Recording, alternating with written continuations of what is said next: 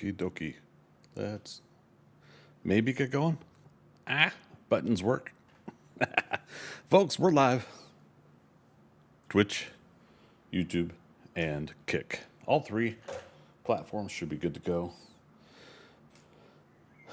I am Greg Scott Bailey. I'd never say that at the beginning of stream until today.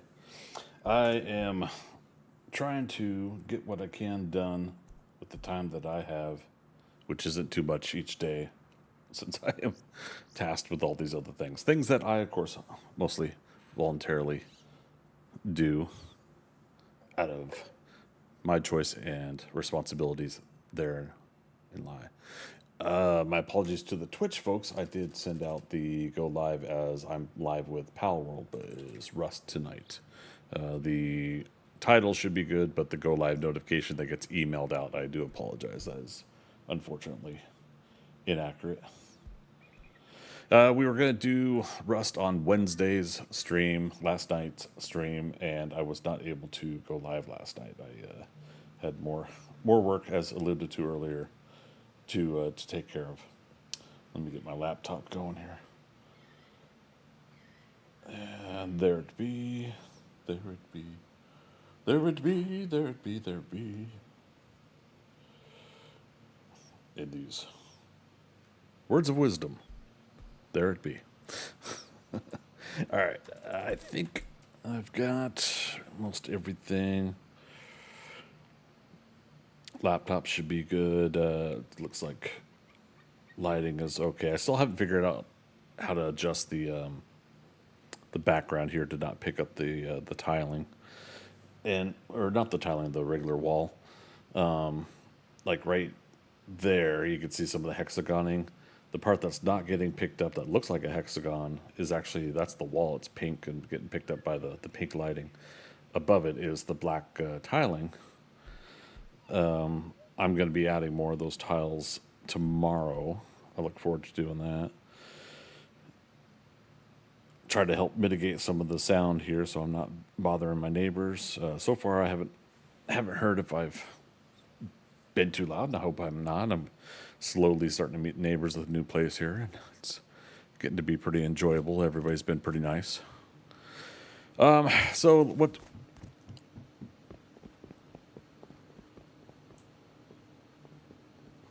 Okay. Footsteps across... Oh. I need to change something here. A couple things. Let's do no chat and switch over to streamer mode. Crap. Chat is off. If we end up doing some monuments, we'll turn chat back on. Okay. And let me get Discord up just in case Philo or Thea want to chime in on something. Okay. Anyways, so what I was going to show is I learned the wallpapering. This tool. It uses cloth, so it's another reason to get cloth in your inventory after a certain time. I've only got certain textures. Oops, I don't have cloth in my inventory. As you see, though, it says 5, so it's 5 each. I only currently have 942. That's all. I think that's enough for now. But I can see if you're wanting to build a big base, you know, I could see doing texturing like this. You'll run out of materials after so long. So, but yeah, pretty neat. Speckles is here. Oh, I got some horse dung, some poop. Speckles is eating honey. So we've gotten that taken care of. Speckles has changed their coat of design a couple different times. If you guys catch my meaning, we're gonna come up here later. Oops, this is why I came up here to put the horse poop away. We get more fertilizer, but we're gonna come up here later and do some farming stuff. I'm not trying to do advanced farming, show people that, but I want to at least show people some more things that I do with farming. And we got some more neighbors. There's some new folks over there and some over there. And then there's a large tower thing done in the middle of this lake over here. So that was pretty cool to see some more neighbors coming in. I think I got a person that set up a vending machine just over to the corner of my base over there. The base has expanded, but I wanted to do more on stream to show you guys what I'm doing. Essentially, we had a brief time with a griefer on he was hunting around the property here trying to get into my base and stuff and trying to talk to me. To be perfectly frank, I think honestly my garage doors, I have the kick garage door texture. What's it called here? So I click on garage doors, kick garage doors, just that simple. But since I've been using that as the texturing for the garage doors, I've been constantly getting these folks that are trying to poke around and like, I'm new, they get the whole spiel. Like in the way they're trying to present themselves. They're trying to get a peek at what's in my base, what's going on. This is a PvE server. You can grind like within one real life hour an insane amount of stuff because the respawns and everything are available. It's so easy to get stuff here. There's no point unless you're that kind of person. There's no point in griefing unless you're that kind of person. Is what I'm getting at. So they're doing it because they're just idiots. So we had one person there. So I did want to go ahead and start putting in some of the extra aspects of the base today. I didn't want to do it then because I wanted to do it live on stream. So I've been holding back some of the stuff here. I started another base up in the snow biome up here, and the idea there is to do a lot more of the stuff off stream there and try to keep some stuff here. But didn't quite wait on some of the projects like doing the furnace room here. I went ahead and finished that, and Philo helped me out with setting up some automation here, so I can show you guys that here real quick. Give me 1 second. Got somebody calling me.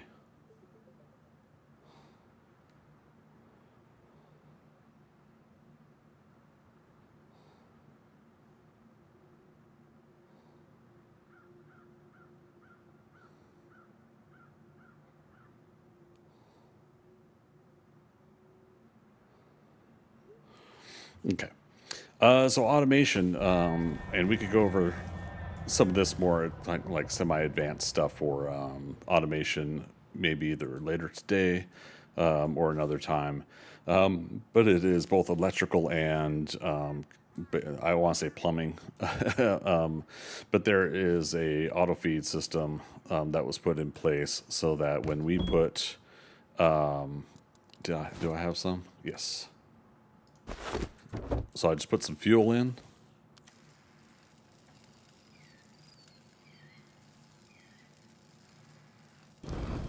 There it goes. So it just put a limited amount of crude and wood into the refinery. And it starts taking care of the auto producing the refinery, and then puts the fuel in here. And so so I got to walk through some of that. There's a branch, a timer branch, conveyors, and storage adapters. I forget what that one's called. Or did I say the conveyor when I meant something else? Industrial splitters and conveyor.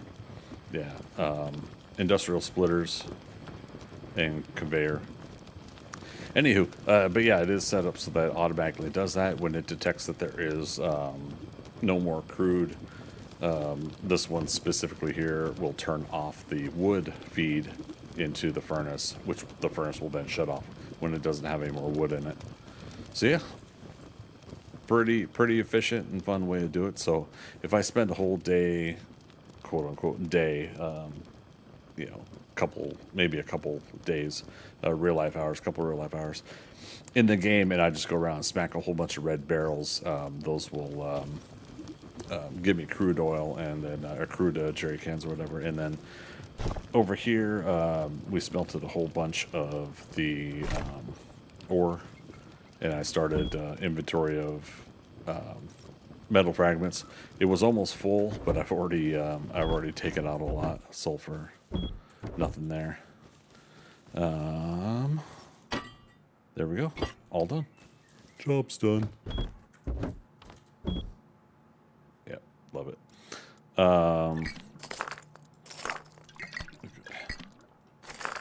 Do that just to kind of prep for.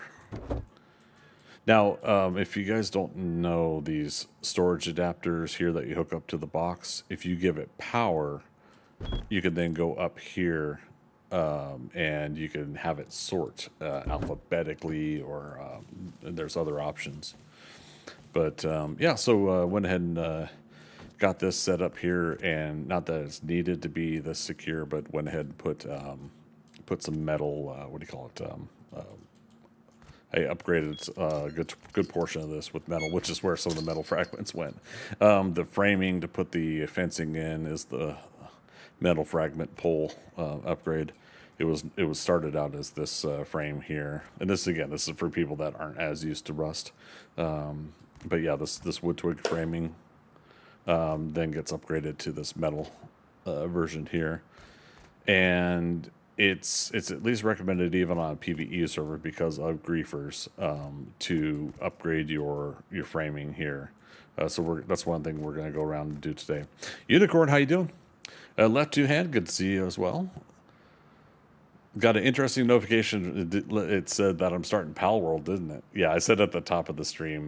My apologies to the Twitch folks. That was the one thing I didn't change in the settings, is the game I'm playing on the email notification that goes out to you guys. So my apologies. It's a test to see how many people both notice and will mention something. Yeah, that was it. It was planned.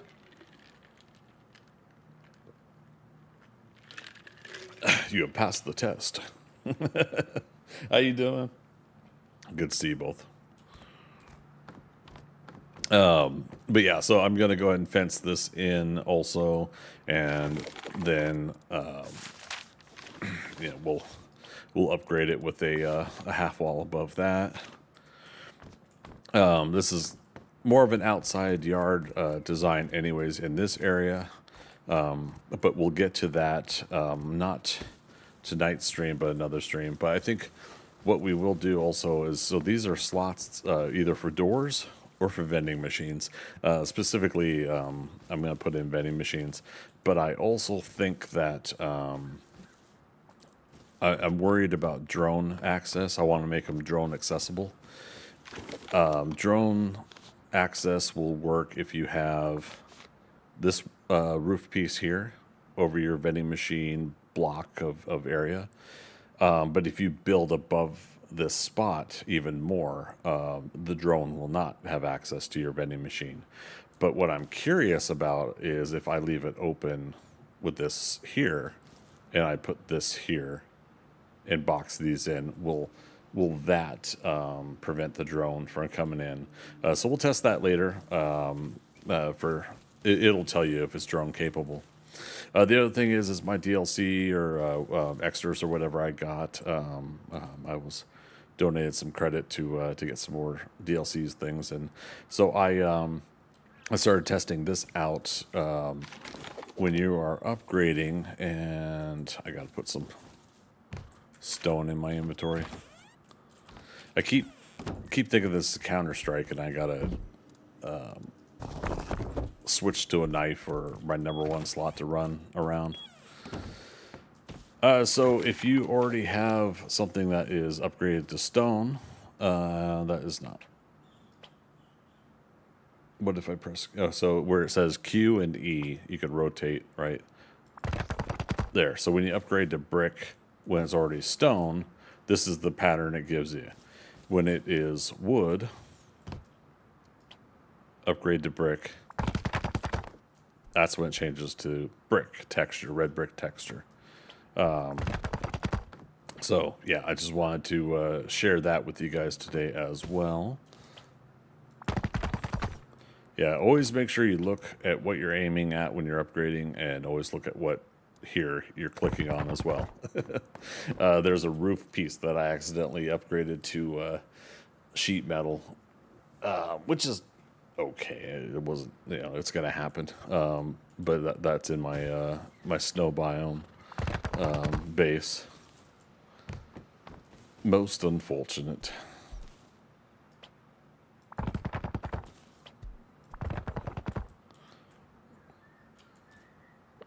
Yeah, see, always make sure you're on the right item when you're upgrading.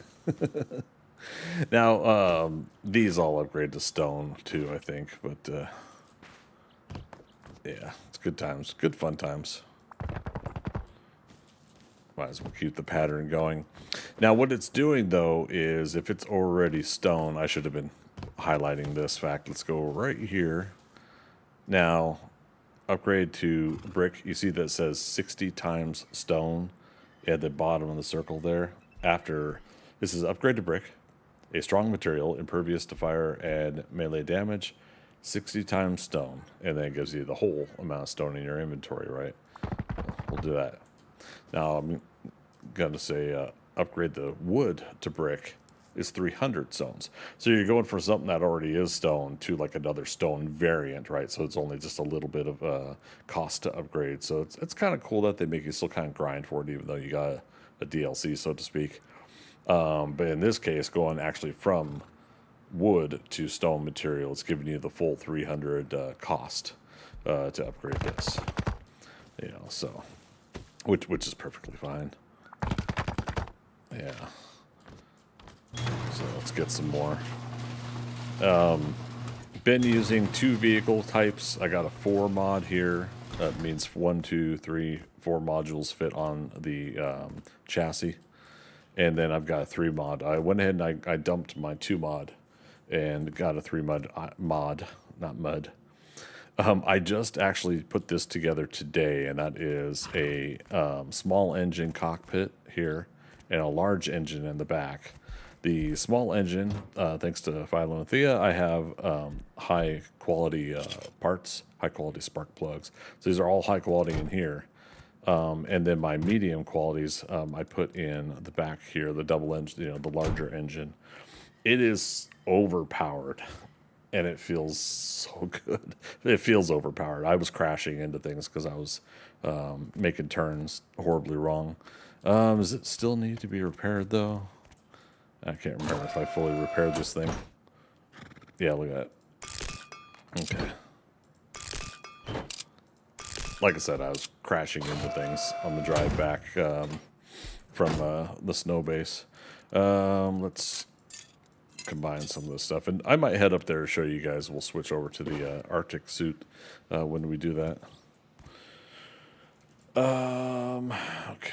Put YouTube to live chat. I forgot to do that. There we go. Then more electrical stuff, of course. Again, the large battery here. So out of 24,000 rust watts per minute, it's got 23,730. We're in middle of the day or so. My windmill up top is set so that it does power to this panel, and this panel then splits up that power. 33, 33, 34. So that way 2 out of the 3 are at 33 and one's at 34. But yeah, so out of the 100 power that we're trying to feed to things, at a certain point when if a threshold is met or not being met by the windmill, it will then kick over to the battery here as the source. It's another one I haven't 100% understood, but I followed a chart to do. Yeah, I forget.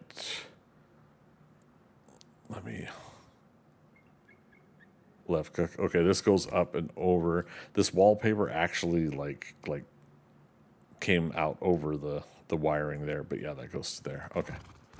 So what I did is I left click while having the wire tool on the spot where it goes out so that you can only see where the one's coming out. If you hold down left click or like double click it, I believe it unhooks it. So if you want to rehook it somewhere else.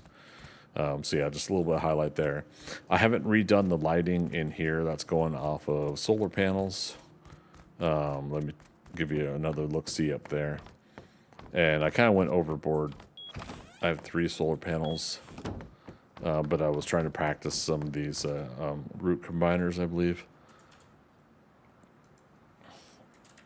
Oops, not J root. But yeah, root combiner here is combines 2 electrical sources into a single signal. And so basically, if I combine 2 panels into one, a solar panel and the one into another one, and then that comes into the battery, which then comes out here to go to the rest of the stuff I was doing, refrigerators and some lighting. So this was one of the first power things we were doing on this playthrough. So right now it's keeping the battery at that 400 rust watts per minute of available power. Currently no power going to anything up here, but we're going to change that to help out some projects. Actually, no, I might use 2 solar panels and a battery again, just to take away from the windmill. Let's see what else. So yeah, we got the lifts are powered. That's also through one of these. Let's kind of take a look here. Power out to an electrical branch, storage adapter, large wood box, electrical branch. So this storage adapter, that's where it's going to these over here. These boxes are just dump boxes, but I specifically asked for it to enable and be on alphabetic. So it is sorting and organizing these boxes alphabetically. And what that does for me is it just kind of visually clumps everything together a little bit more easy to see. And then when I'm ready to take them out and put them in their appropriate boxes, then I can grab everything that's similar because it's right next to each other. Yeah, cool. And I was going to do that with some of these boxes over here. Like these ones here are this is for most of the crafting items that we use. In fact, I did that wrong, but there we go. We're going to take some gears up to the north base when we get a chance. The workbench here, we've got recycle bin workbench upgrade, which has a chance to refund up to 10% of the ingredient costs back to you. Take a look at the others for a moment, but for those that don't know, you out of the menu, you got to move your cursor where it says open recycle bin. When I'm aiming my cursor on it, press E, and look at that. Got a large blueprint fragment from one of my crafting thing. Like I think I got that from crafting a level 3 bench. Now that I'm basically giving the goods away, but we have a level 3 workbench up at the north base. But I wanted to keep this one here at the lower level until on stream we got to kind of work on a few more things. So yeah, let me also put that cloth away we got earlier. Extra stone. Somebody going pew pew outside my base. No one on my team. Okay. Oh, I also grabbed another farm. Like I said, we'll be working on some farming stuff here too. I just wanted to go over some of the electrical.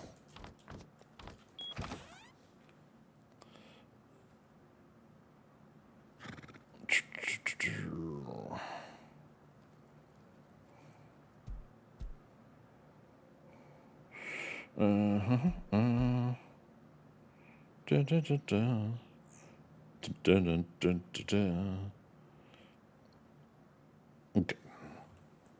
Just seeing what messages I was getting.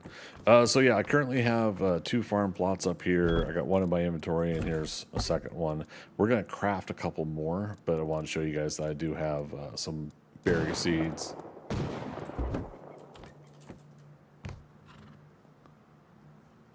Okay. Somebody's got a big pew pew.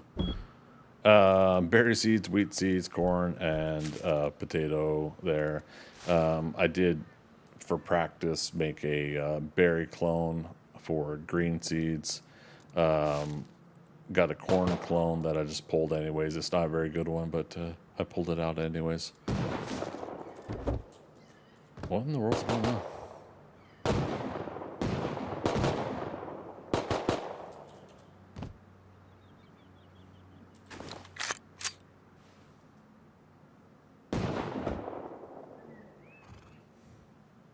Stray fire's hitting my base.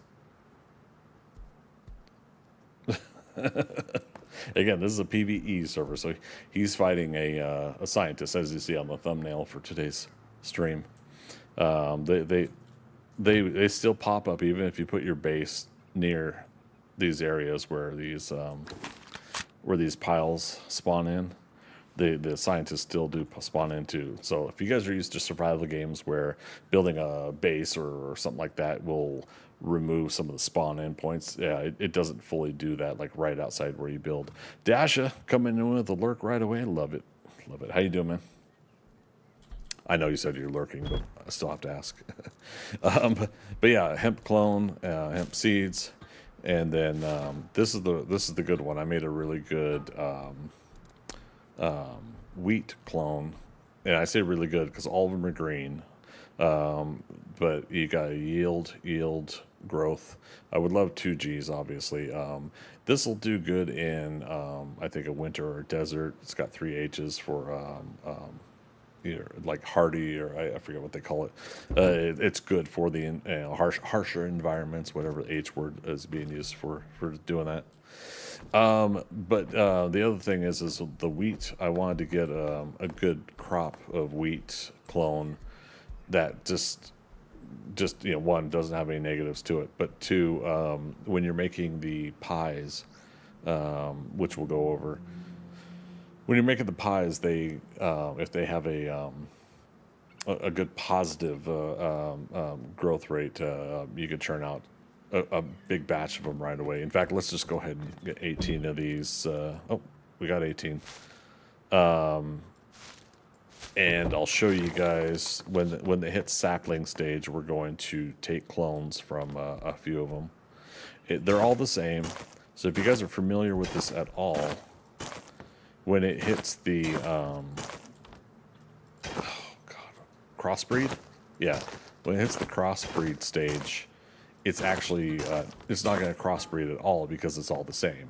But if you had the genetics, as you see there, if you have anything that's different about them and they're nearby something else in the plant, and it's the same plant, in this case wheat, they will have a chance to crossbreed and change up their genetics.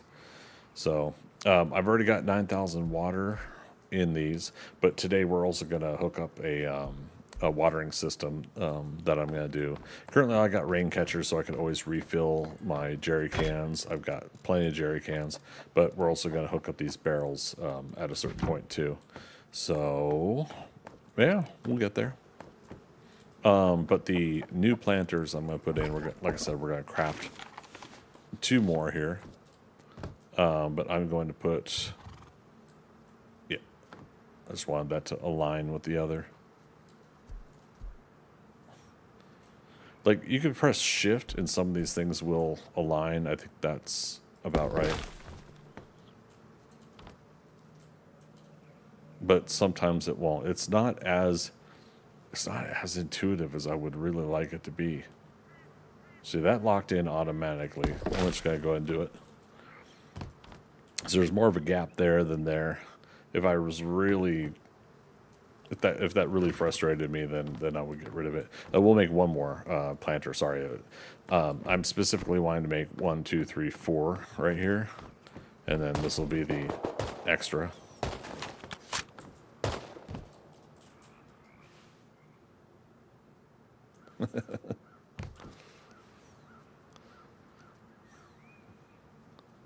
You surviving?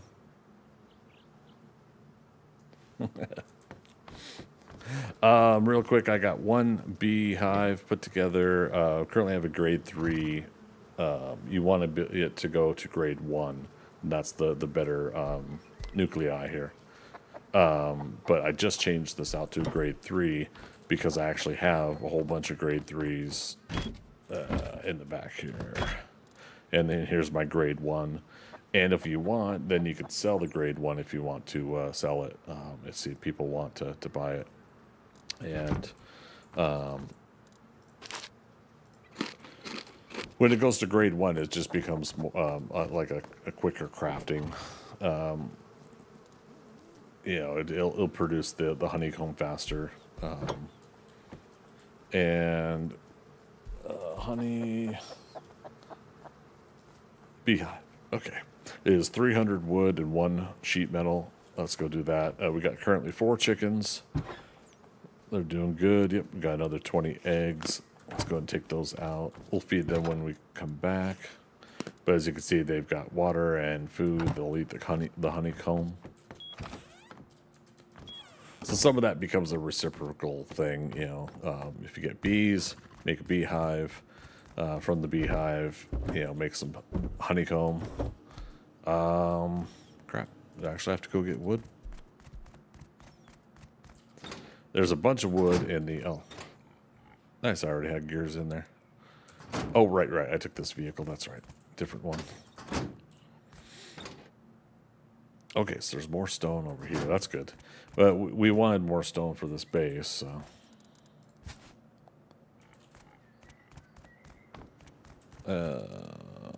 Okay. I'm going to be jumping around here for a second. Give me a moment.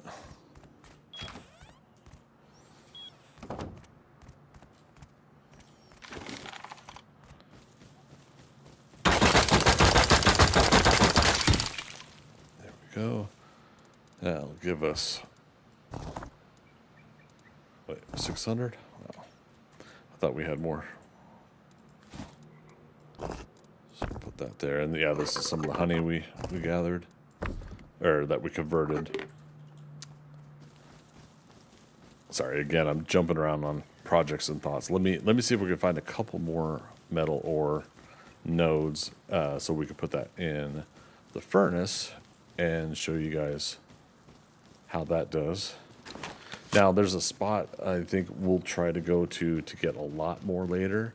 I'll do it during stream, and we'll try to make a tea that will give us a bonus to our the amount of ore that we harvest. I think like a small tea, I think is 10% more bonus. I'm not worried about sulfur right now. Sulfur.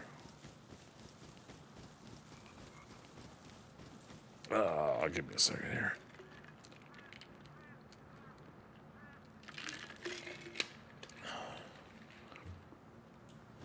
Okay.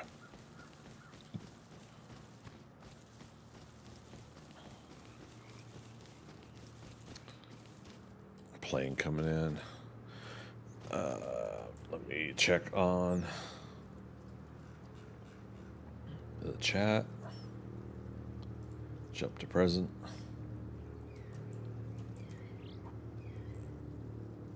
Oh man, if we're gonna get airdrop, we gotta dump everything out of our inventory right now. There's some stone. I might come back over here later. All right, you know what? God, there it is. That is nearby. We gotta try to get to it, unless somebody did a personal airdrop.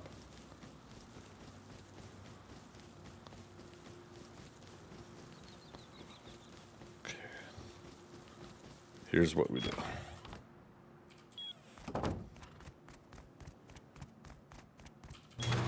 Do that. Go. Wait, I did have some wood on me. Odd.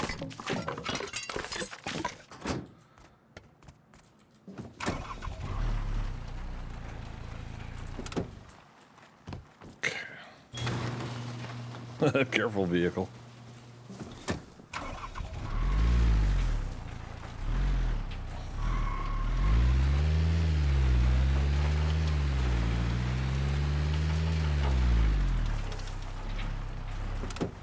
All right, where is that? That is there.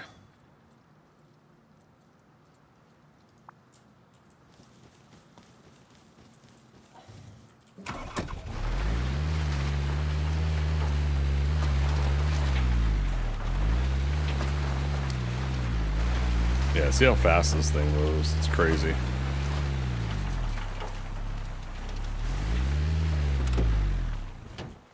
Wait. We drove past the area. Now we got wolves.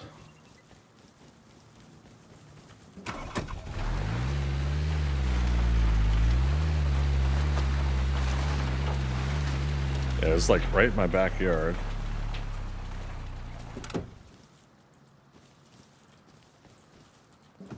And I'm still trying to see if hopefully nobody's called it. Mystique, hey, how you doing? Do we pass it again?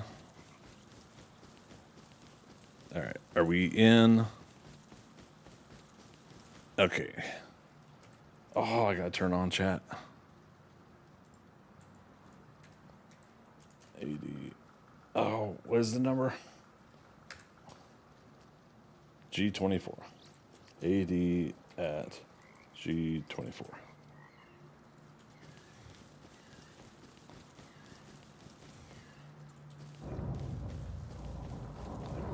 And now somebody's probably going to tell me, yeah, that's mine.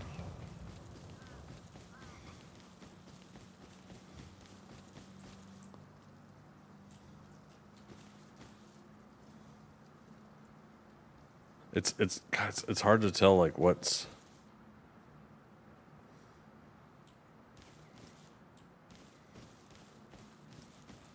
is it over here?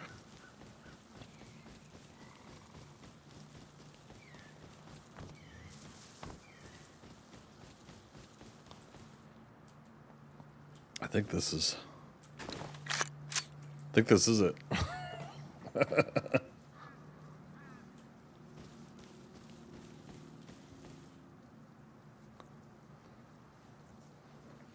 And again, just watching chat to see if anybody else says, hey, no, that's mine. But I mean, obviously we're here. This isn't somebody's base. I didn't see anybody waiting with a canister. Well, the canister would be gone. I think the smoke.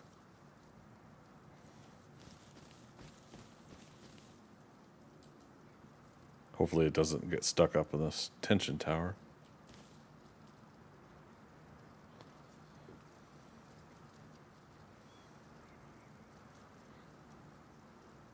It's going to be crazy. I don't want to jinx this, but this might be like, for the first time in a long time, I got a legitimate airdrop on a public server without there being some sort of like issue.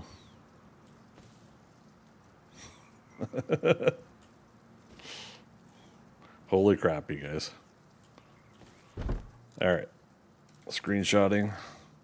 I do this because if there is any issue, I've at least got a record of it.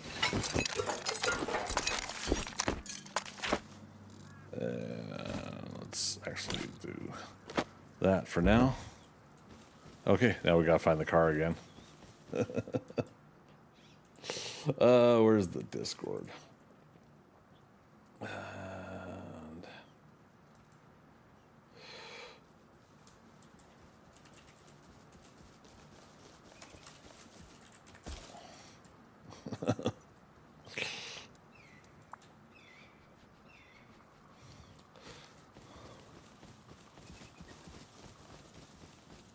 I guess they didn't see my call out. I don't know, but that's the closest to, I think to what do you call it? Somebody left some rope there. That's the closest to any kind of contestation. Is somebody just kind of running over, but let me go back to server chat because the names are different. Okay. They call them Jada, but that's not their name.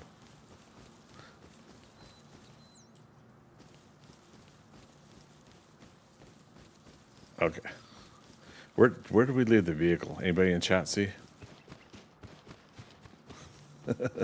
Thankfully, the vehicle has a lock. So, Mystique, what's been new? How things going?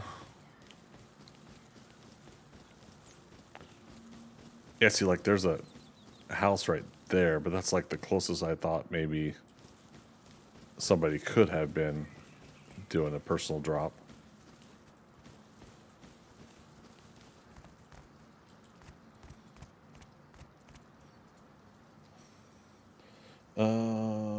Okay.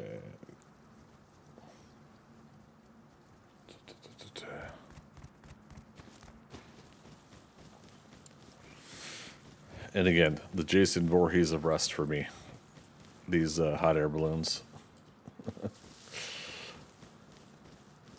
Misty, you're not much getting kids ready for school in 27 days. So somebody was saying that their kids went back to school this week. What? I've never heard of August being like early to mid August being a start time for school. Coffee? That's a good idea. Oh, coffee sounds great, Freaker. How you doing, man? There's my vehicle. Okay. At least I hope. I wouldn't be able to steal it if it's got a lock on it.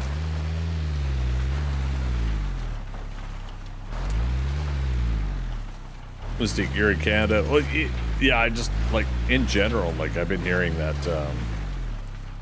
that there are people who have kids going back to school this week, and I was like, wow. I was always like the first week of September when I went to school. That's what I remember.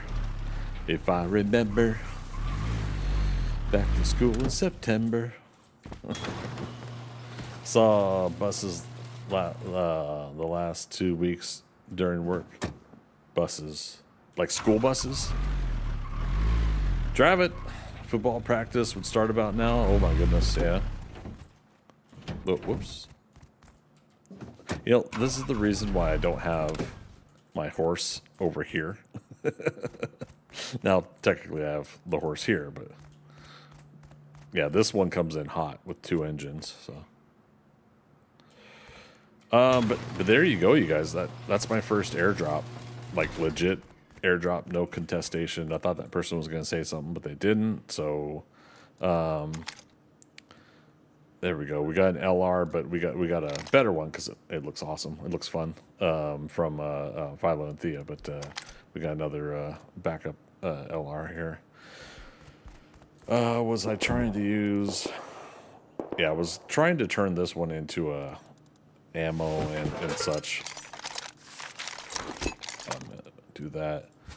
We'll go ahead and switch to a upgraded vest. I'm loving it.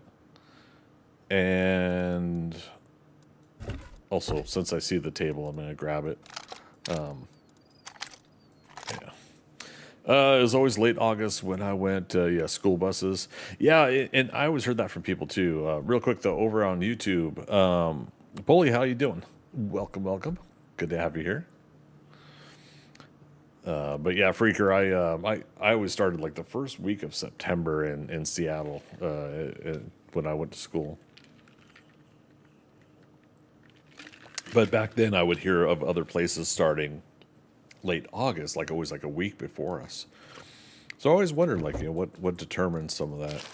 Now, obviously, state by state, and then of course around the world, there's different time periods that different people do, but yeah, just kind of a curiosity, not necessarily any kind of objection. Okay, so we took a pause. I had emptied out everything in here. The honey, and then we did have some wood on us. I'm wondering why I did that. The eggs for now we're putting in here, but I'm actually gonna make a refrigerator for up on the roof. Up on the roof. So we'll get to that shortly. Oh, I just needed more wood for the projects I was doing, right? I could at least make a small box. I tried today, so for those that know or don't know, I was trying to see if we could do a storage adapter and hook it up to the trough here. I would love it if the devs put a storage adapter option so we could auto feed the horses. I mean, come on. Come on, devs, make it happen. I mean, there might be a modded version that does do that, but I don't know. What? No. That's a no-no. No self-advertising. So, we gotta time me out. That's a warning. So yeah, you guys, no advertising. I know some people get anxious. They post their Discords and stuff like that. I didn't ask for your Discord. That's self-advertising, and that's a no-no. Yeah, best to if you want to catch up with the streamer later, hit a follow, do the free subscribe on YouTube, do whatever those options are, and just note down, come back, watch the VOD, or catch another live stream later. We're always going to be here. We're ready to chit chat when you're ready to chit chat live, if that's your legitimate reasoning.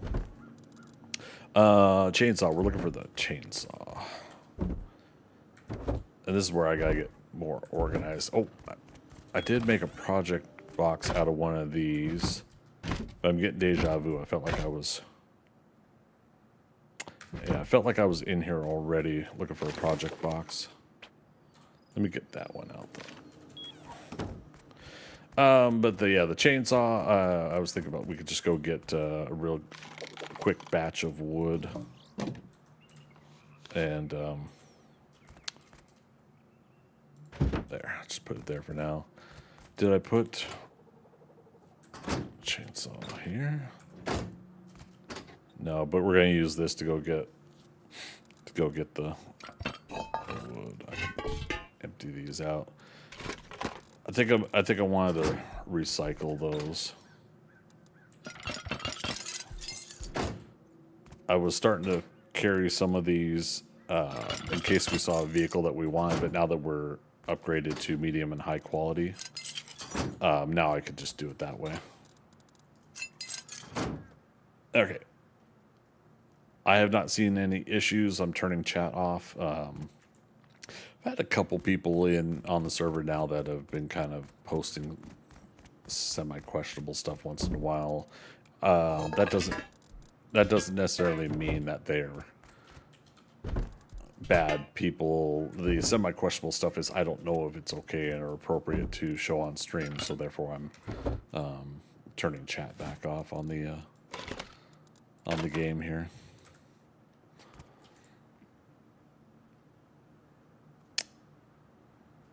Okay. Ooh, uh-oh. Lag. Awuga time? Okay. I say Awuga time because of the deep sea unlocking. Yeah, well. Oh, Karen's out over there. Okay. But yeah, I'll hear ding, ding, ding, ding.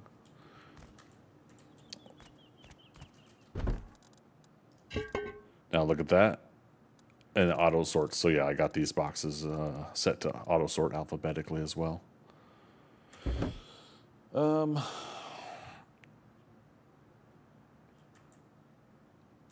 Chainsaw. I was still looking for the chainsaw. If not, we got an axe here, but we'll take a backup axe. In fact, we can reskin this one. All I have to do is put it there. Click on that to reskin it. And there we go. I love, love, love look. Twitch rivals. That like metal pink is like one of my favorites. As you can see with the pink to my left. You're right.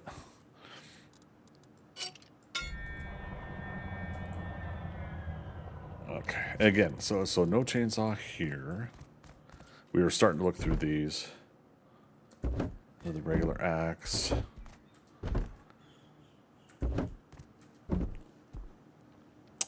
Not sure what I did with it. Yeah, we got our extra jackhammers. And this should be stone, yeah. Oh, speaking of stone, let's empty out here. Yes.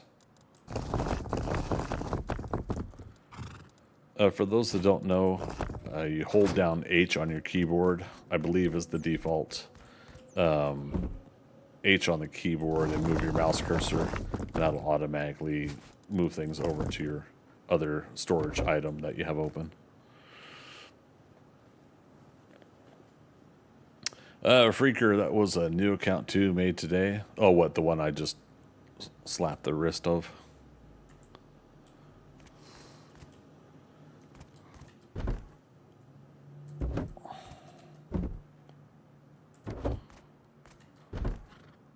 There we go. Somebody chopping trees outside.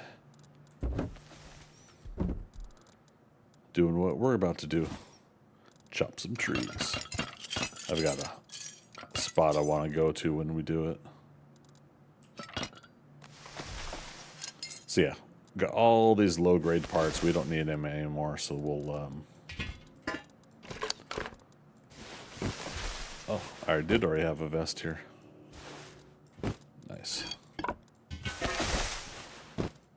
It's amazing, like, how loud that is. I think it's one thing that they should improve on is the... I say improve because I think they already did a pretty reasonable job with some of the sounds. The voices of people when they're talking to each other, speaking of which, too, the voices when people are talking to each other, I'll have to try to remember that 1.8, is really good. Like, as you start getting away from people, it starts fading away. But things like that, like the trees right now sound far away, but the ones that this person outside was starting to chop, those were sounding like they were right outside my door. And then, like, when you hear the bears walking by, it's a big loud thump. All right, forgive me, horsey. I'm right behind you. Don't kick. They don't actually kick in this game. At least I've never had one, so I don't want to find out wrong later. But yeah, it's pretty easy to get fertilizer going as well. But we'll touch more on this later. Sapling, so 68%. I'm actually going to clone all of these. So hold down E, take clone, or clone all. So 9 becomes 27. And there we go. We put my electrical tool in there. Good thing I came back. Yeah, where's this person that's chopping trees? I'm just kind of curious if they do another one. We'll see how far away they are. Oh, there they are. Over there. All right, no big whoop. Just curiosity. Yeah, I think I hear Karen. Yep. Coming in. Coming in hot.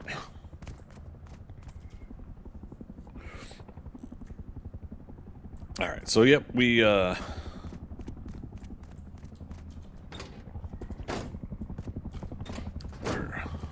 there we go.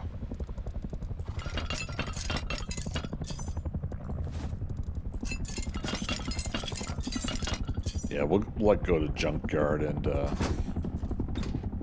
recycle this, and we'll take some stuff out of my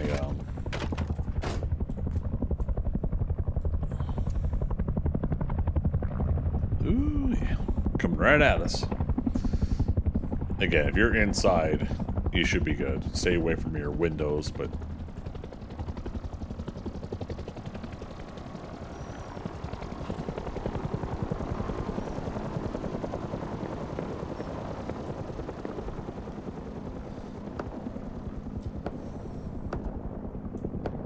is that somebody shooting at Karen? Look at the chat.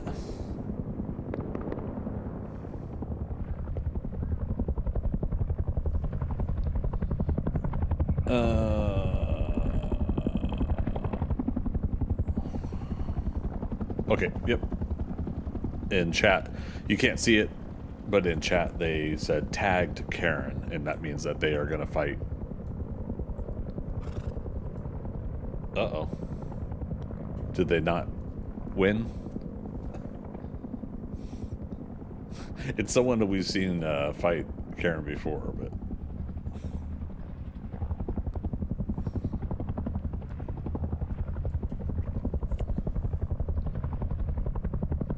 Yeah, it sucks you guys can't... I'm not sharing chat, but...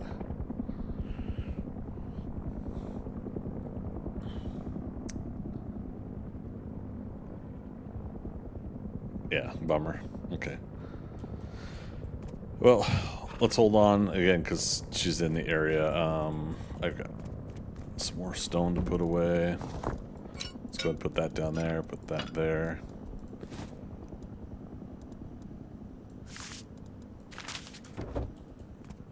Tools, did I put?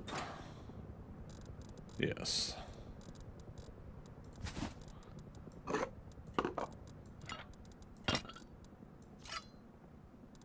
Nope, not the knife. And then I'll put the ladder in there with it.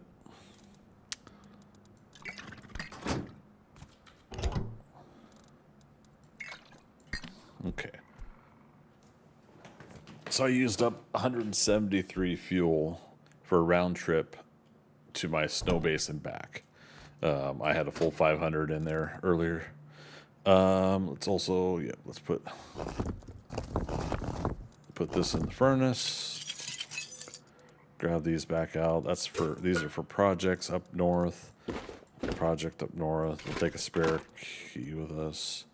This is also a tool, wallpaper tool. Spare pickaxe just in case. Alright.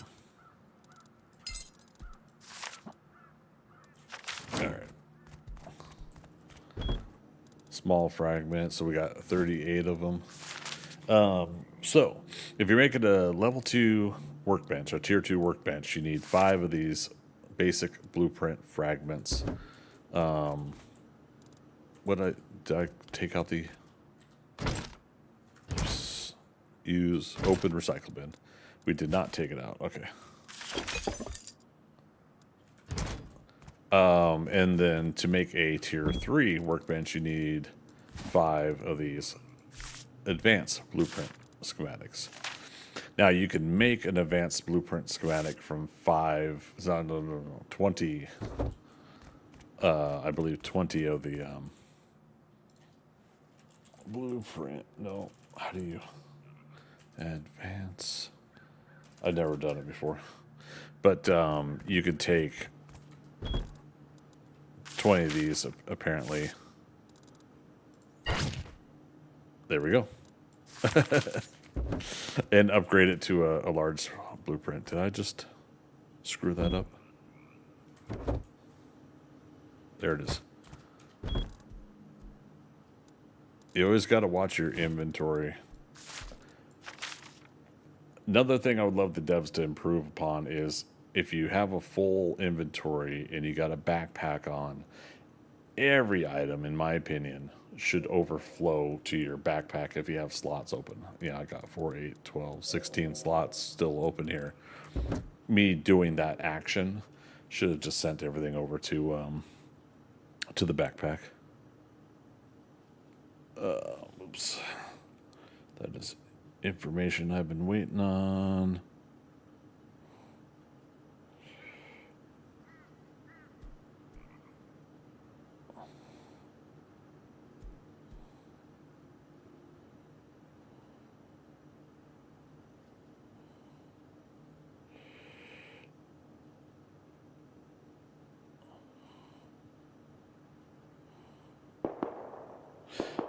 Aha. Okay. Okay.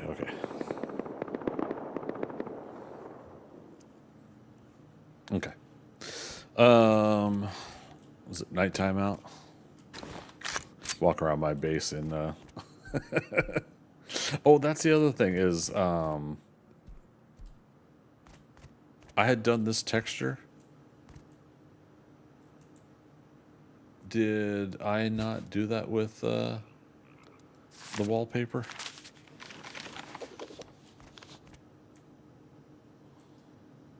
Oh, no, it is. There it is. Hexagon wall tiles. I'm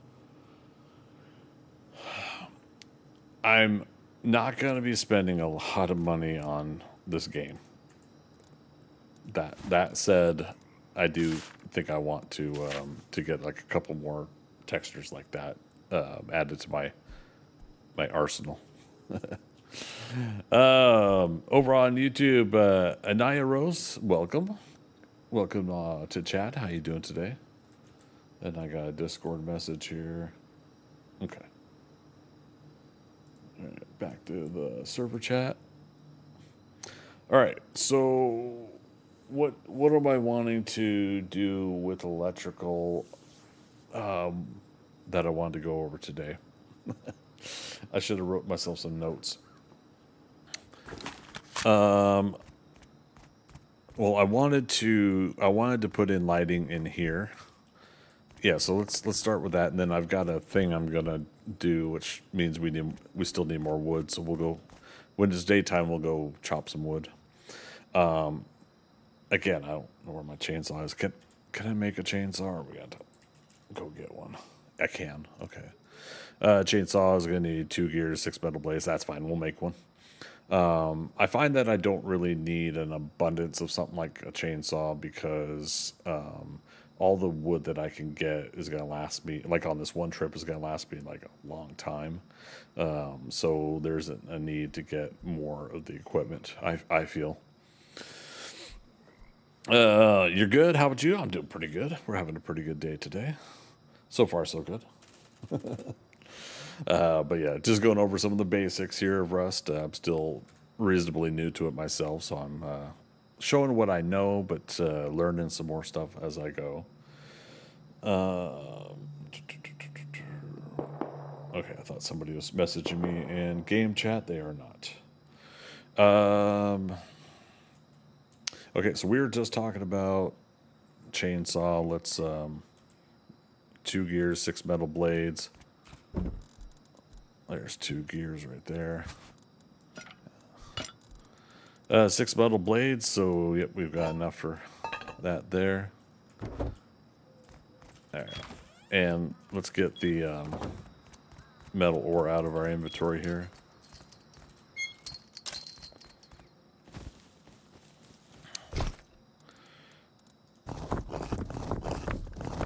There we go. We'll let that go until it's out. I'm not in a hurry to smelt all of that. We're just going to get it started till the wood runs out. All right, because like I said, we got to finish this fencing. We'll upgrade some more of this stuff to wood, or sorry, to stone. I think it should be good. How's the stream going? Pretty good, yeah. It wasn't live yesterday or the day before, but that gave me a chance to get back to things today. I think it's rocking and rolling. Again, for those that don't know, if you're new to my channel, we are streaming on Twitch, YouTube, and Kick, all 3 platforms. Triple streamer these days. I figure might as well go live on all 3. But that also means I'll end up jumping around on chats. So if I don't see your chat right away, just do be patient. I usually try to get to them, and I do read all of chat unless somebody's being a Yahoo and waiting to be have the back of their wrist slapped, so to speak. Okay, so he's still doing good on honey. And then we got backup honey there. Let's make that chainsaw. There is a add-on. Oh, we forgot to come back to this. The recycler. I was showing you guys the recycler. And then there is comfort workbench upgrade. This is 100% comfort zone around the workbench for those long crafting sessions. So if you happen to remember, like make your work area and also near like where you're cooking and something like that, it just helps your health get back. All the way at the far right there. It helps your health regen faster if you just have eaten and drank and stuff like that. So the stool one here is comfort workbench upgrade. The next one, defensive workbench upgrade. Armor or clothing compatible with insert slots will roll an additional slot when crafted using this upgrade. So I haven't tried making clothing and everything like that, but pretty cool that it's got that option. Ranged workbench upgrade doubles the workbench crafting radius, letting you craft from twice as far away. So you see where it's workbench level 2 appears. So this is considered twice as far. Where am I at? 1, 2, 3, 4, 5, 6 tiles away. So it would normally be about here, roughly. That you have to be this close to craft things that require the workbench. So that's at least a cool thing there, is that it's got extended radius, but I think it should be bigger than that. Efficiency workbench upgrade: 10% chance to produce a free bonus item when crafted when crafting in batches. Ineffective when crafting explosives and raid related items. Darn. It's PvE. We're not raiding anyways, but yeah, I forgot Philo to help me get this one. So we do have a chance to craft extra stuff. If you gotta stay in the workbench radius, though, I believe, for that to be effective. Prototype workbench upgrade allows unlocking any tech tree item regardless of progression. Cost is doubled, and there is a 25% chance of failure that still consumes the resources. So I haven't gotten into that much, but yeah, so that's the thing. Reinforced workbench upgrade increases the workbench's maximum HP by 150% and grants explosive damage resistance. So obviously that's for more so on the PvP side of things. Anya Rose, you're asking how long have I played Rust? So that's kind of a mixed answer. On Steam, it says that I've been playing for 664 hours. We'll hit 666 tonight. I've been playing pretty casual the last 2 or 3 months or so, just trying to try out the game. I initially did 4 or 5 hours on a PvP server to kind of learn a little bit about the game, what it was like, and then someone had recommended if you're not liking PvP, try PvE, where there isn't base raiding and killing of other players and stuff like that. And that's much more my style. There are some challenging. There are some days where I want the challenge, and I might go over to a PvP server at some point and try to see how long I can last now that I've known the game a little bit more. But because I've been so casual, we'll head out here real quick. Because I've been so casual, I tend to stay around my base, right? So that means I don't get to go out and learn stuff. So I finally, and we did this on stream, I did Ferry Terminal and Radtown Junkyard before. Just they're close everywhere I set up. They're close. They're usually around the spawn point when you come into the game. Eventually, I started learning water treatment plant, so I know how to do the puzzle there. But I have not been to the apartment complex. That's the newest place. Airfield, we tipped our toes in, walked around, me and some of my friends. And I have done the giant excavator pit. I was shown that, and then so me and friends now go there to get our a big quantity of supplies there. For those that don't know, you got a chance to get stone, sulfur, metal ore, and high quality. You can excavate one at a time that you select, and you get diesel barrels to put into the equipment. On this server, they ask that you limit that to I think 1 hour real life time. I think.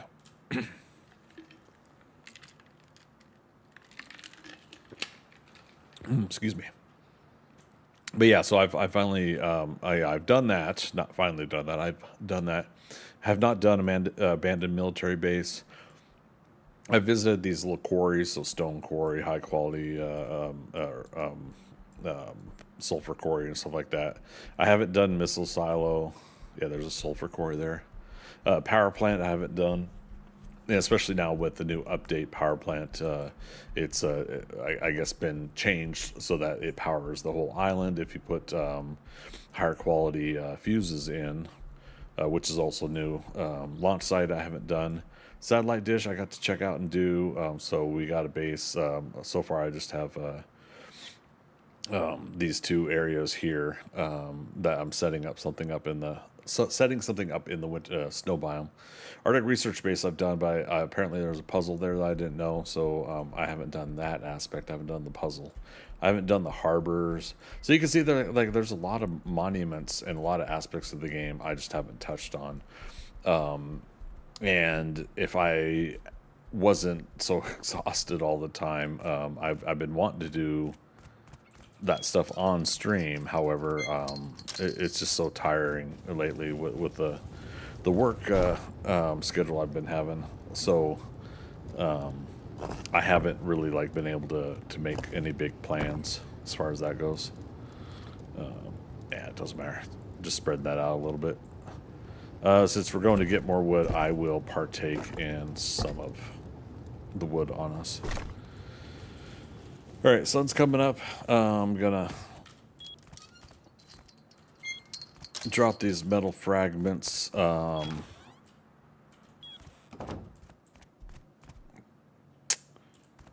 Let's put them here, and let's try to remember that I put them here, along with the high quality. We got inventory space here. We want to... Oh, we didn't make the chainsaw still, did we? Chat, you're supposed to say, but Greg, what about the chainsaw? High quality gears, metal blade. I put that high quality away. Yeah, so it's been interesting getting used to this this game. I'm really appreciating it though. It's been a nice change up for one of the other games that I've stopped playing now. Yeah, been good to kind of change the pace of some of the style of survival crafting. You know, I don't know how to put it. I still miss the voxel building block style of 7 days, and you know what initially Minecraft did and stuff. The building in this needs some rework, I feel, but it's still enjoyable enough to keep me going. The vehicles are really what's giving me hope for this game in the long run. I'm hoping and praying, and I'm not a religious person, hoping and praying that the devs have some sort of plans in the future for vehicles to add a little bit of DLC, but also a little bit of rework and upgrade. The chassis, I would love to be able to upgrade the chassis to have better tire, better grip on the road, and not slide all over the place. Because when you get high quality parts in your vehicles and your engines are upgraded, it is fast, but you can't stick to the road as well when you're turning. So I would love to see a little bit of rework there, and I feel like that's a positive direction it could go if they decide to go that way. First time chatter over on Twitch. It was at Miller. Apologize again. A friendly reminder, you guys. I have to get glasses, and I've been saying that for years. But it's September. September. I'm gonna be getting glasses. Yeah, rust is great. Are you farming? Teas are vital. Yes, we were just talking about that earlier. But as always, you know, some things will get repeated, and so it's good that you brought that up. Oh, did the chainsaw finish? Yes. No duplication on the chainsaw. Boo. That would have been cool though. Oh, let me go get fuel. But yes, farming, but I'm not worrying about it as much. We're going to do some farming here after the wood gathering and a couple of the other projects we're working on. So speaking of which, you know what? I don't need to take the vehicle. I was going to take the vehicle. We could chop wood right here. R to reload and put fuel in your chainsaw. This is the interesting thing about this. So I just filled up the chainsaw. Well, not filled up. It takes 50. I had 45 on purpose. And then you right click to power on the chainsaw, and then left click to get the wood. That was 1,057. But Miller just reminded me something. There's a wood tea. And I know it's dark in here. I meant to put some lighting in. In fact, yeah, no, I did. I thought I did put lighting in here. I was going to put some red lighting in it. That's all right. So in the cooking workbench here, you could also get a mixing table for teas specifically. But in this case, the cooking workbench can also do the teas. Basic wood tea is 2 red berries and 2 red berries, 2 blueberries. And did I set myself up for success? Yes. Okay.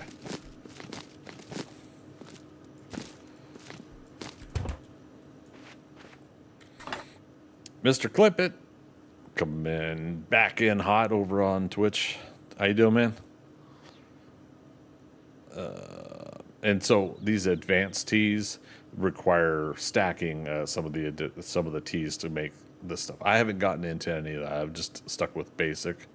And as soon as you have the ingredients on you, it'll move the craftable stuff up to the top of the menu. So start cooking. These ones are quick and easy to make, but obviously the higher tier stuff it takes you a lot longer to make. Mr. Clippit, I have not had time for anything. Since we talked last. Yeah, work's just been too busy. But I got it in my notes. We'll see. September. No, I can't even say that. Maybe November, December, I think is where I'm going to have to try out new games and stuff like that. We're going to make like a week of it or something. But unfortunately, now's not the time for me to get started yet on something else. But in fact, now you said it's called Zombs, ZOMBZ. Is that what Jawoodle was playing, or is he playing something else?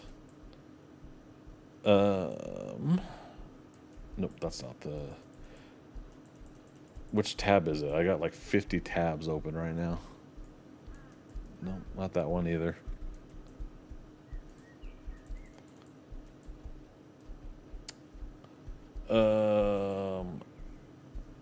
Okay, let's see. Human host. Oh, human host is what he's playing. Okay. Yeah, so that's one that he's playing and checking out. Human host. Okay, Miller, wood teas are huge. All that charcoal will come in handy for gunpowder. Yes, and that's what I at least appreciate. I heard a bear nearby. That's what I appreciate, even though this is PvE.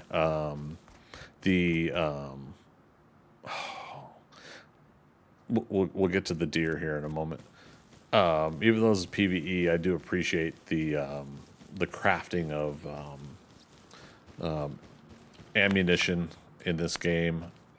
I know there's some berries here, but I'm not worried about that. We'll stick to the farming here. And again, we'll go over farming here not too long from now. So I'm an odd person, I know, but I actually want to do clear cutting away from the visual of my base and other people's bases.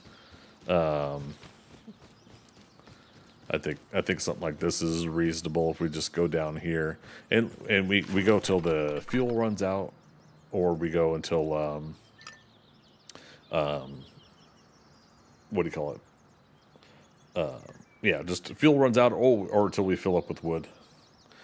See, this is the most alert and active I've been, and I'm still tired and exhausted. Click on that and then hit drink. And then over here, plus 50% to wood yield. So we're going to get more. We're going to get 50% more than we normally would. So that's pretty enjoyable.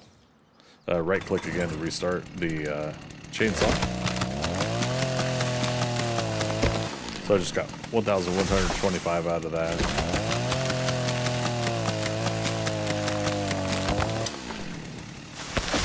And wood is in 1,000 stacks, so it fills up quick.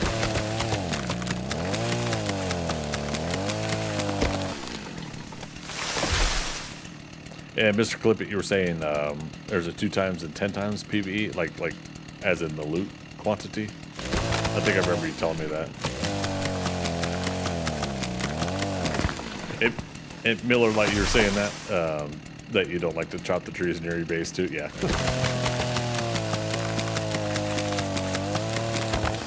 Now, one of the things I was gonna do, and somebody actually beat me to it, is Radtown.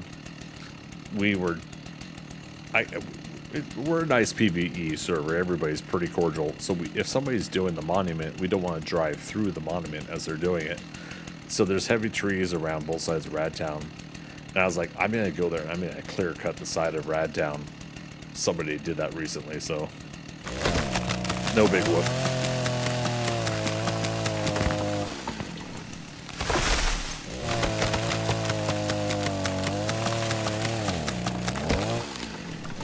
So what's that? You just got home from a 3-day work trip, got on Rust for 15 minutes and got off? Yeah. Do you do PvP or do you do PvE? I know most people do PvP. They do the standard game. I'm just not very good competitively, so it's like I have a hard time sticking with something like that.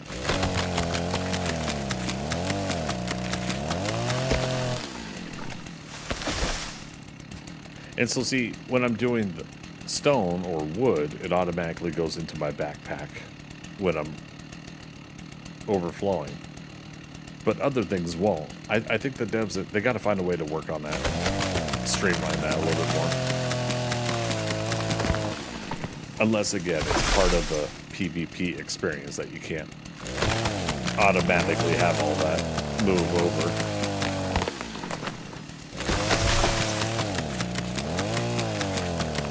Oh, I remember now why we're getting all this wood.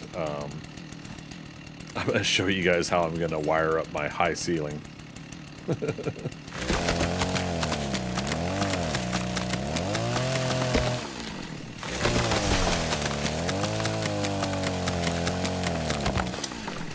Where are we at? 25 out of 28.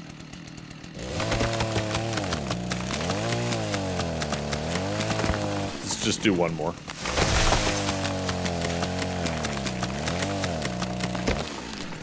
Now, 14 more fuel in the chainsaw, but with that, we've already got all this wood, which can, in this game, in the ratio of how things are built and upgraded, that could go away here in the next 15 minutes of building and upgrading if I'm really getting to that point. I'm not worried about it right now. That, like the tea, I still have 26 real life minutes. You know, we did 4 minutes worth of work there, you know, and again, red berries over there. But the current status, the current situation of what I'm playing with the game right now, the quantity of supplies that I have, and everything, I don't mind now having used that tea for only that 4 minutes of real life time. You know, I don't mind not using it for more. Obviously, I say obviously, let's say it differently. How would I say it differently? Whereas if I'm not streaming, if I'm not trying to keep on track on a project, which I'm already horrible at doing anyways, but if I'm not trying to keep on track on a project, if I'm off streaming, I could spend a half an hour of real life time with my vehicle, with my 3 storages, with these completely empty at first. I could take this vehicle out and just go all along this whole ravine, chopping all of the wood here. I probably wouldn't even get around all the way and fill up my vehicle, and I would probably be set for wood for life for this playthrough. With the tea, with you know, with the chainsaw, with fuel, the fuel that you guys have seen me even collect. It's that easy in a PvE server to do all that. On a PvP server, while I can't speak 100% for that, observationally, I've seen that it's a little bit more difficult because you're always looking over your shoulder. You don't want to alert people to your presence. Things like that are always an issue. So I'm sure some of the Rust players, Miller Lite, probably you too, right?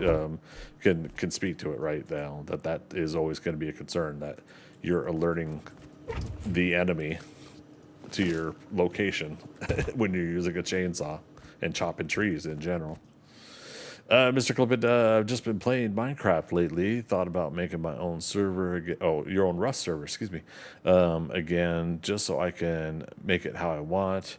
I got about $600 worth of plugins from the last time I owned one. It's a lot harder on PvP. Yeah. It's, like I said, I did about 4 or 5 hours. As my first experience, I jumped onto a PvP, understandably so. It's how I'm going to learn, right? Okay, so I think we're losing some daylight here. All right, put new chainsaw away. I'll probably lose it. Now, this isn't the only way to do this, but I'm going to do this to wire up my lighting. And then I'm going to tear this down later. So, but because I have high ceilings, this is what I'm going to do to do this. Now, I've got ladders. There's doing that, but you have to attach them to walls, things like that. So, you can get on your vehicles in here as well. You just got to move the vehicles around. Realistically, right now, the way I'm doing this is just one form of convenience for the project. Blocked by horse. Speckles, what are you doing to me? Yep, the horse's name is Speckles. They had Speckles initially, and they've changed their coat 2 times. I'll let you fill in the blanks as to why their coat changed 2 times. Over on YouTube, Anya Rose, what's my favorite game of all time? Half-Life 2, I think. Which is interesting because I think that it's the overall experience that game gave me. There used to be a game that I was pushing towards being my favorite of all time, and it's no longer on the list. But Valheim is quite possibly one of my highest ranked ones that I enjoy. I love Valheim. But it's sometimes it's very hard for me to say my favorite, because I'm a person that likes a good broad spectrum of things. But if I were to lean towards saying something as a favorite, I think Half-Life 2, which brings kind of a heartbreaking memory of trying to get more Half-Life games going, and the whole won't do number 3 thing, and all how that always comes up. But yeah, Half-Life 2, I'd say. First time chatter, Faraway Fall. Good. Welcome. And what's that? You cut down all the trees? You're like the Pokemon woodcutter of Rust. Gotta chop 'em all. No, it's my destiny. Oh, and sorry, Mr. Clippett, you were saying if I play PvP, it's on a 10-time server so I can get what I need easier. 10-time server. Oh my goodness. I do not recommend playing official servers. Worst experience for PvP. I think that's what it was. It was one of the Restorio ones. I just wanted to jump in and see what it was like. From that small window of playing, like I said, 4 or 5 hours of PvP and getting my butt kicked and stuff like that, I saw like the possibilities that were there. And so then, FT Magic, one of my regulars and one of my moderators, and he had said, try PvE. He said, try that out. And I did, and I had a good time. This server, in fact, I've been on it ever since. Mr. Clippett, my problem is I can't choose a favorite game. That's really what usually my problem is. But I had recently thought, it's like, you know what, Half-Life 2, even if I don't play it a lot, we're gonna do a replay on it at some point. We'll play like Half-Life 2, and then we'll play Half-Life 2 episode 1 and episode 2, and we'll cry both times. Where's Half-Life 3? Where's Half-Life 2 episode 3? Somebody should buy Half-Life off of Valve and specifically make Half-Life Trinity or something like that, specifically calls it like a 3 to an extreme type name. Half-Life Cubed. Then put the 3 up in the upper right corner. Fire away all, every last one of them. I could dig it. I could dig it. Back over on YouTube, Anya Rose, by the way, have I tried Last of Us on streaming? No, I have not. Yeah, again, to catch everybody up to date, I have limited time with streaming and with gaming, and I do this after my day job allows some free time. And sorry, while I'm talking, I should be crafting. And so I just moved into a new apartment this month. I'm still moving, actually. And I'm going to get this month out of the way. September is going to be extremely like Valheim heavy because 1.0 for Valheim's coming out. So I figured by November, December, by winter here in the United States, I'm going to try to, let's do 20. I'm going to try to see if I can have a block of time where we're going to play some games we haven't played before, go back and play some games that we played or that I have played in the past, but I want to come back to. And so I just really have to find the time to do it. That's kind of really the hard part. Yeah, if I was doing this full time, I know 95% of the content creators say that. If I was doing this full time, it would be nice to kind of have like specifically have like full days of retro gaming and going back to stuff, let alone trying some new games. I think the first early block of things we'll do this November or December when we get to it is I'm going to get a list of survival craft games that I haven't played, The Forest, all those and everything that I haven't tried. I have played, obviously, Rust now. I have played Raft, Grounded. Have not played Grounded 2, though. Golly, what else? I was recommended Enshrouded. I haven't tried that yet. So yeah, I'll go down a list of things that I haven't tried yet. We'll have a session where we build that up and get that list going. And yeah, we'll try to get a good session of those going. Like maybe we'll spend a week on one of them, next week on another, and ultimately, like a lot of you guys will then, through your conversation, through some of the polls I might run, we'll see if any of those end up becoming some long-term things or if they were just fun one and done projects. But yeah, we'll see how that goes. Real quick, how are we doing on this lighting? We got 3 left. Since we're by the workstation, is it crafting extras?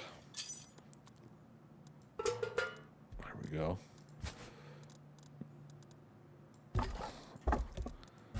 Gonna move the wood over here for now. So I told it to craft 20, and we got 22 crafted. So it gave us 2 extras. And that is, for those that don't know, that is this one right here, efficiency workbench upgrade, 10% chance to produce a free bonus item when crafting in batches. Yeah, so you want to try to do that when you're crafting in batches. In this case, I'm making a lot of lights. Now we could specifically count how many we're going to need lights. So it's like 1, 2, 3, 4, 5, 6 by 1, 2, 3, 4, 5. 6 times 5 is what? It's 30. Minus.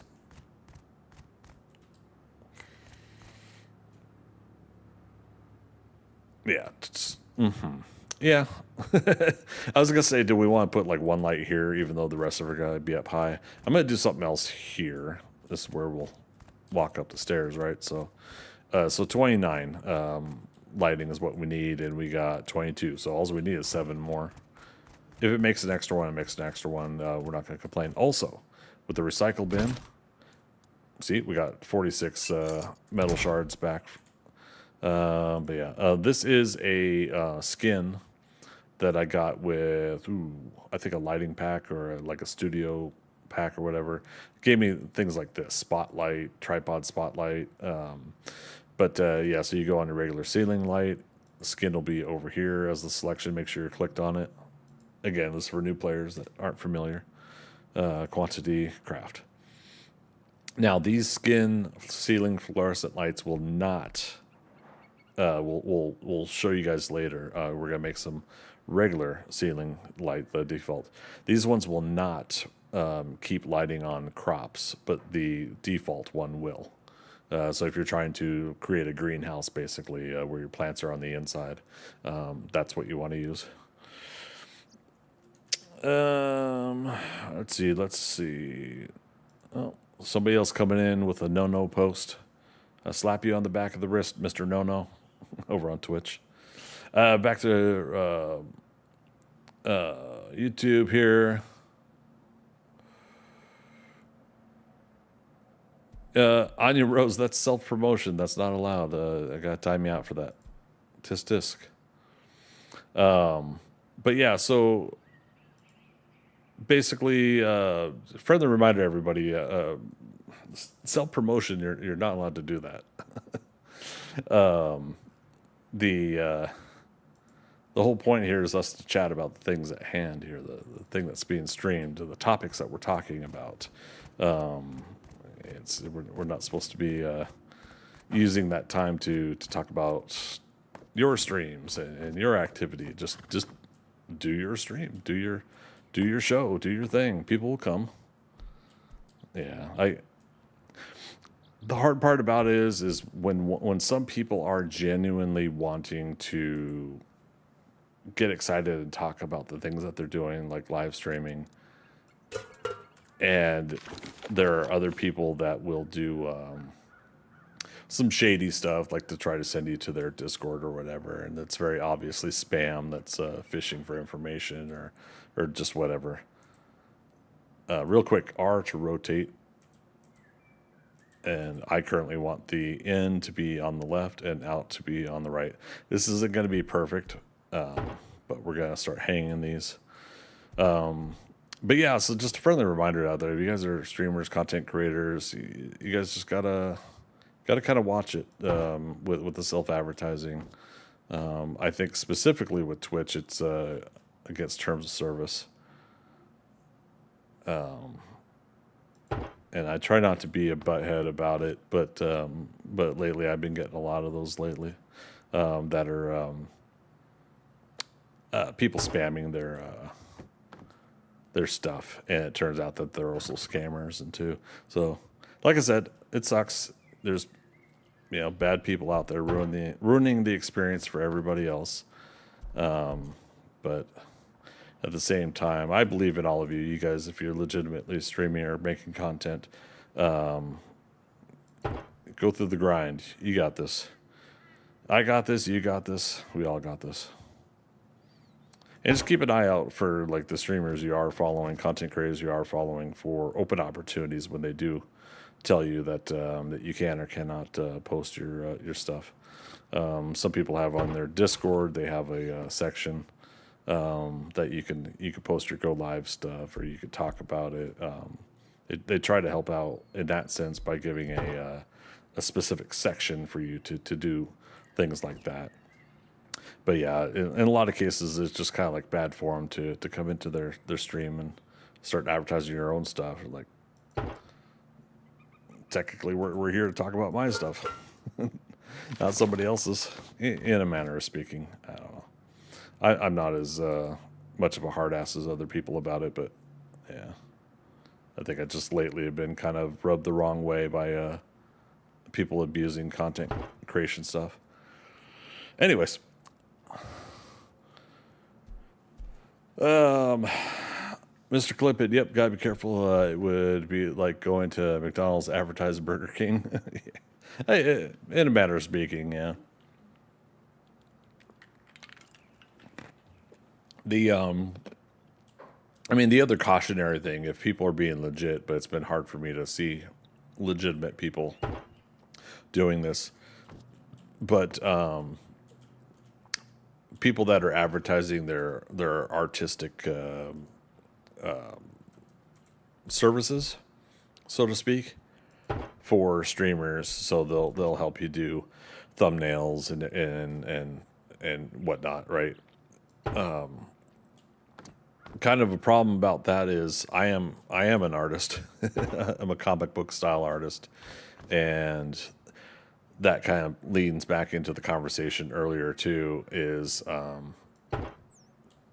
one of the things I've got to get back to here real soon in September. At the minimum, I want to get back to it. Is I got to start working on and then sharing my my stories and my artwork and everything like that I've been wanting to keep developing and working on it for years. Okay, turn back this way.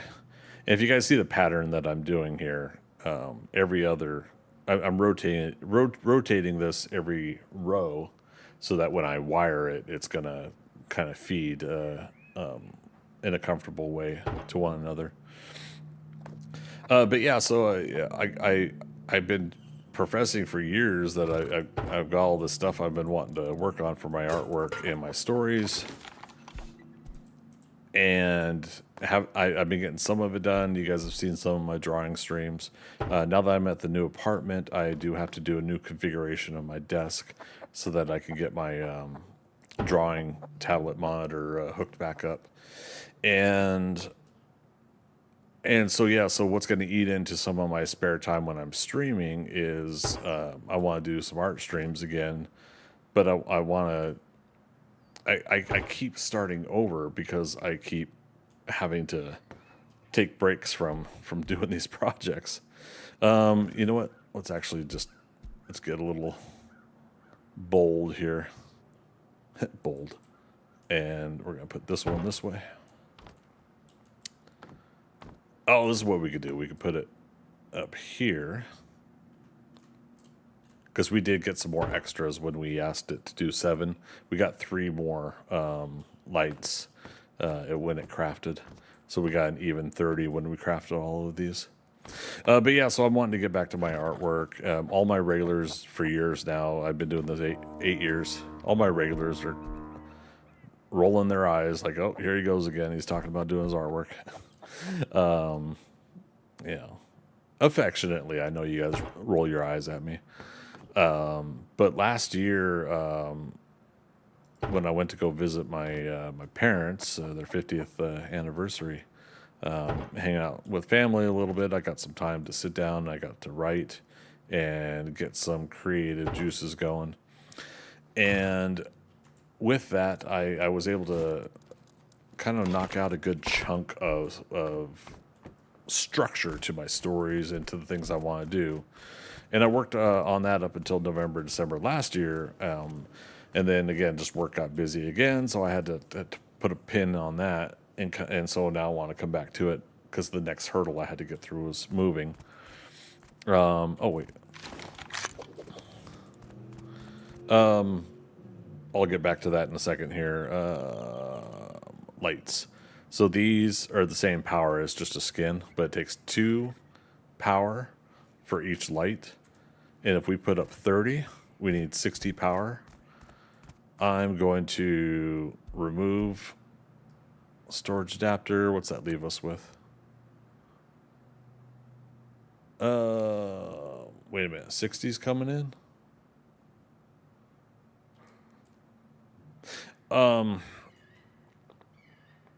Damn. How much is the windmill?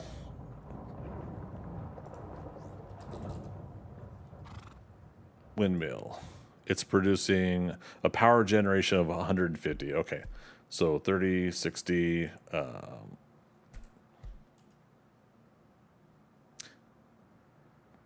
We should be able to. Yeah, we should be able to get enough for this, right? Let's find out. And we're going to take the wiring over to here. I think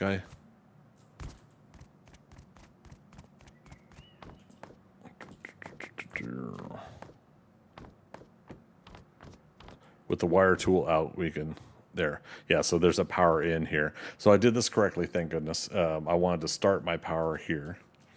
Mr. Clippy, the reality is people don't come to other streams to hear about someone else. They come here for Greg. Thank you. So even if I did allow it, it doesn't work. The only thing that works is doing the work yourself, posting and building a network on your own. Yeah, it's in the same regards with artwork. With me doing the comic book artwork and stuff like that early in my years unsuccessfully is the same regard say Jim Lee back in the early days would post a new cover art piece for an upcoming book he was doing or some more Wildcat stuff or whatever, and they moved over to DC Comics and he started doing Batman things. He was sharing a lot of that artwork early on. So Jim Lee goes on and he's posting and advertising, hey, we got a new piece coming, and he's advertising his art. He's advertising the book that he's doing the artwork for. And I would notice a lot of other artists would come in. It's like, yeah, we'll check out my Batman. We'll check out my stuff. And I felt like on the very, very rare occasion, I would actually see something I liked that somebody was sharing and thought, hey, that is pretty neat. But then my attention immediately would go but I'm here for Jim Lee. I'm here for what he's sharing, and I move on and such. And again, in a very, very rare occasion would I have then, followed that other person or checked out more of their stuff. So it seems like I get it, but it's just it's an oddity because it's I don't want to say it's 100% wrong, but I do feel like there is also a bit of a reality check going on as an artist, as a creator, that that you're not. It's just not the right time, not the right place to do that in that situation. Okay, so real quick, when we put the power, the wire tool on here, it's showing that we have 20 power, right? Which means we're only going to be able to do another 9, I think, lights. But here's what I'm going to do. I'm going to go ahead and finish wiring this all the way around. Not all the lights will light up, I believe. Oh, wait. There's something will change, but give me a moment. Yeah, so let's finish. Oops. Press the right buttons too. Let's finish wiring this up. First time chatter, AK, how you say? AK Banner? Apologies again, guys. My eyes are hard. It's hard to see in the chat. Which server? Not necessarily going to say out loud. I'll say it's a PvE server. The reason I'm not saying it out loud is I'm doing a little bit of minimal stream sniping, even on a PvE server. When I get to a comfortable stage, I will frequently mention which server it is, because I also want people to come to this server and I want them to have a good time here. But yeah, are you a PvE or PvP player for Rust? What's your interest in the game? What pulls you to it?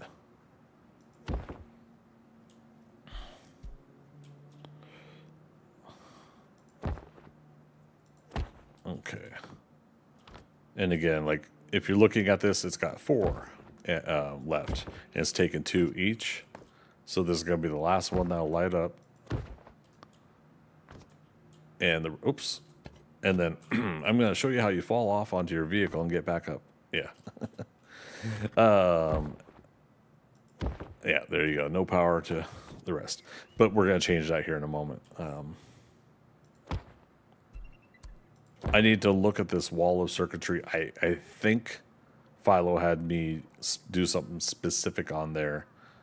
That is why it's not giving us more power.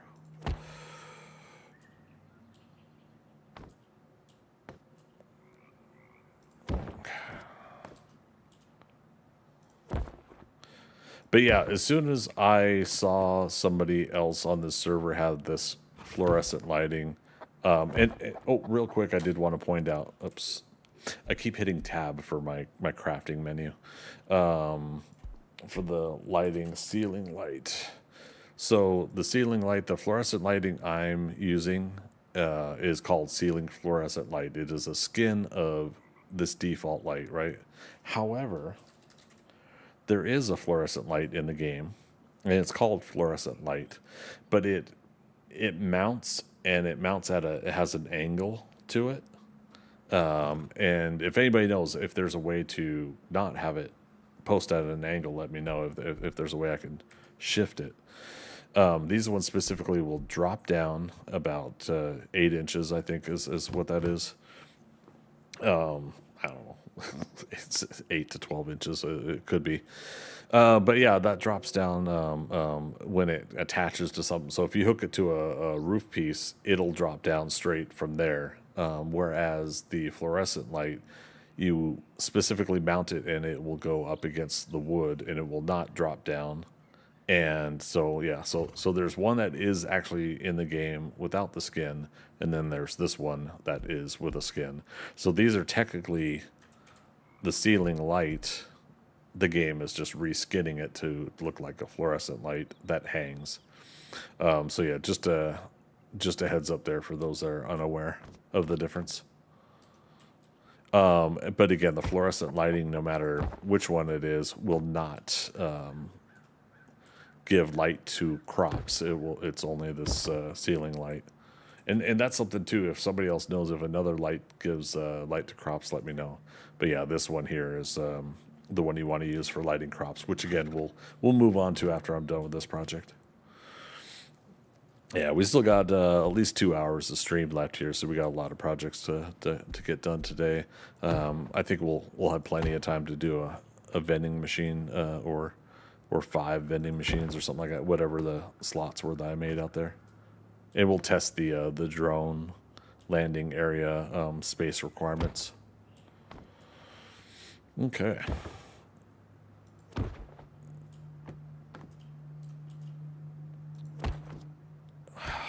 Oops. Oh, did it again. But yeah, if you are going to use your vehicle, if you can,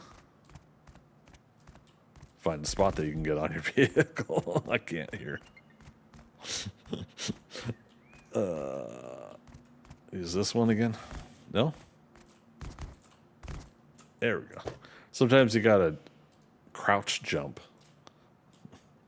I enjoy Rust a lot, but like some of these things are a little frustrating. But I also have to remind myself it's frustrating because it's limiting because of PvP circumstances. Is my guess. I won't say that for a fact, but I can imagine for PvP purposes there are things that are not optimized better in the game. Definitely the ones that can correct me on that are the devs. If they're like, nah, we just haven't gotten around to it. I'm like, okay. We've seen that in the past with other games, but yeah, that's. I've had my thoughts and ideas about some changes in this game that I would love to see. However, I've held some of those thoughts because I'm still learning the game myself too. At times, I'm still learning. So, okay, then we'll do it that way. All right. Splitter was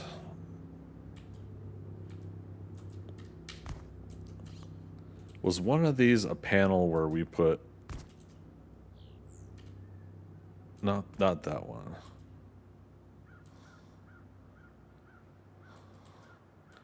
OR switch.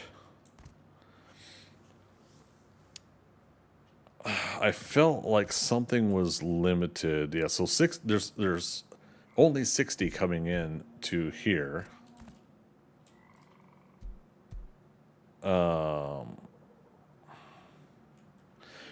So to recap, if you guys were not here earlier, Philo had helped me set this up, so I didn't fully comprehend everything that's involved here.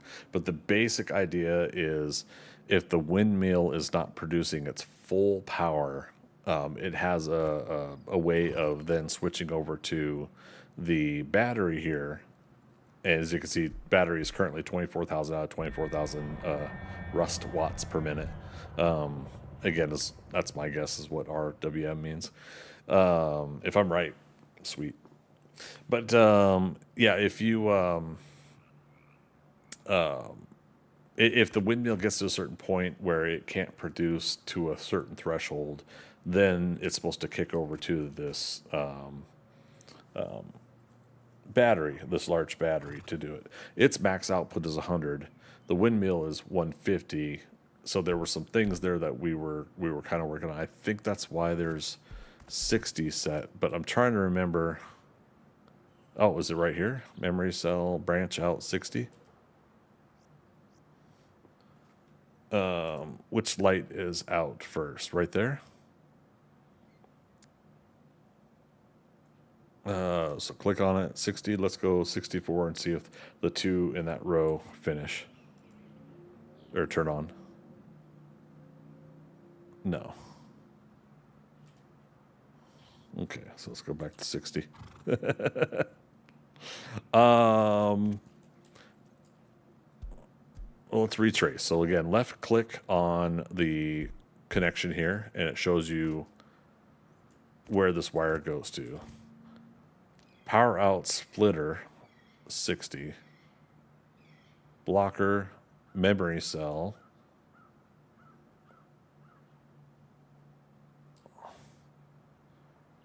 Wait a minute, memory cell?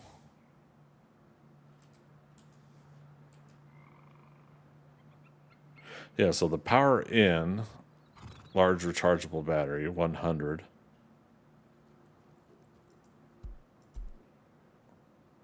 Oh, right, the wallpaper is blocking some of that.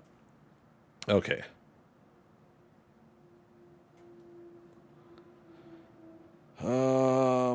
Or switch.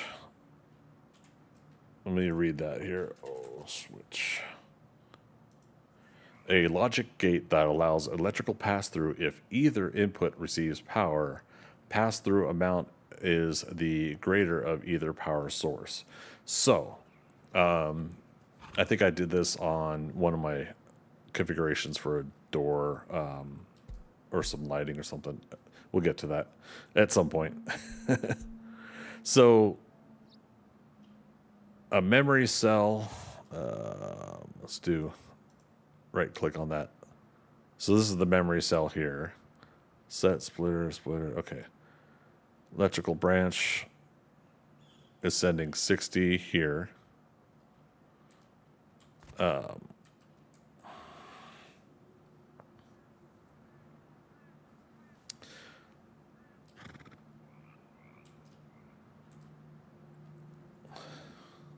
What if I go 80? Okay, so that started working. Why didn't it do it with 64?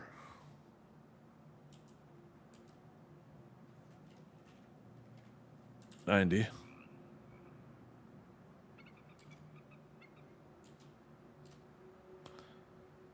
Is that because it's on battery right now? What I'm going to do later, I'm just doing kind of a curiosity thing right now, but what I'm going to do later,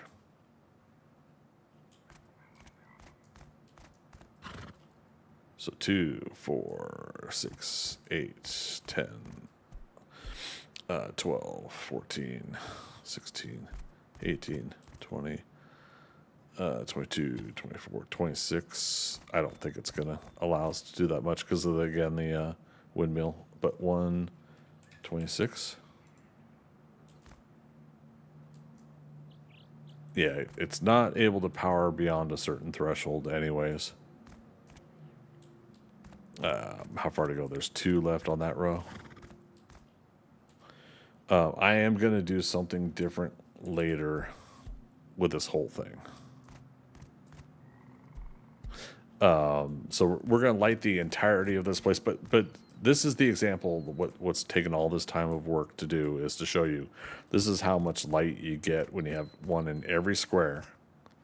And then with the fluorescent lighting skin, it looks natural, looks right for your garage, your warehouse, right? So this is what part of the comfortability of what I'm doing right now is leading us to. So once I get the rest of this lit up, it'll be evenly lit in this entire space. There's not a lot of lighting in the game that will do that, at least not that I've seen. So it's what I wanted to do in here too, but I hadn't worried about it. Now, veteran players may scoff at my scaffolding and that I'm going to take it down. I don't know. This may make you guys cringe. But knowing that I have it all wired up there, I'm not worried about getting up there again for now.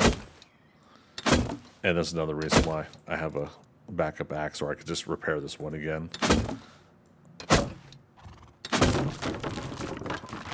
But remind me, is it, in the case of this framing, should I be doing this on the top of it or the bottom of it? Because that's the other thing is there are soft sides of your pieces, and there are whoops. I mean, that seems about the same, doesn't it? Yeah, so we just broke that. You know what? Actually, let's just keep repairing it for now. But, like, with that kind of framing, is it not matter which side you hit it? So that's what I'm curious about, if someone knows. Whereas, if I want to destroy this floor piece here, no, that's not the soft side, is it?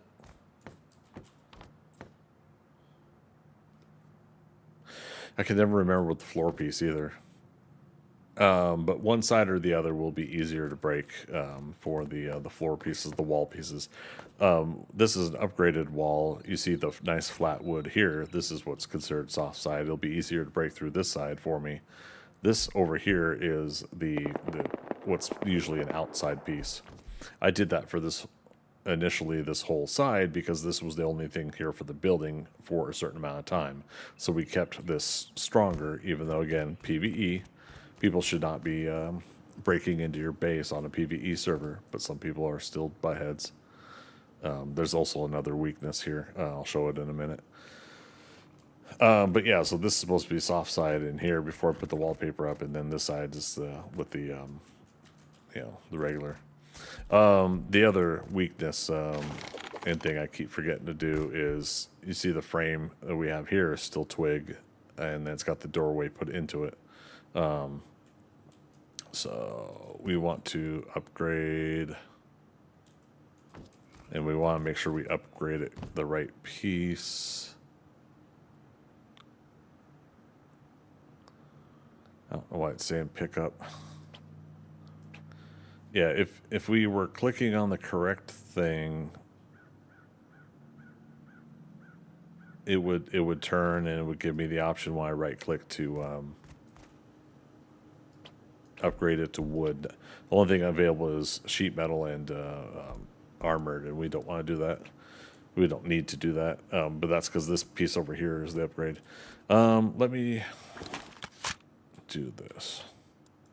Unlock, remove lock, and pick up the door. Door has to be open to pick it up. This way we are on the inside.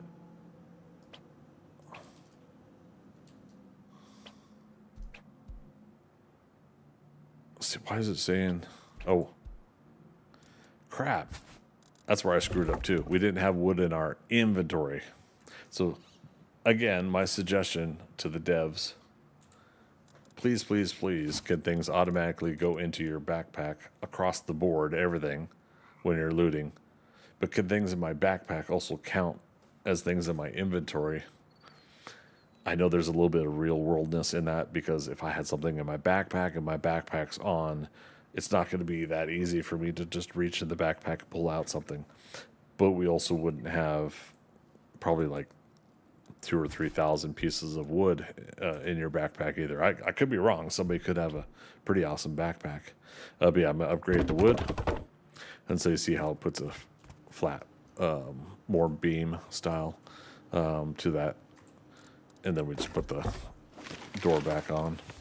Reason I'm also doing this, even though it's on the inside of the garage, is, believe it or not, in the past, on the PvE server, I have had somebody attempt to break in. And if they got into one spot, they can get into another, and so on and so forth. So it still makes some of that secured. Which we'll go into more of that on later Rust streams about some of the automation and things that I like to do, even as a PvE server. The what do you call it?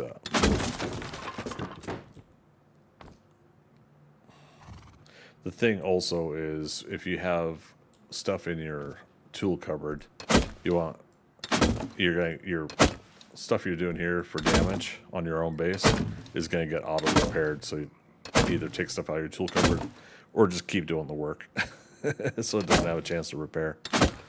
Mr. Clippett says people will steal on PvE servers, unfortunately. Yes, yeah, and I think there's two aspects to that. Offhand, there could be more. I think there are people that genuinely don't realize what PvE is, what it means. They are so specific of gamers that they're used to the PvP style of the game, which this predominantly is PvP. This game plays as a PvP game.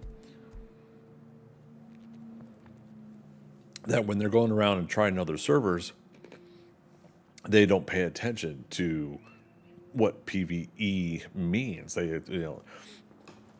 I think that's very rare that people don't know what PvE means if you're a gamer.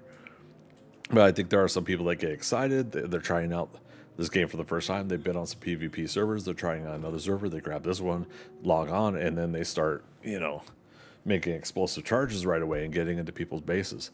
Problem with that is this server's got really quick and swift admin alerts and admins themselves, and they'll get right on it.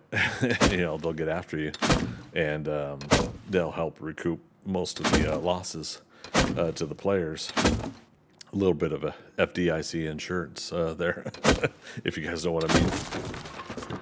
But at the same time, it's just like, some people are like that. Others don't care. They actually legitimately are logging on to servers just to be assholes, and they don't care that it's a PvE server. They legitimately want to disrupt. And to those people, I say, poo-poo on you. Poo-poo, I say. People like to get free stuff without the work, and they know what PvE server means because it makes you agree to the rules on most PvE servers. Yeah, this one too. Yeah, you see all the rules before you go in, and then people in the chat, like I said, I've turned chat off, but you can type !rules and read the rules. You can go to the Discord and you can do everything appropriately. For the most part, there really is just no excuse other than initial ignorance if you're new to the game, I would say.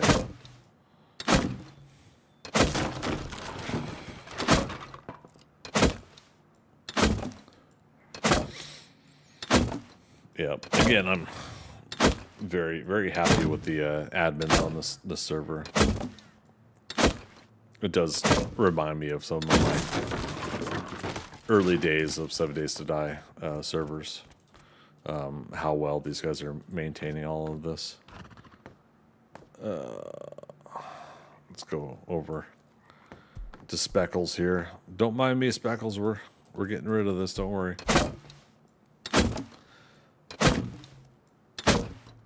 Okay, so I had said we need 60 power. Wow. Yeah, so this axe is breaking quick. It's not repairing as well as it did before. I'm going to do one more repair on it. Oh my goodness. Oh, I can't select it. That's right. Then we're gonna switch over to this new one here. But this shows you, if you guys haven't seen, this is the part we cannot repair anymore. That's how much it's degraded with the repairs we've done on it. It's fine. It takes was it one? Oh, dang it! What's it called? It takes one metal pipe, 5 metal blades, and reasonably at this stage, we're getting those all the time. The metal pipe and metal blades, so you got a pretty good quantity. And then again, for those that weren't here, I've got a Twitch Rivals skin for the axe, which I absolutely love, love this metallic pink that it's got.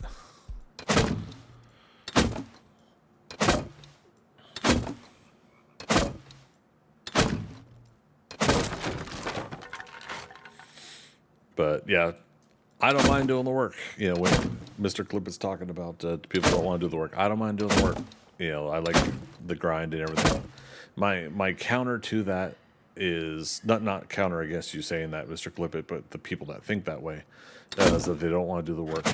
In a PvE server, there's not a lot of work, not in that regard. You go up one row of street or dirt road barrels, and you've already, you know, the game's already going to give you some pretty good stuff, I say, to start out with.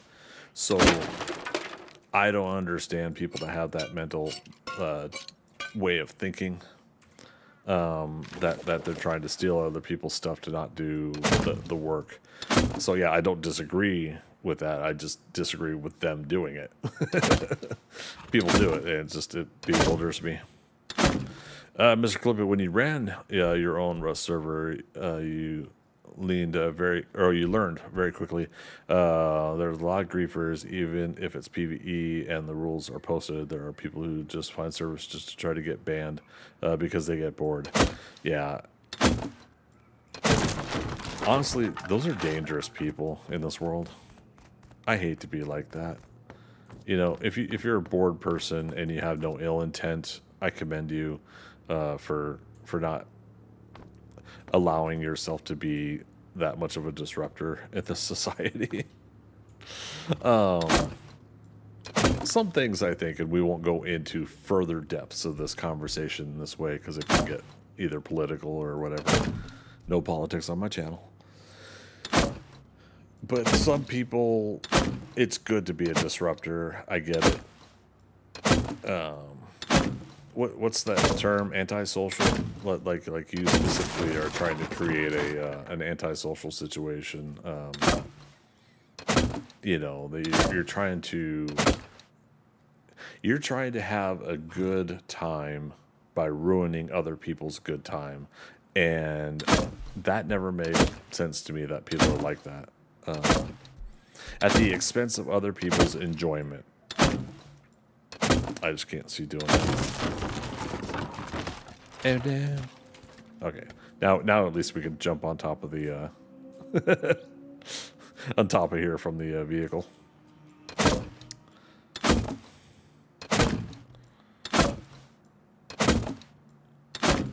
Yeah, so a lot of some mitigation and things that I do on this server are definitely not because of like unfounded paranoia or anything like that.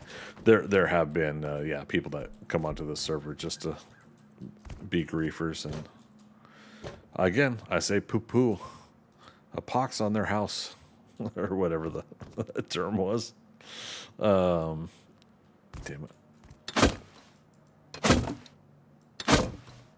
4, 5, 6, 7, 8, 9.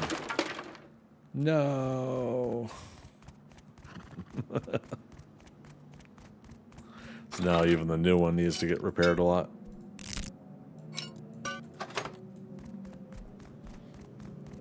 Again, for a project like this, I don't mind using up these axes.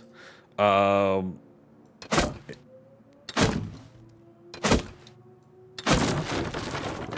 lost count. Anybody remember how many that was? Was that 13?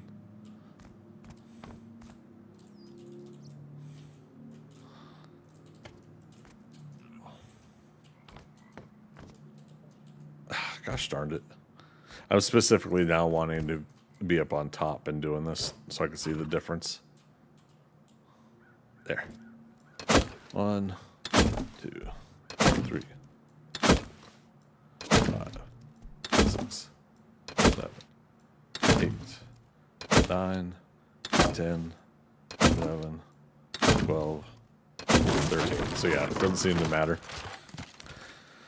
Mr. Gilbert, it's easy for people to stream snipe and they and try to be on stream because they want the attention. So doing it the way you are doing it, not saying is honestly best. I've watched a lot of Rust streamers and almost always first time chatters asking or griefers. Yeah.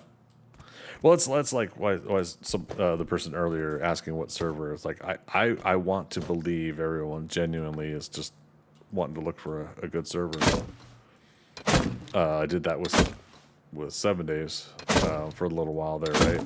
Where I got to a comfortability point where I think we didn't get as many griefers or stream snipers as when I first started streaming. Okay, there we go. So that's all clear now. But yeah, so yeah, that used to be a lot heavier of an issue. Okay, what time of day is it? Sun's getting low. Okay, so with that, I'll show you guys here on the map. There's a admin shop up here.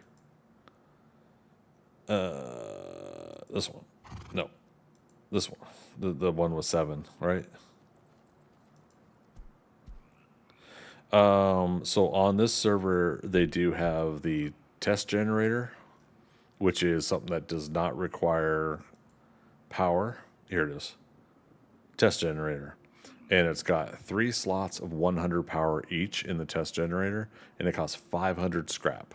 So we'll do a scrap run, and we'll actually run up there, and we'll go grab it. And I want to show you guys I want to show you guys that admin shop because it's actually pretty fun design. But I won't say any more until we go and get it. Since sun's getting low, let's move on to our other project with the chain link fence. Make about 10 of these at a time, and then we'll get extras. So these are 75 metal fragments each. I currently have 1,155 on me, but we obviously have more out in the furnace room. Okay, so I could only make 15. I didn't math correctly in my head.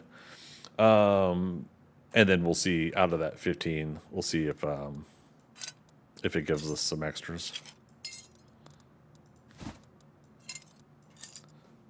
And then I'll go show you guys how to place them.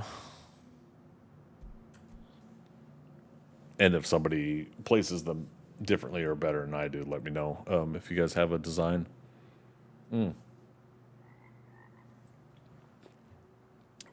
upgrade the wood framing first, just because again that issue we were having with actually locking onto the piece.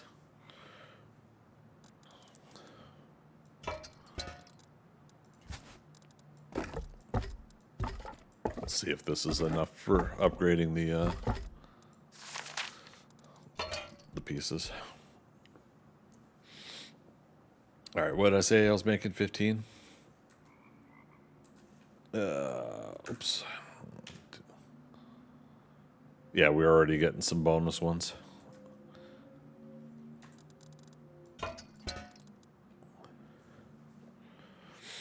So yeah, that's a really good, the efficiency one is really good to get for your workbench.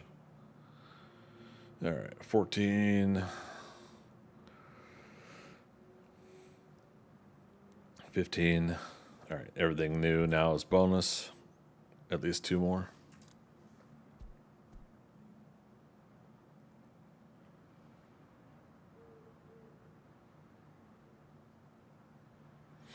Okay, so I wanted 15, we got 18. Cannot complain. We could, but... all right, sun setting, so let's try to do this quick. I'm going to do the back row here. So depending on where your cursor is, on the right side of the square or left side, you see how the angle piece there goes back and forth. I don't, and again, somebody correct me if I'm wrong on this. I don't believe the chain link fence has a soft side, whereas the other building materials do.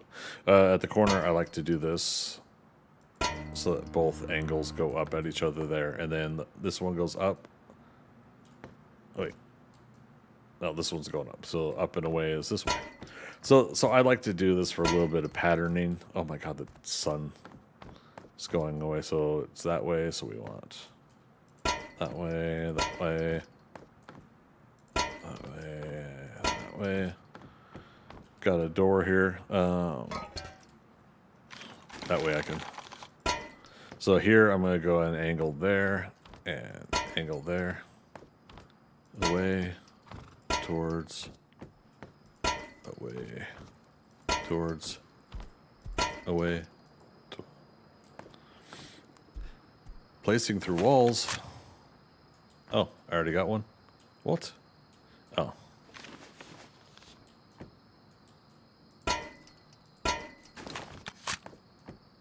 I don't remember. Okay. I don't know if I just spaced out like while placing it, but there you go. So chain link fence, it's just kind of fun. It's more of aesthetic design. There's not a need to do a chain link fence in this current design. I got one left currently.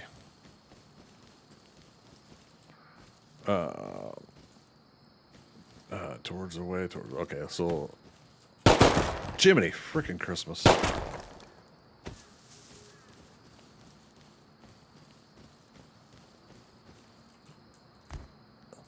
I better be a scientist. Better not be a player. Okay. That's what I have to say to that.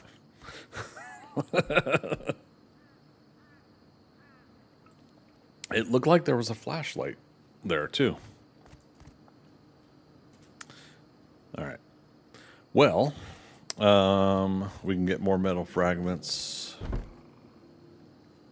later. I forgot to upgrade the framing. Well, we'll get to it if we get to it.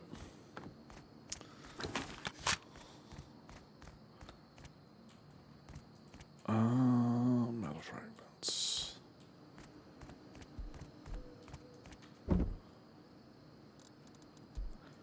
All right, so things that we don't need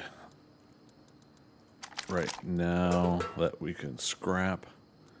I don't need 4 binoculars, but I am going to hold on to them. We can put this away.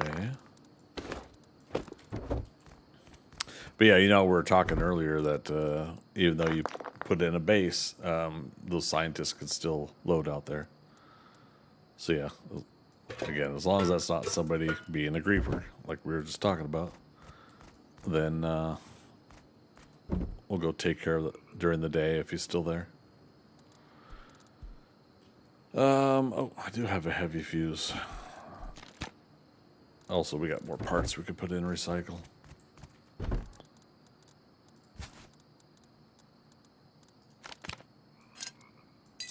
Okay, put that away. Sweet Caroline. Ba, ba, ba.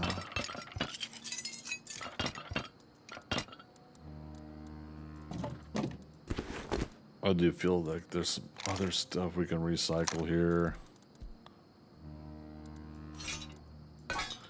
We got to the point now where the people I've teamed up with, they've got a lot of stuff ahead of me as far as their progression in the game. So there's technically no need for me to hold on to some of these things for them. But there are occasions where I'll see something like, you know, they might want this, so I'll not recycle everything right now. Do you usually bind a picture to your map like others do? I'm not familiar with that. What do you mean bind a picture? See, we get to learn something new today. Satchel charge. So yeah, that's unreliable explosive. my first experience with a griefer on this server, they were able to get to a satchel charge like right away and make a whole bunch of them. They were trying to break into my place. I'm like, excuse me? And then boom, boom, a couple more go off. I'm like, you sure you want to do that? Boom, another one goes off. And in the messages on the server it said, so and so, what are you doing? And it's one of the admins that's just kind of like, and then they teleported in next to the person. They're like, hi, what are you doing? They're like, that's no fair. An admin shouldn't stop me from breaking into a place. I'm speaking in rough. They said something different. I can't remember what it was, but they were like, that's unfair. Why are you stopping me from breaking in? They're like, dude, this is a PvE server. There is no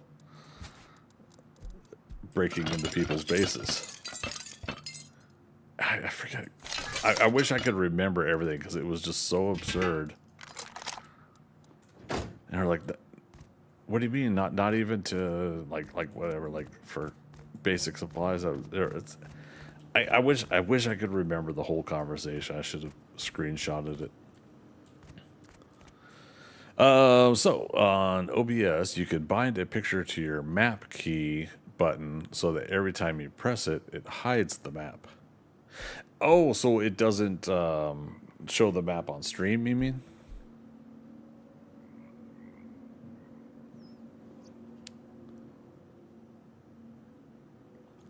Yep, exactly. Gotcha. Yeah. No, in this case, no, I haven't.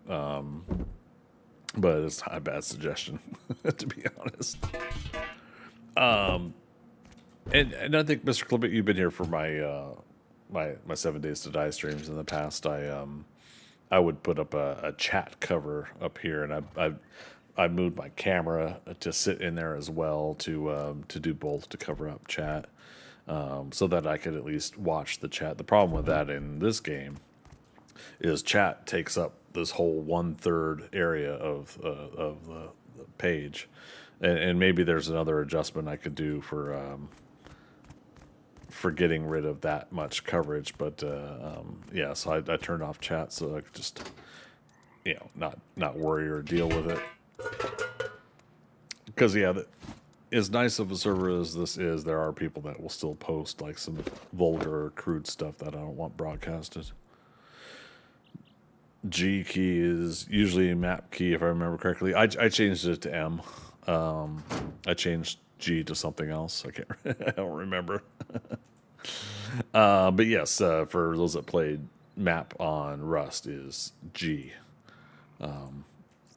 which goes into my my usual rant about how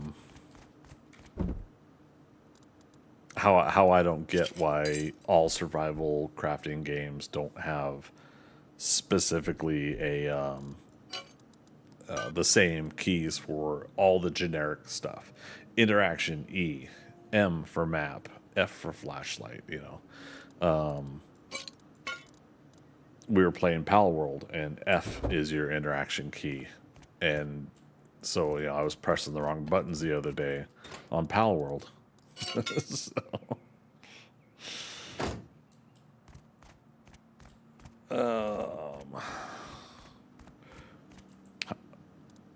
how much scrap is a ceiling light? Let's go back to that. 50 metal fragments. I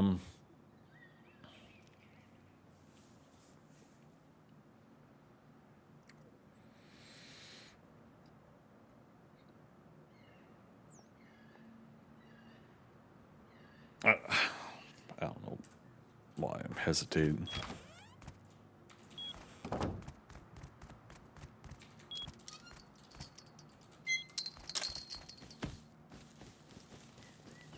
Yoink. Okay.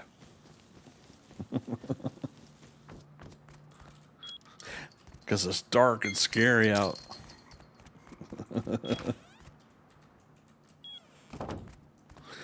It's so funny.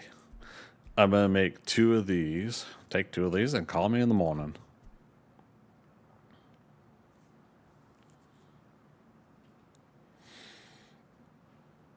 Did I ever make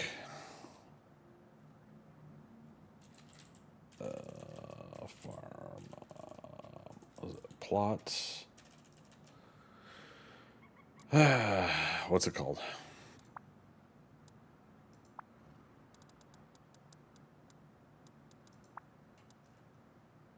Here it is. Planter, large planter box, 2 tarps.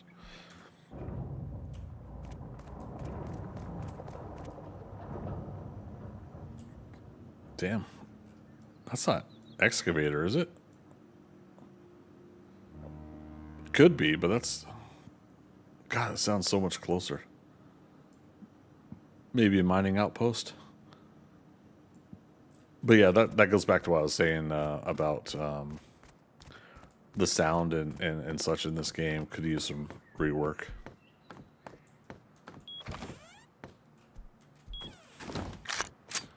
All right. Oh yeah, the wheat. It's in ripe stage just now. So we'll get maximum harvest out of it here in a second. Yeah, so we just need 1 more farm planter box or whatever for the configuration I'm going to do that we're going to kind of test with you guys today.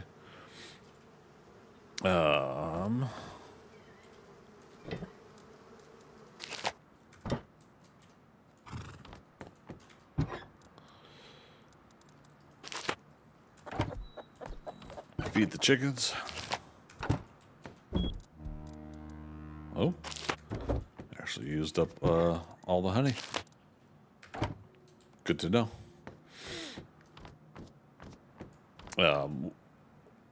I should make some more beehives as wait. You have to take the nucleus out. We're gonna pick it up.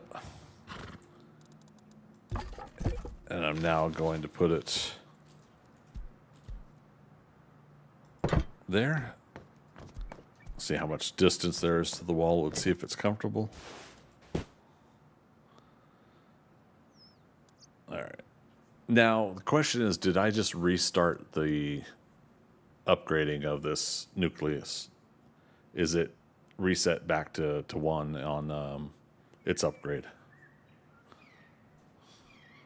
But it says producing honeycomb, so I'm going to say it's telling the truth.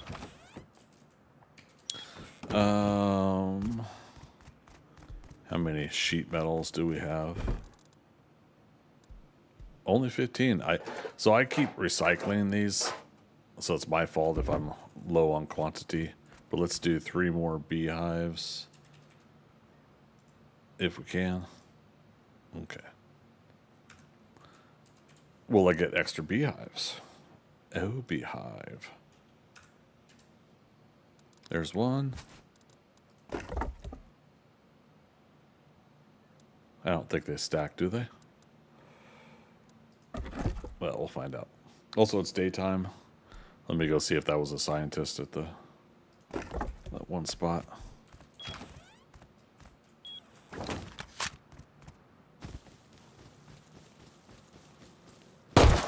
That's a yes.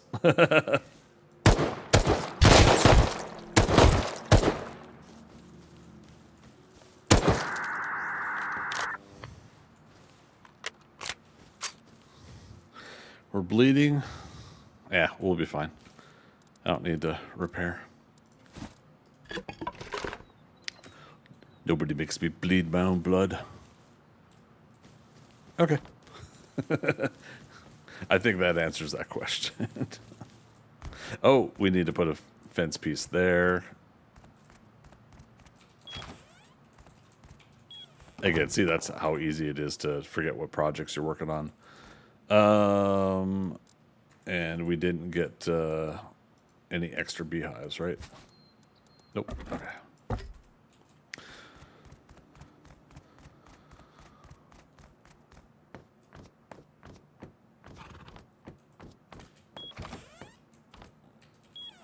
how much scrap we got? 465. So we only have 35 more scrap to go to earn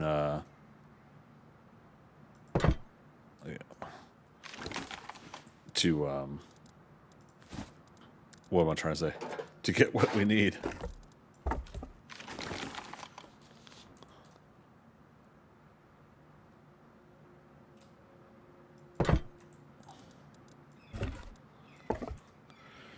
Mr. Columbia, finally done. Was it bone mailing? My whole farm took over 2 inventory full stacks of 64 to do it.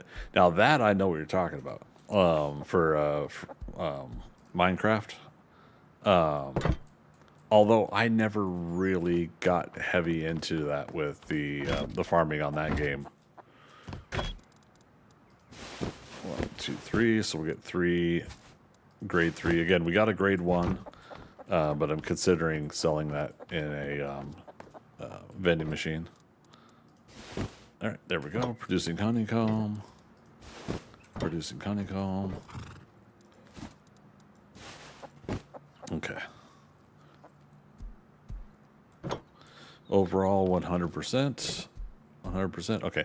This I think is the green here going all the way up will mean that its quality is improving, and that I think shows you that it did in fact carry over the percentage of how much it was improving its quality. So that's good. Let's do that real quick. That and that. Okay. Wheat, long hold E. Not clone all. Not eat all. Harvest all. And was 20, 40, 60, 71 wheat out of that crop. Which honestly I think is more than enough for this playthrough. We could feed the worm to to the birds, or yeah, those guys if we wanted. I'm gonna put it in here for now. Oh wait, no. I got a spot I've been putting worms and grubs. This is in the off chance that I end up doing was it fishing and stuff later, so I don't know. I haven't looked into that much, so I'm just putting these here anyways. Everything in this, oh, we already have wheat in here anyways. That's funny. I thought I needed a large quantity. Well, the sunflowers we could sell to a place. We're not close to a ranch that we had thought this map was going to be different. But yeah, we unfortunately, we didn't get to go do that. All right, not that it's needed, but I'm putting the wheat in the fridge.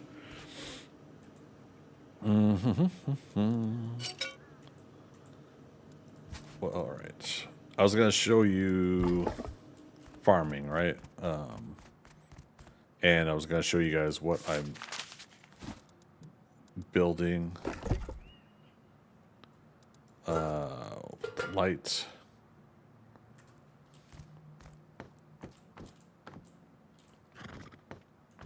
Oh, there's one more thing. Sprinkler and a pump. That's 2 things I know.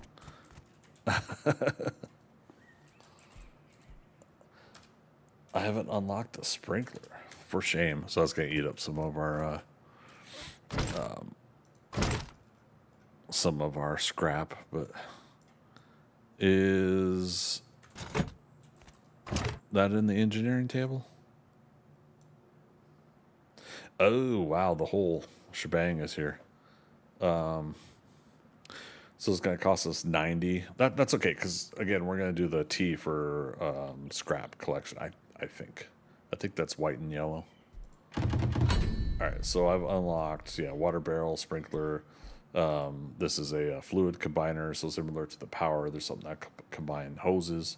There's a fluid splitter, which will split up, obviously. The pump, this is what I was really wanting, is this fluid switch and pump. Simple switch that enables fluid to pass through can be switched on and off manually or via electricity. Can also pump water upwards to higher entities when powered. So that's the key part at the end there. Can also pump water upwards to a higher two higher entities when powered. What I did when I was helping somebody with this is a reminder that it'll pump water up to the pump, but it's not pumping water beyond the pump. So we'll get to showing that here in a moment. Pump needs 150 metal fragments, and then sprinkler needs 75 metal fragments.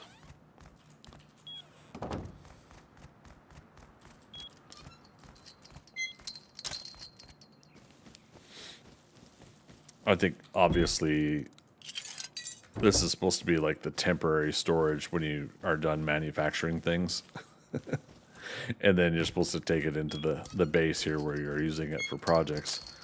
There's also automation you can do to bring all this stuff in the base. But again, we'll revisit that here some other time, not today. So we'll do one sprinkler for now. And one pump, if I could spell correctly. Need the hose tool. Never asked, but is your YouTube same as Twitch? Yes, YouTube, Twitch, and Kick are all Greg Scott Bailey. There we go. This hose tool right here. Not to be confused with a pipe tool. Hose tool. There we go. What is that? Is that the satellite? Dude! What the hell? Oh, I can't type in chat. Alright, well, you guys just got to witness that. Jiminy Christmas. Where is the Discord for their...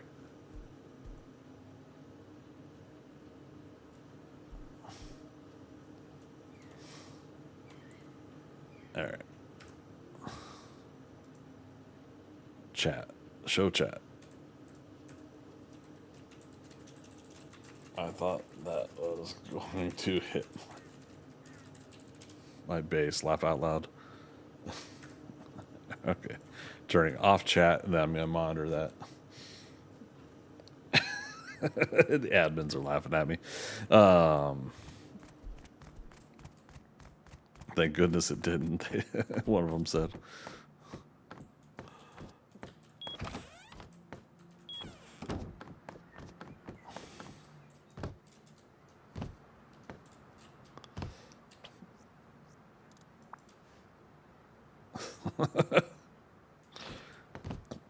Good grief.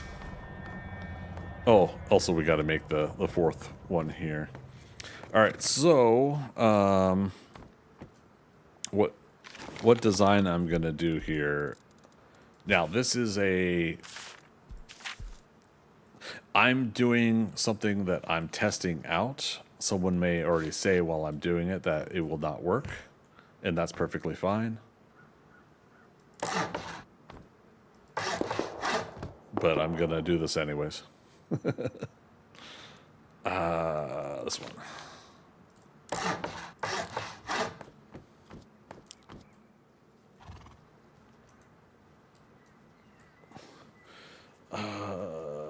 The debris is radioactive as F, so using against a base would be a nightmare. Oh wow. Even at max rad protect, it still tickles. Interesting. Yeah, I'll have to see if anybody creates some videos that show that that being used as a tactical thing. I mean, I'm guessing that the fire is the indicator of what area is radioactive. Maybe if it's still radioactive, or if it's the fire that's hurting. I don't know. Okay, so I am going to now. Oh, we did get an extra light. I thought I made two, but it gave me. I'm going to do this. and we'll see if it is enough light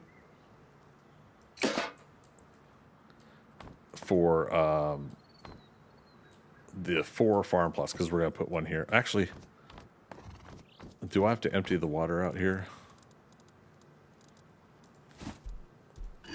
Another thing we get to find out. Large planter inventory must be empty. Oh, I have my fertilizer in there. Okay, so yeah, we lose the water though, because I'm sure when I place it down, the water will not be in there anymore.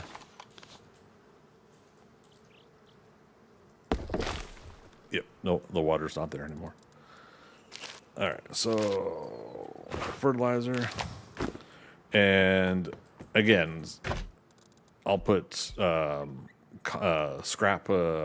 plant waste in there, and it'll make fertilizer. You can also put horse manure, horse poop, and that'll make fertilizer as well. I don't know why I grabbed the whole thing. Yeah, we're just topping off the. Yeah, we're gonna put 1,000 in each.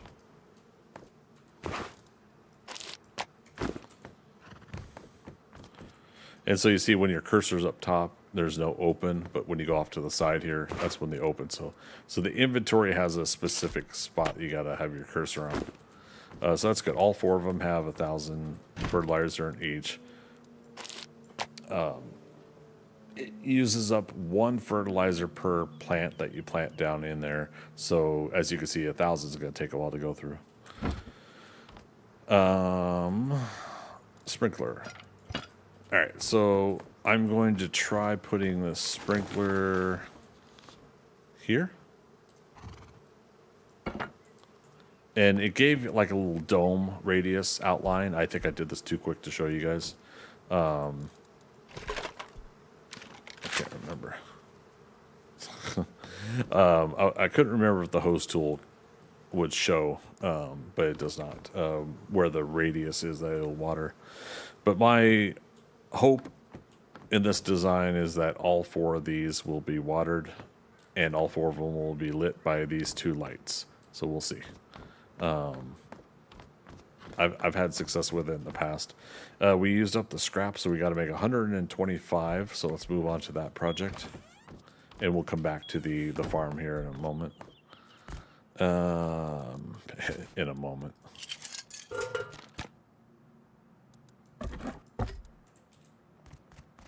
So let's go look at the teas. Again, I think this is white and yellow.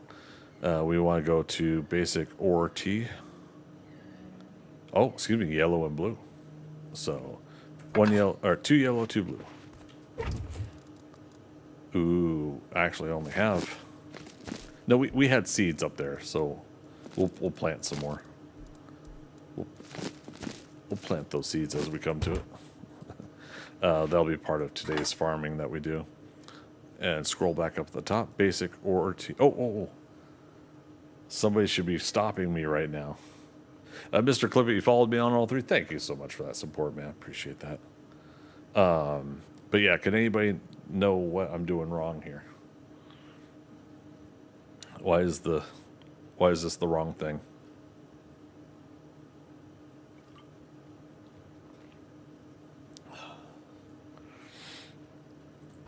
Oops.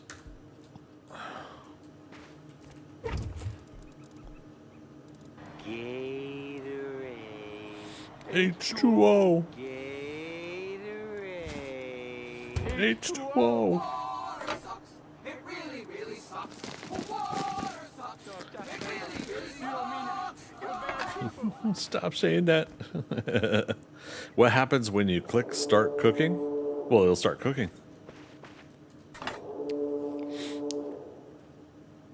We're not doing ore. We're doing scrap. I need basic scrap tea, which is yellow and white. I was right. That should have been my question. Is like, wait a minute. I thought it was white and yellow berries. Okay.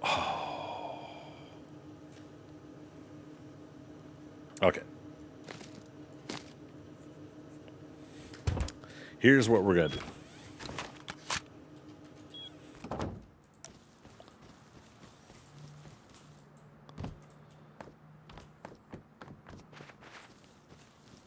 Is it safe?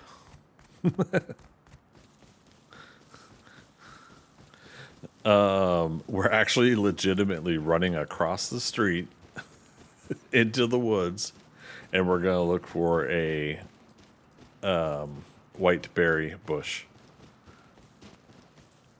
like this one. Spoilers, I knew across the street there was one before. So I'm like sitting here going, oh, please let no new players in this area have it. Don't have it that they've harvested the the berries already. Oh, goodness me. Mr. Clement, thanks over on YouTube as well. Appreciate that, man. Okay. Yellow and white gives us basic scrap tea, also warm tea, basic warming tea as well.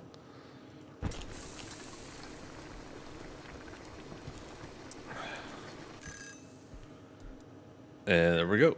Basic scrap tea. Now, this does a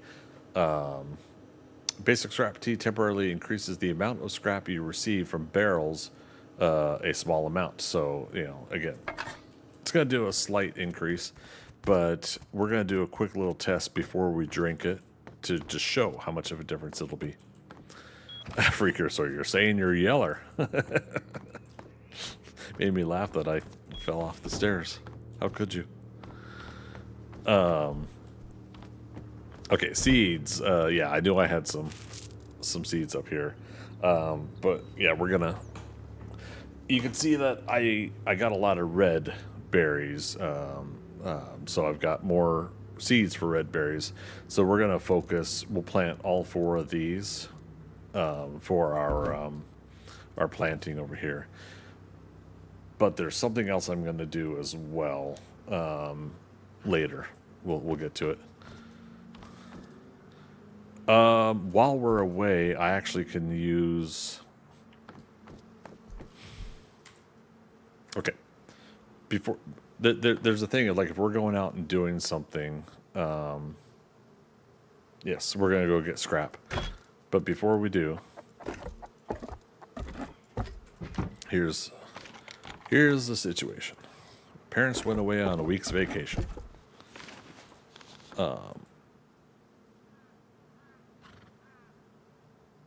Actually,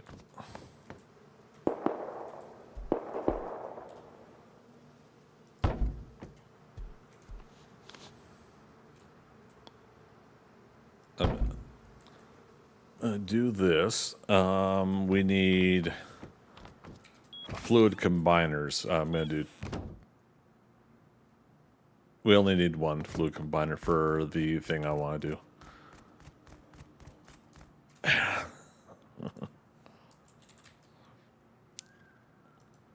Fluid combiner. Yeah. 75 metal fragments. Okay, we already got it. Again, for a video game, I would like it if you could craft from your dang backpack.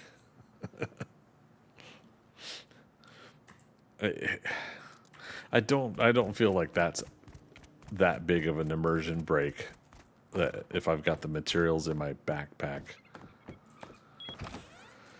Alas. All right, so we are going to. Yeah, this should.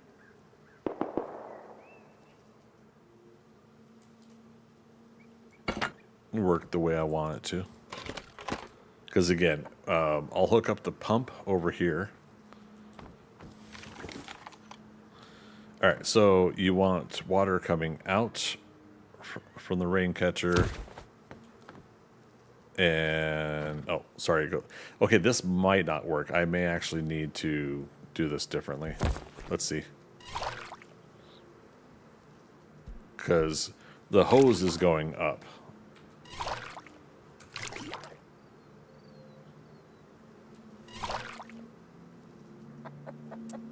Yeah.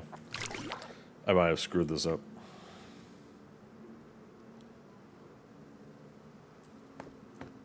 So this is where I may have to do a pump, 2 pumps, right?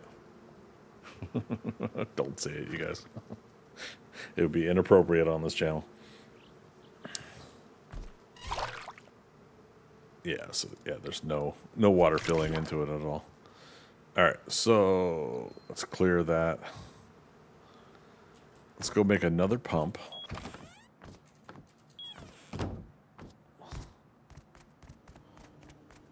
Do I need to? It will not hurt for me to do 2, so I will.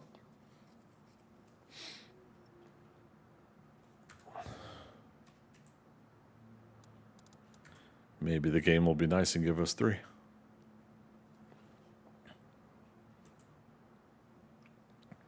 Nope. Okay. All right. So first fault in my plan was the water collectors. They could be, had I put them in, and I put my ceiling a little bit higher, I could have put a shelving here, a 4-piece, put the water collectors up high, then hose down to the barrels, and that will be a water flow that it's comfortable with without a pump. However, because I'm a goober, I do need a pump, unfortunately. Yeah, we'll do it this way. We'll do it live.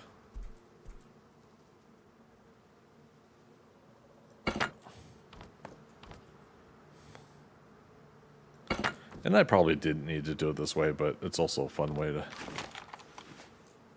do. I love the fact that this game has all this automation stuff that you can do.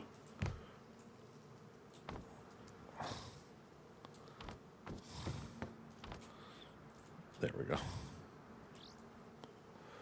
Okay, fluid in.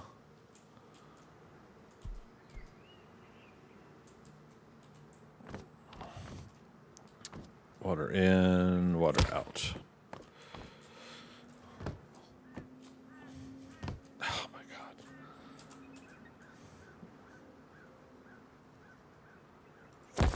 Okay, input and then out into the barrel, in, out to the barrel, in. I know, probably a redonkulous way for me to do it. And then the barrel out. Oh, shoot. Did I do a combiner or a splitter?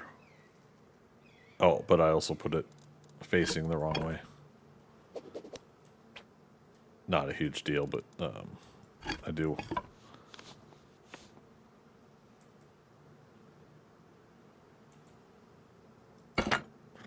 Okay. So it remembered that we were trying to hook up.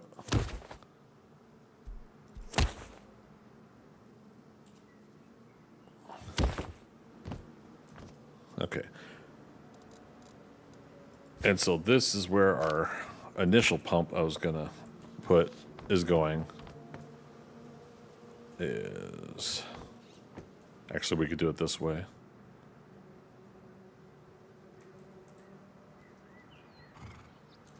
Maybe.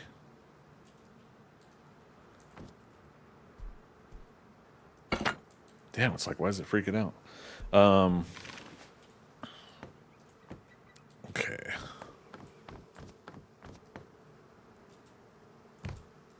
There. Do it this way. All right. Some of this is not straight lines, but oh well. Nope. If you still have the hose branching out to things, that means you haven't hooked it up. And now that way, now it's hooked up. It's not showing the connector part.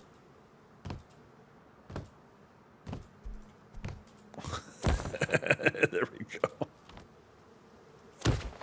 Into the sprinkler. Okay. Now, here's what I'm going to do. All this hard work on this lighting Don't worry. It's not for nothing. I'm going to clear that.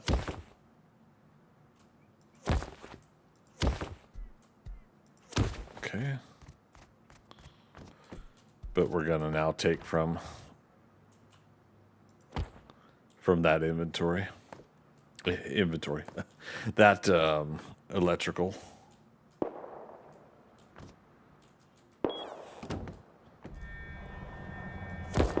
And we got to go to here. To there. We got to make sure. Oh,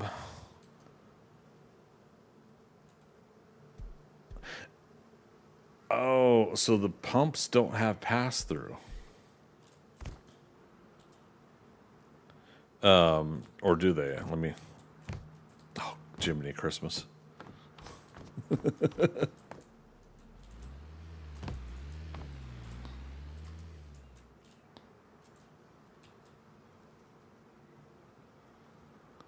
And again, if you guys know this more than I do, let me know. I don't mind. But I don't see a pass through. So pump power and toggle. Toggle is if you want to electrify a switch somewhere, like if I want to run wiring to the toggle of this one or all three of them, where I just pull down a switch and then it'll activate the device instead of manually going and hitting this turn on switch here, which I'm thinking about doing. Okay, so I need a splitter. So let's go make one of those. The splitter has 3, as you saw right here. So we're going to be setting power from a splitter to a splitter. And I may have one already.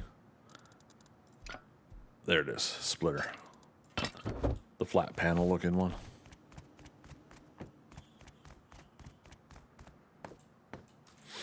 And yeah, this all combines together now with some of the electrical we're working on and the farming we're working on, where it's all going to be together. So let's do that.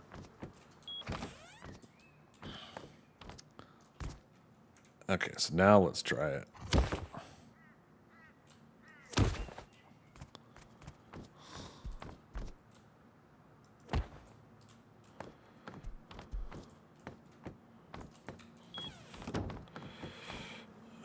I'm just going to pull it here. Oh, that's funny. It's going to go here.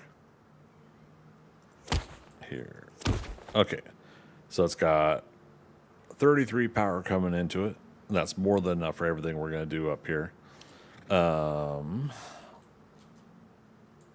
clean this up later, but for now, let's just do a kind of a sloppy design. Let's just send wires directly. Oh, Jiminy Christmas. Oh, this is why I also don't want to just hop up there and do it that way. Because, okay, sorry, I just thought of something else.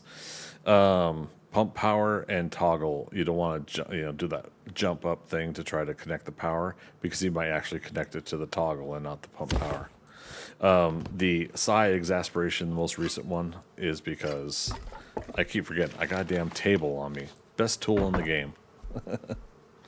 The table at least gets you, I think a meter up there, so you can get closer to the things you're trying to wire, or hop up closer, or hop up better when you're trying to do stuff. No need to make things difficult when they are, in fact, rather easy. Alright. So this is going to be kind of a funny little thing to do. So we're going to put power into the light, and then pass through on the light to the next light, pass through on the light to the pump, not the sprinkler. Sprinkler doesn't need power. Yeah, see, toggle power. Okay. All right, so if everything is hooked up correctly, I should be able to go. I've turned that one on. Turn on. Turn on.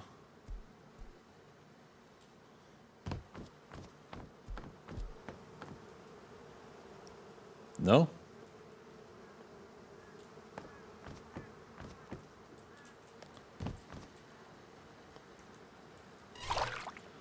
All right, these are filling up. So that was done correctly.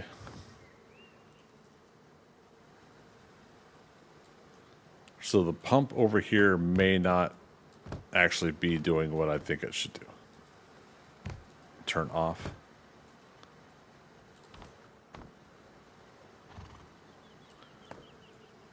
So my thought was that a pump here would pull everything here from here. But it may actually not be doing what I thought. Bummer. This is sloppy. But again, now the barrels are filling up. Your water collectors here are going to be collecting passively during the day. They'll get a little bit of water. During storms, during rainstorms, they'll get a lot. They'll fill up. And if I leave these pumps going, they'll always be filling up the barrels, and the barrels will be full, and then they'll be fine, right? But yeah, I thought for sure this pump would pull all the way from the barrels, but I could be mistaken. We might need to put another pump up here, huh?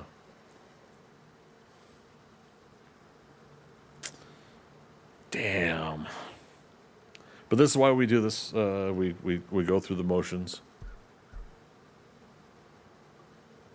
And we learn how some of this stuff is done.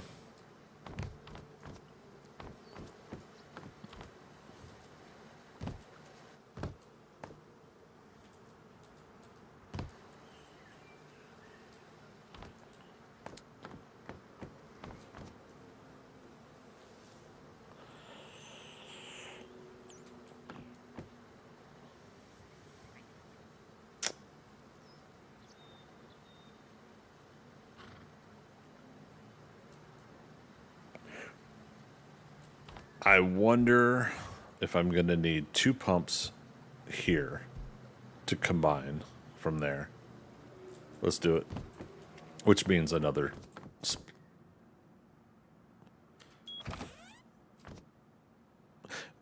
We could get a branch. We don't need a splitter. It's 2 different ways to go about that. So, there's one right there. Oh, I had a fluid combiner and fluid splitter already in there, and I had some lamps already in here. For shame. Always take a look at your inventory.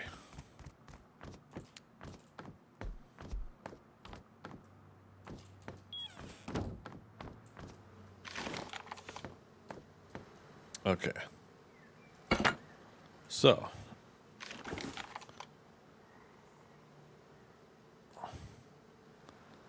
Ceiling light. So we are powering all 3. Oh. Oh?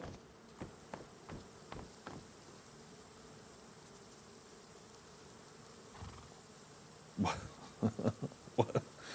Well, okay. Also, why is my NVIDIA thing really freaking out? It's probably because I don't have a lot of light on me. Maybe that's why. So, before we even get into it, there you go. Maybe it needed to reach a certain threshold in the barrels here. It's over 1,500 in each. All right, so these were already, I think, somewhat watered, right? That has 9,000. No, 39, 4,000. Anyways, you guys see basically what's going on here. Now the farm plots are supposed to be filling up. Now the question is it filling up efficiently? 54, 57, 4459, 4463. So they're filling up by about 4 each. 69. If anybody watching the stream is familiar with the farming more than me, is that the standard amount that a sprinkler will do, or should it be going faster on filling up the water here? We could get a jerry can of water and we could fill these up more right away. I'm going to do that. Let's grab 2. Now, it's kind of funny. So it's 5,000 jerry can, right? This has 95. Right click in the middle. Dump it out.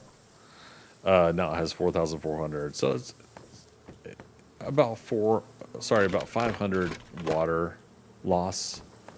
But most of it goes into the into the plot. So 4484, 109. So let's do one more. All I'm doing in this situation is speeding up some of the process. I feel as I'm putting water in here because we're about to plant some crops when we go do scrapping. So 4,500, 4,500, 4,500, 4,500. Okay, and then before we go do the scrap thing, another plane. We already got an airdrop today, though. I'm not gonna jinx it. So we go by Philo and Thea's place here, and this is where the pond is. Make sure we don't get mauled by a bear while we're here. Yes, that did almost happen to me. In this fresh, clean-looking water. We could just right-click, fill it up, move on to the next. Right-click, hold down, fill it up.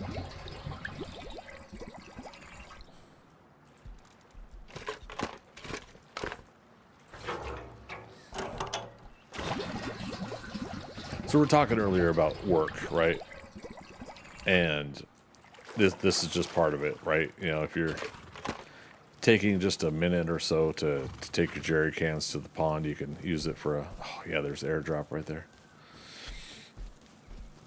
But yeah, you could use jerry cans to do that, and depending on what your crops are, you should have some reasonable amount of water in there. You don't have to worry about it. If your crops drink up a lot of water, then it's going to be a lot more work. But then once you get automation like this in play, it just becomes a little bit easier. Oops. There we go. That's there. And obviously with these 2 more barrels, I could set up an even more intricate thing where we put 4 barrels and 4 rain catchers, and we could have it all fluid combined to go to this. Again, I'm a little skeptical with it not working at first. Maybe it legitimately had to go through all the hosing. I don't know. I don't know if the game is that advanced with stuff, but it's working now, so I'm satisfied for now. Pick up the ultimate weapon, or the ultimate tool, the table. We're going to go scrapping, which I'm just going to use the... we're going to pick up another jackhammer.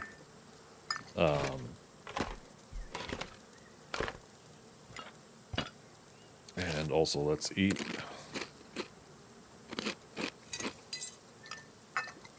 All right.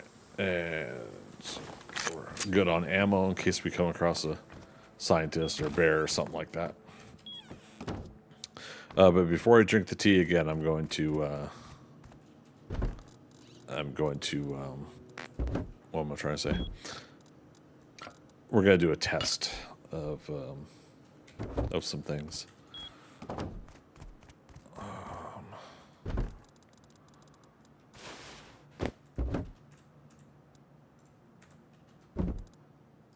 Okay, put that back. I just wanted to get some get one more bandage in my inventory.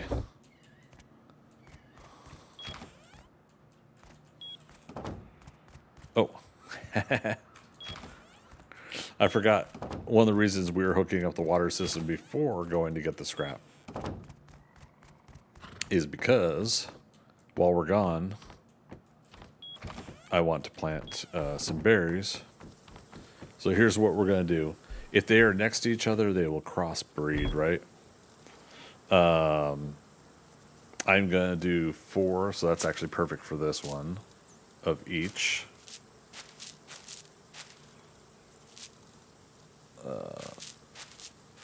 Yeah. And 4 blue. Okay, so these are our only blues. The thing that will ensure that they're not next to each other is just all 4 corners. And again, somebody could correct me on some of this stuff if I'm doing it wrong. All right, so, oops, left click. 3, 4. 2, 4.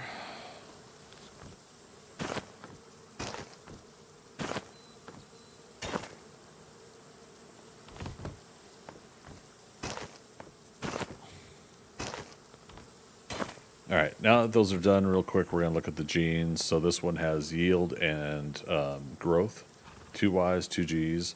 It's got an X and W in it, but for the purposes of this playthrough, I don't think that's actually bad.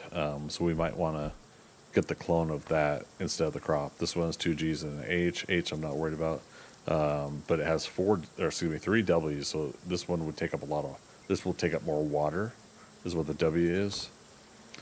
G, Y, and H are in this one, but also water, log, Y, H, Y. So yeah, so out of these, this blueberry here, I think is the beneficial one. Green berry, no, that's a whole lot of water. That one's going to take forever. It's going to soak up a lot of water. All right, here we go. Yield, yield, yield, and it's got 2 H's, but in general, I think that this is probably the better of the crop. So we've got one here that's comfortable, and it does have a W in it for water, but I think for the basic playthrough I'm doing, I don't need a huge crop of these things. I think that one's perfectly fine. So we'll end up, when these are in sapling stage, we'll come back and try to grab it as a clone, and the rest we'll just let go to completion, because we'll just harvest them for the berries at that point. White berry, this one has 1, 2, 3 yield, one on, again, is it hardy? Is it, I don't know what to call the H. Yeah, so I think this one's probably our better bet here. Okay, not bad. Yield, grow.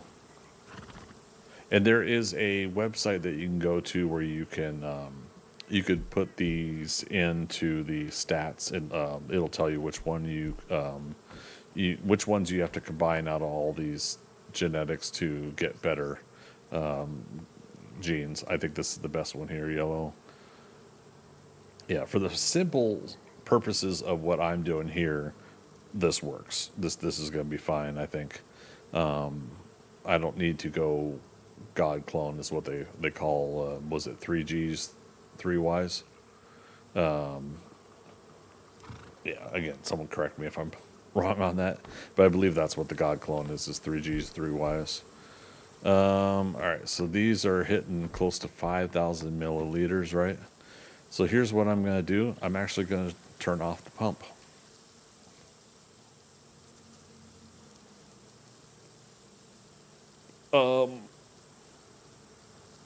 Aren't you supposed to turn off?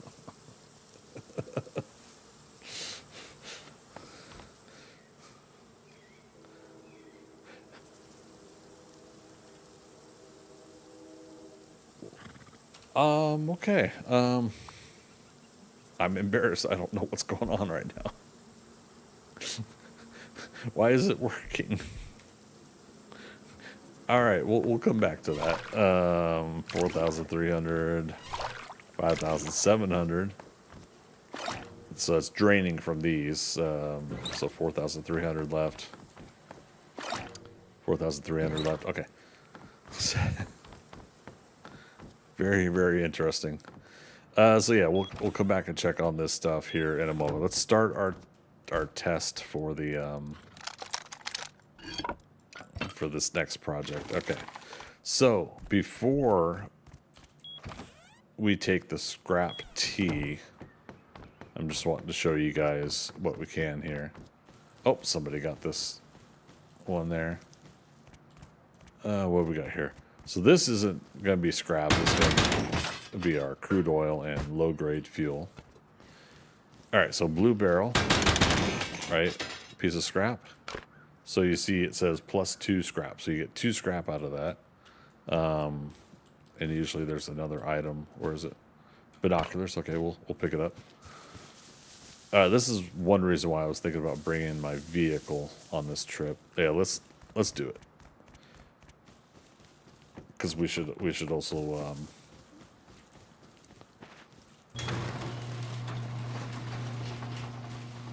yeah, this one. We should also scrap some items, and then yeah, it's full halfway. These are for doing monuments and things. So we have some storage up front should we need it. Speckles, we'll be back.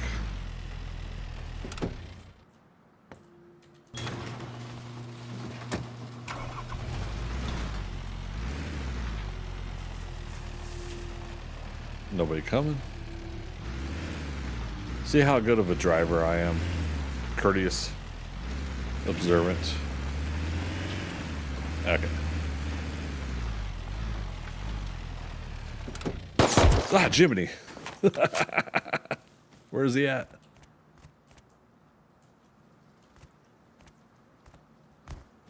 Is he in the bushes?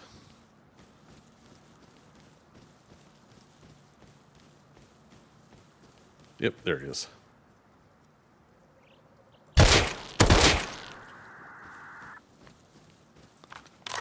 Silly goober. Hey, 18 scrap. All right, so I showed you the blue barrel. Here's another one. Okay, so scrap. So there you go. There's 2. So it's going to be 2 every barrel until we drink the tea. And I'm just showing you guys. Out of the vehicle parts box, we get 8 scrap. All right. Okay. That's good. And you get some scrap out of this too. Oh, that's my first crossbow this time. Let's play through. So 5 scrap out of this toolbox. Should be 2 scrap, and then we'll also scrap some of these things. Double check. There's a metal blade.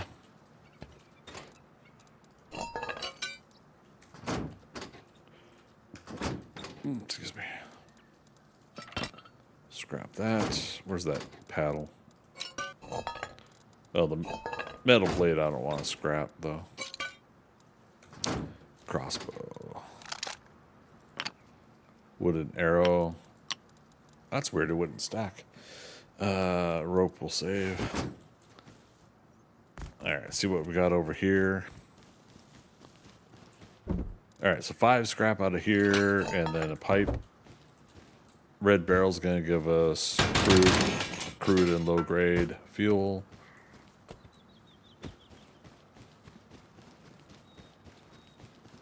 Oh, and I think I showed you guys, right? But this is mine. This was to test the power coming off the poles now, off the transformers. So I made a red light, blue light special there. Okay, 2 scrap. Propane tank. Wood floor spikes. Here's the auto basket, so 8. So all this stuff is the same when you go to these things. And again, I was going to show you like the yellow barrel. The yellow barrel, I believe, is also 2 scrap. I just want to confirm. I do want to make sure I'm saying some things accurately as well, so it's part and parcel. Oh, somebody's bag. Uh-oh. I don't want to touch it if it's somebody's. It's not my business to do so. 2 parts.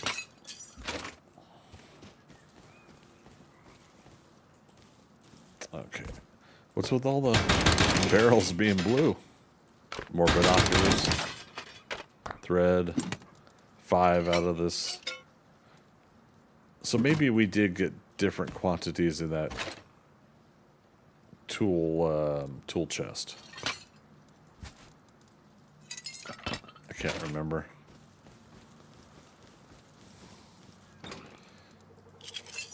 Okay, scrap that. Scrap that. Rest will save.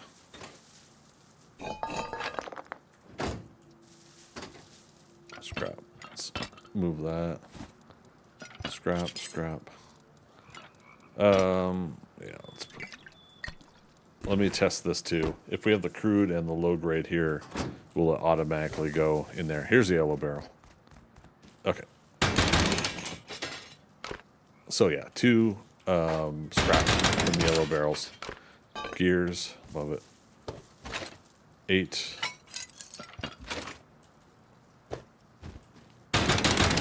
And we got blueberries here. Scrap. Sewing kit. Yellow barrel. Metal blade and scrap. Got some food. Yellow barrel. So I'm going to take the tea here pretty soon. Again, the whole point is I wanted to show you guys how some of this loads. Did the scrap go somewhere? Or did I pick it up? Uh-oh. Alright. It happens sometimes. This tool chest. Is it 5? It is 5. Oh, nice. I'm actually going to switch to the mace. Mace to the face. Mace is real fun to bust open barrels with.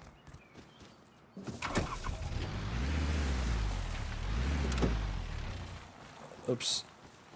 Oops. We'll scrap those. Scrap that.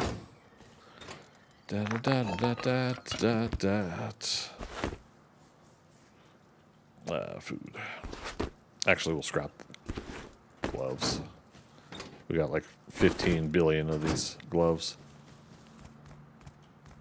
All right, some stuff's respawning already behind me, but we're going to go forward because we're going to loop towards junkyard. But I am now going to drink the tea. All right, again, basic scrap tea. We're trying to get extra scrap, right? And it says temporarily increases the amount of scrap. So it doesn't say the percentage, right? Oh, no, wait. Scrap yield 100%. So if it's 2, it's going to be 4. All right? Let's find out.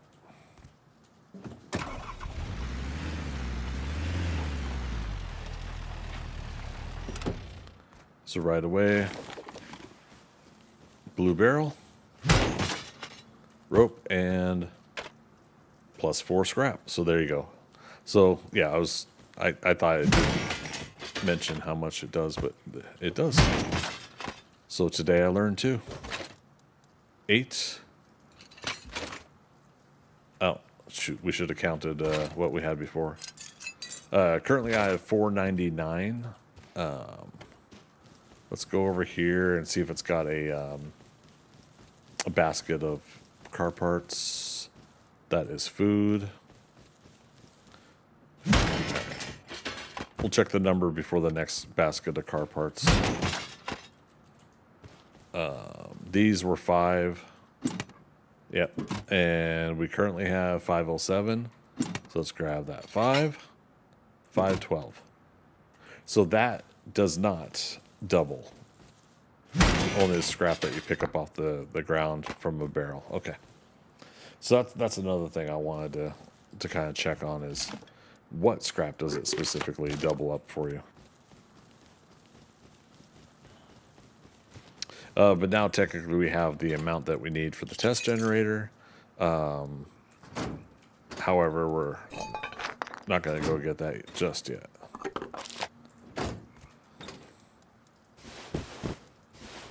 Scrap that. I'm going to scrap the rope.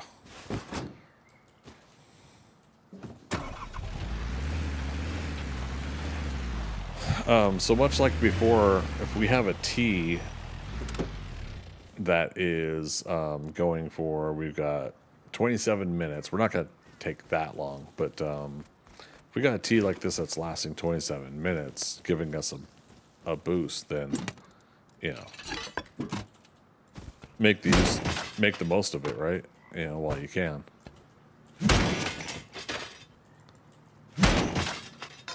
All right, something fell over there, but we'll get it in a moment. Okay, 8. That does not double up though. Mailbox, yeah, that'll scrap reasonably well into material. So, all right, another bow. We'll scrap the second bow. Scrap the hat. So we were at what, 375, and I said I needed 125 more scrap, and we're already at that 500. RF receiver, I might scrap that. We'll get into things like that later. RF receivers and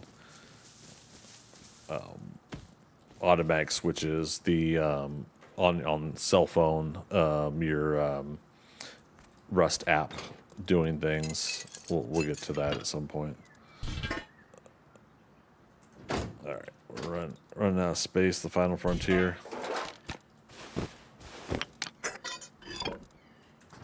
Which is fine. It's a good problem to have. Let's actually go to junkyard now. Oops, that's a right turn.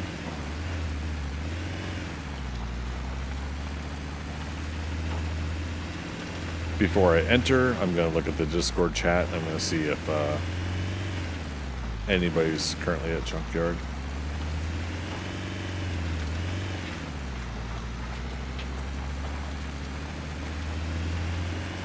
Now, technically, there's another recycler that I could use, but for the purposes of the stream, I'm showing you guys a monument one.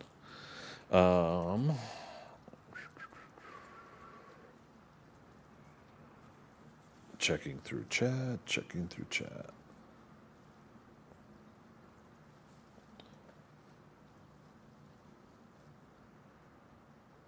What happened to my laptop? Sorry, give me 1 second.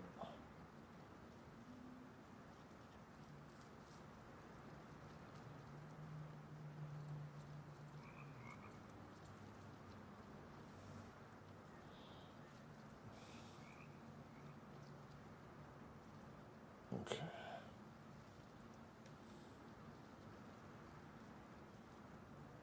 That's funny. I think my laptop did an update.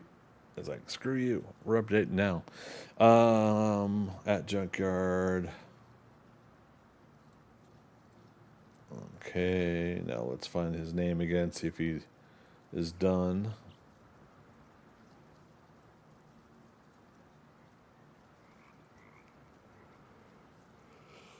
Oh, starting to yawn.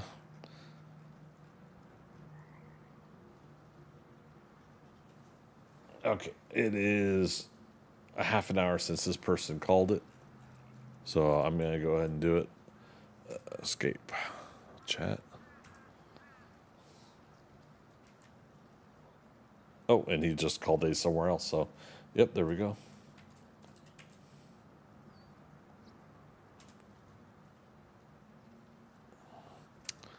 All right, turning chat off and monitoring the Discord for any rebuttals.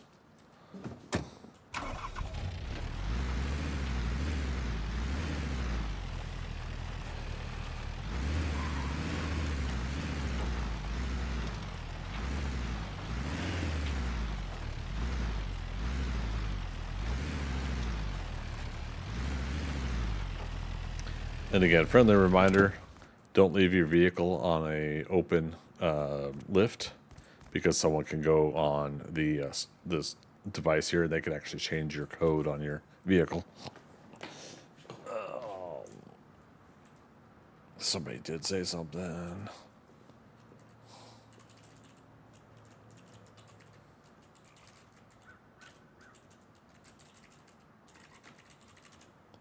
Okay.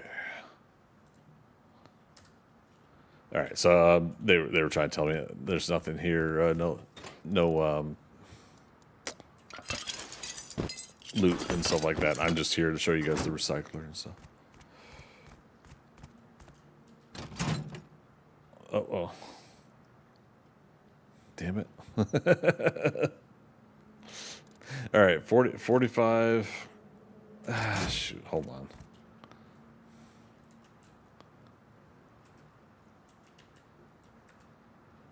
Chat back on. This is tedious.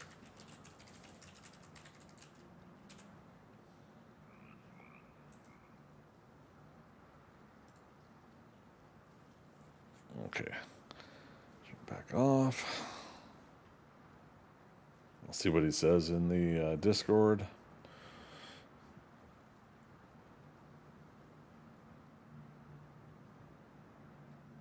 If he does say anything. All right, he's coming back. So see, again, courteous things. I think it makes a difference, you know. Help make these servers enjoyable for others, and you end up building a community, and people have a good time. It's not always going to be 100%. There's always going to be people that misunderstand things, or they're just naturally grumpy, or don't get along with others. But I feel it's honest for me to tell them, like, oh, I noticed there's stuff in the output still of the recycler. So it's a nice thing to do. Okay.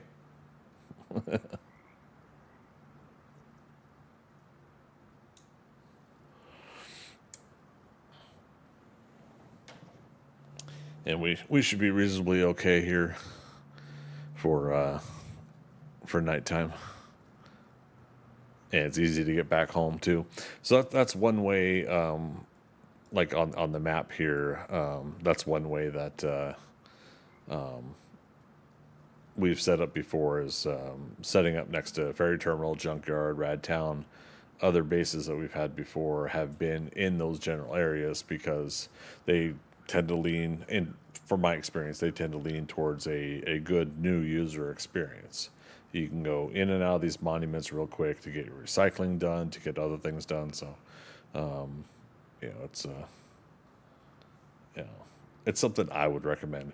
But not every server is going to have lifts and recyclers. Some stuff is either vanilla or not vanilla. This server happens to add some of those things to it. It says it's vanilla, but it's with some of these slight modifications. Now, before this current update, the abandoned supermarkets would have a vehicle lift. Now they don't. So now you got to go to the Oxums to get a vehicle lift in the wild for some of those places. When in a case like Junkyard here, it's got what do you call it? The lift and a recycler right next to each other. Freaker, check 1 2. What's that for? Were you not hearing me for a second?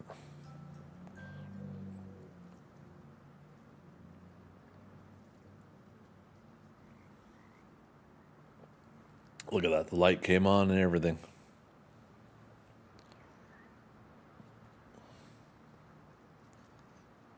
Hopefully this person's not too far away. I want to get this done.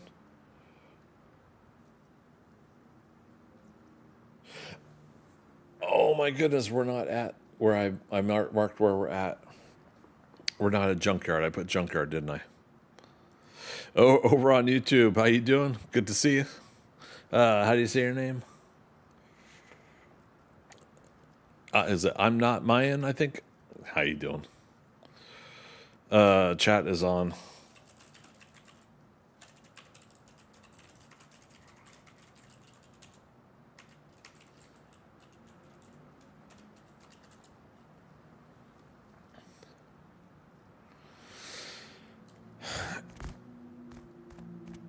Okay, so 45, 18, one cloth.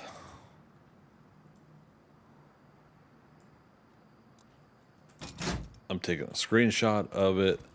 And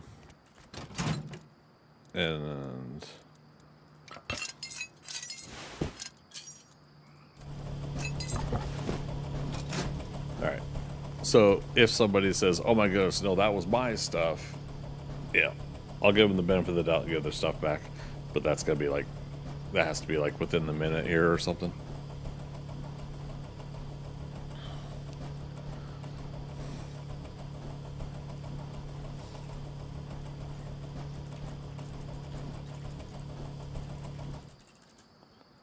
So at ferry terminal to make it accurate.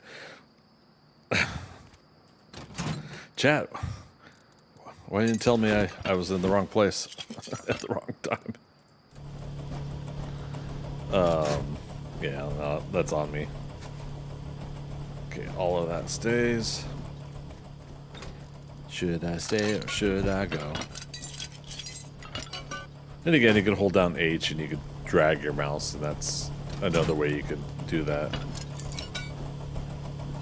But no big whoop. And again, we still got that scrap T in our system too.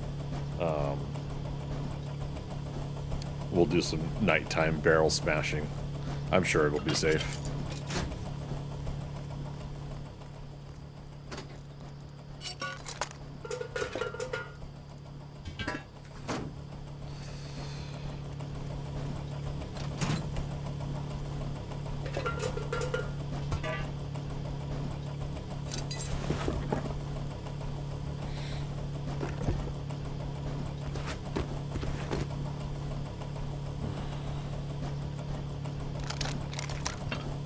Oops. It'd be cool if it automatically pulled the stuff left as it worked on recycling this stuff down. Yeah, more automated and optimizing things that I think could be done, but it doesn't deter me away from the game if they don't do it.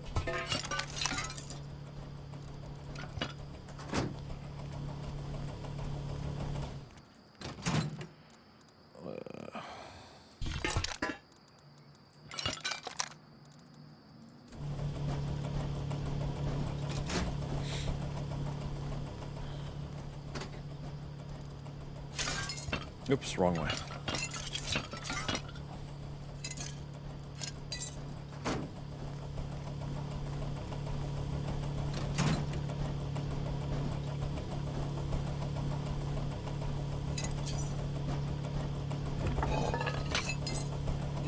I'm gonna go ahead and recycle the blade. See, now we're starting to get some scrap from stuff in here, so that's good. And again, we started out with 375 scrap. We're already up to 300 more scrap than what we had.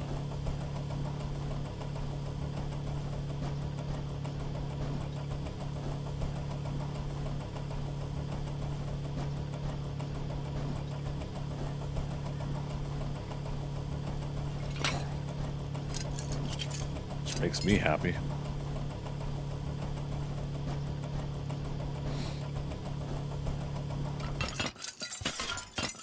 Oops.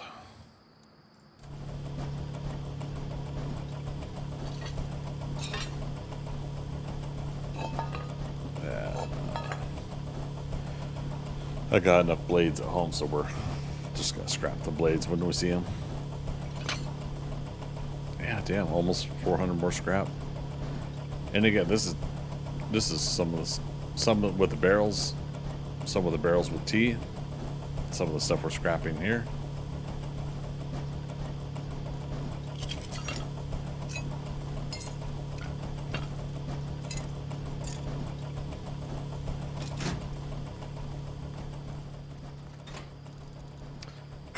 Let's scrap this stuff. Hopefully I don't regret it.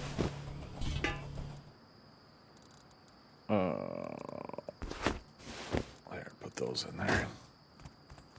I don't think I'm gonna regret it. The amount of stuff, we talked about this before, but the amount of stuff on a PvE server that you're getting in barrels and you're getting in loots and you're buying with scrap or from other players honestly seems pretty easy. It's an easy grind, simple grind. First time chatter, don't know your name, but I'm sorry, I only speak English, so I'm not sure what you're saying there.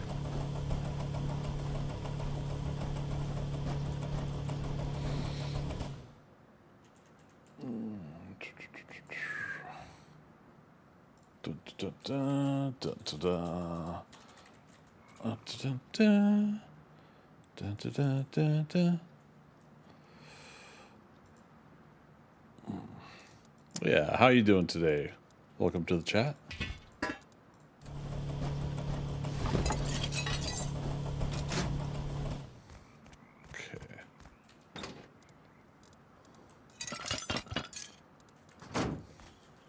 And we got a whole bunch more. But yeah, this gets a chance to just go ahead and get rid of some of this stuff, and you know, we get some more materials this way.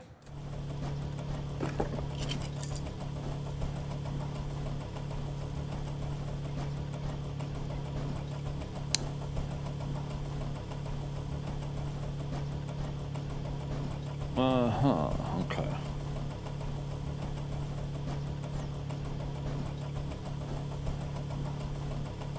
I don't know what that means.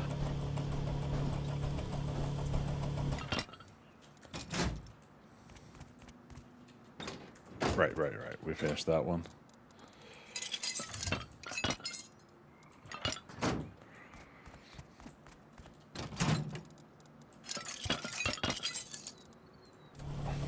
Alright, and I'm gonna turn chat off.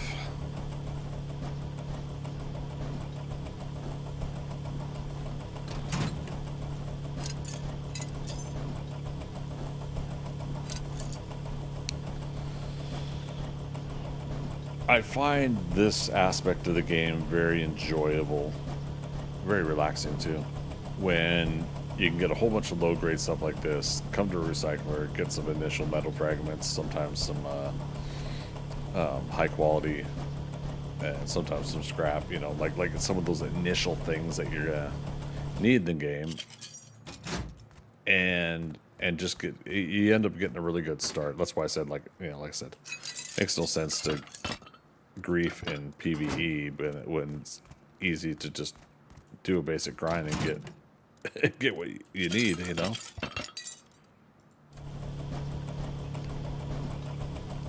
So obviously, I feel like if somebody's griefing, then they're doing it because they're an asshole. Just pure and simple.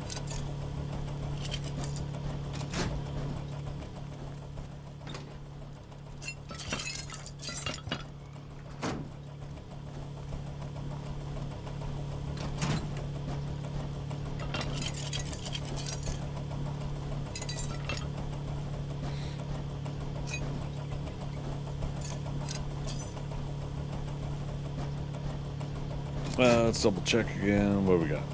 9 minutes left on the scrap tea.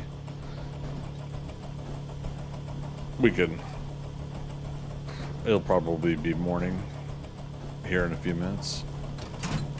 We might actually be able to do some of the barrels during the day.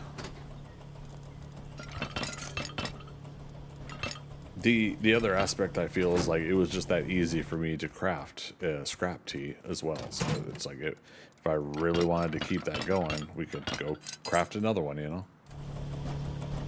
So.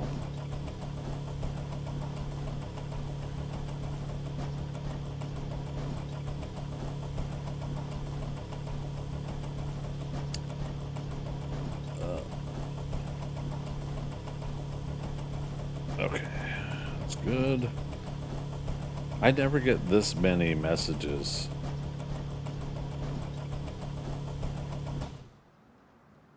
Until I'm streaming. It's so hilarious. It's hilarious. That's what it is. Oh, sunrise. Almost there.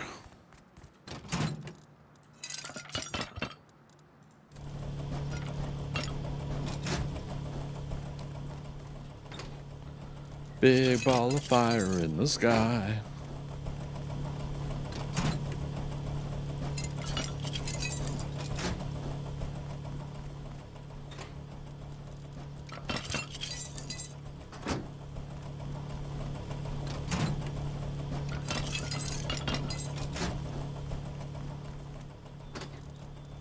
Okay.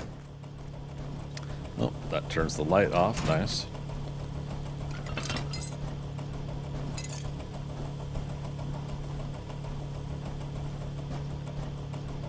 In some cases, I do hold on to these low-grade parts when I've unlocked medium-grade parts.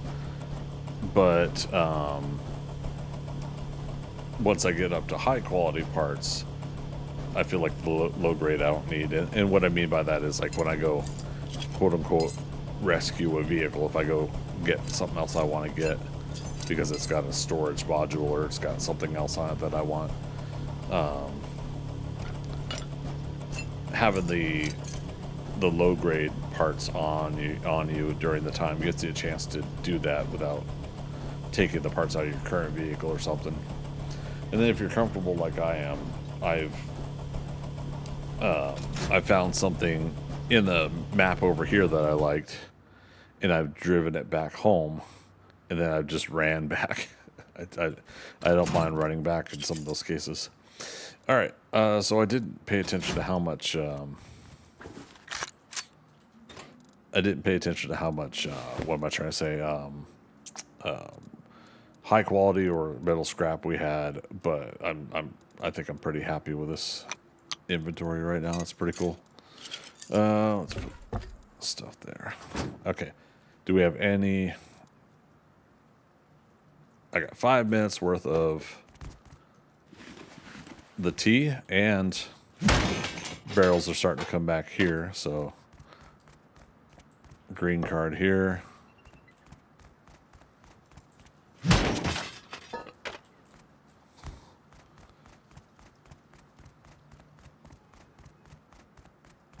Yeah.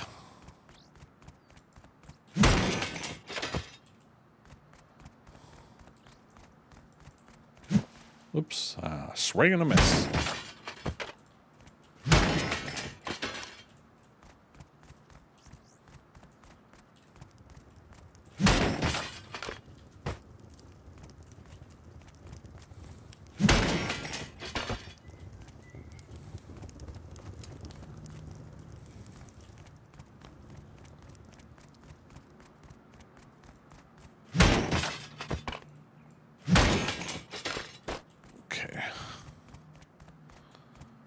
That's another thing about doing this is technically we could probably get a whole bunch more stuff that we could recycle.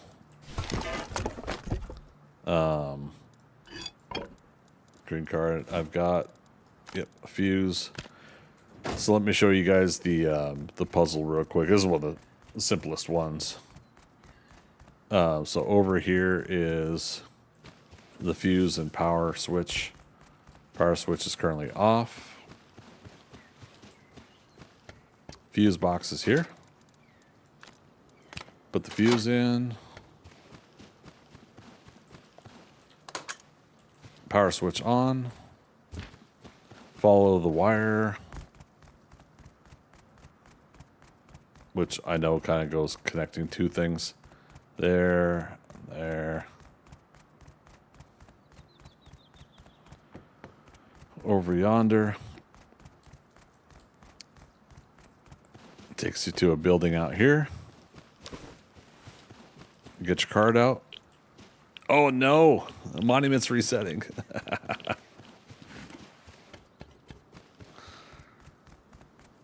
Okay, so it's just starting to reset.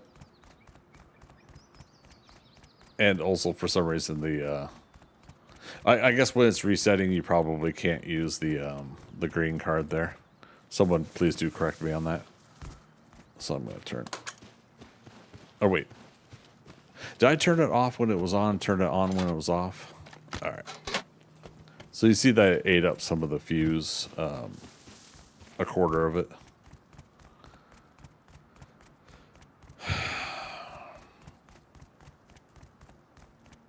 Alright, I'm not going to worry about it. But that's how you would get into the room there, and you would swipe your badge, and it would open.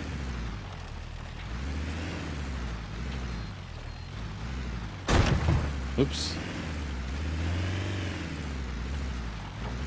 Probably like 4 minutes left on our scrap tea.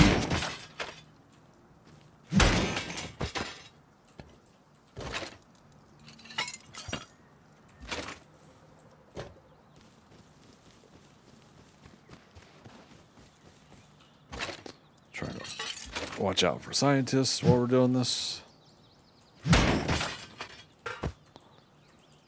Alright. So that's the other test I was doing. Is when we're gathering low grade and crude. It was actually going into the backpack. So again, it's just like, it's so weird that it'll do that sometimes, but not all times. Oh. Even if you're not picking it up, take stuff out there. I'm being told that that speeds up the despawn and respawn of a new pile if you take all of the items.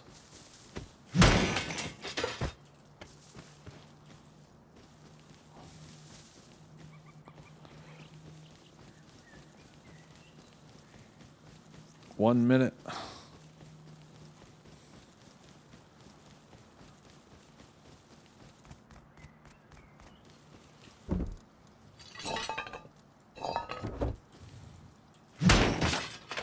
I have a rough plan too for this, even though the stuff's on the ground.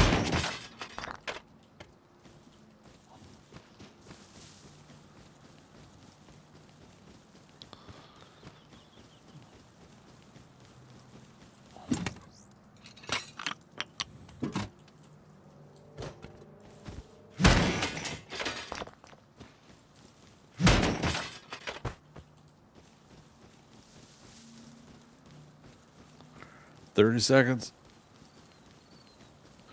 We could do it. It's easy, okay.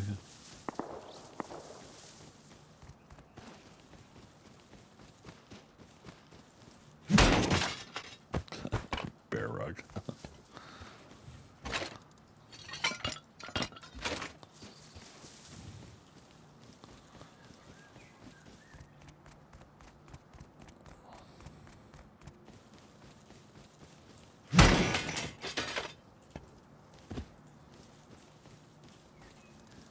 Okay. Scrap tea is gone, but we got up to 909 scrap.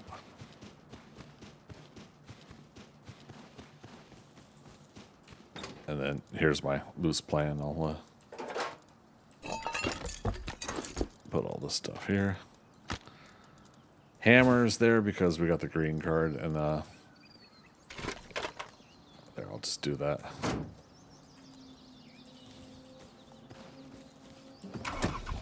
Alright, and those piles where we left other things on the ground.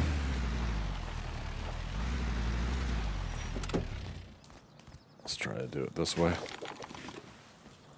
Is this a new pile? I guess so.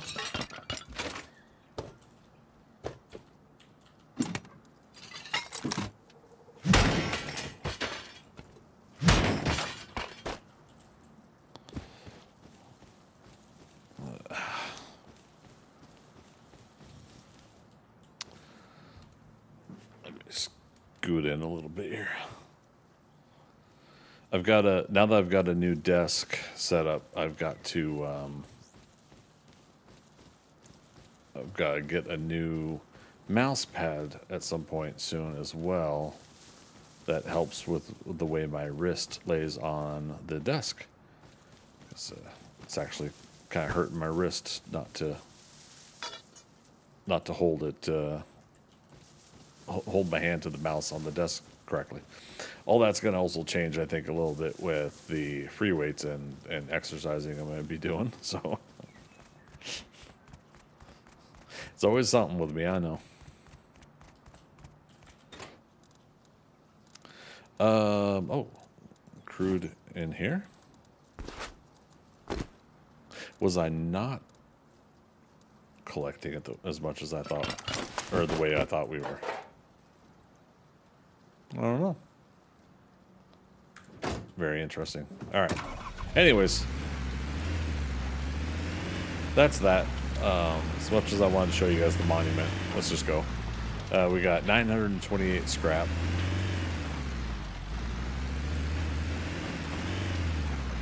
Now, I've got a way that I like to go to the admin shop. The whole reason we're getting this scrap is to get a test generator. The server does the test generator for 500 scrap.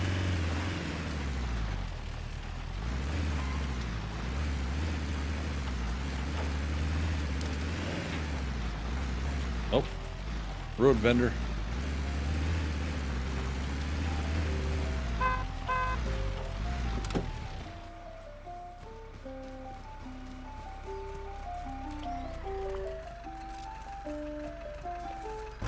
What do you got for us?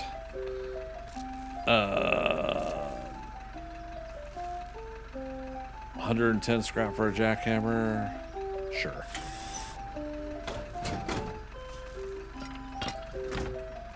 Reasonable deal. Where's the... Yeah. Okay. Give it praise. Why not?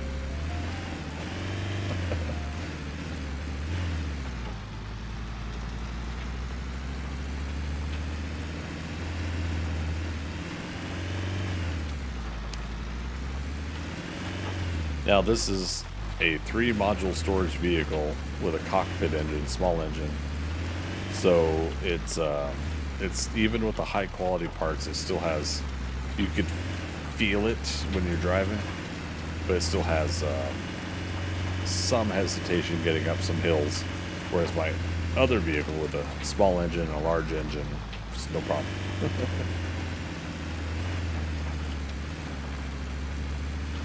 That's why, again, I would love to see some improvements on the vehicles. Not because I think they need it; it's enjoyable as it is. But I could see where it could go with the design and the way they've done things. Oh, chat! You're supposed to remind me that was my turn. The first river there that we get to get to the admin shop, you want to drive along the riverbank. On this particular map, this is a quick way, so here we go. Or a quicker way. We're not going to worry about stopping for crops. That's a new base.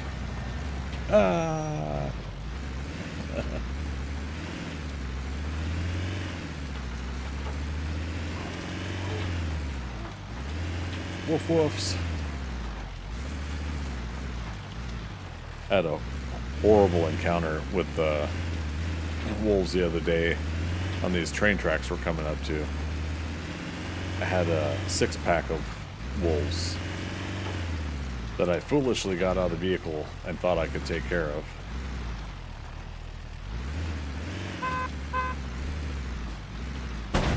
Eek.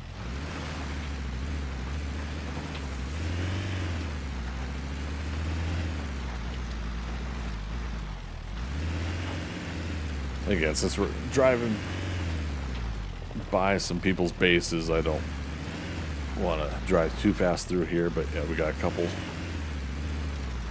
That base must be despawning. I guess they didn't keep up with it. Well, this one's growing out a lot up here. Wow.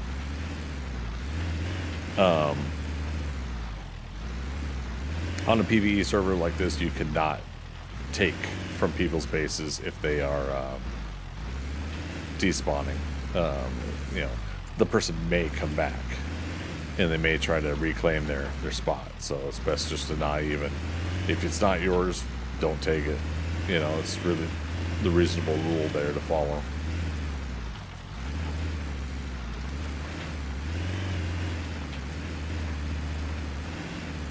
No, this one up here is really built out. That one's about the same, a little bit extra. But yeah, this really got built out. Look at that. It's pretty.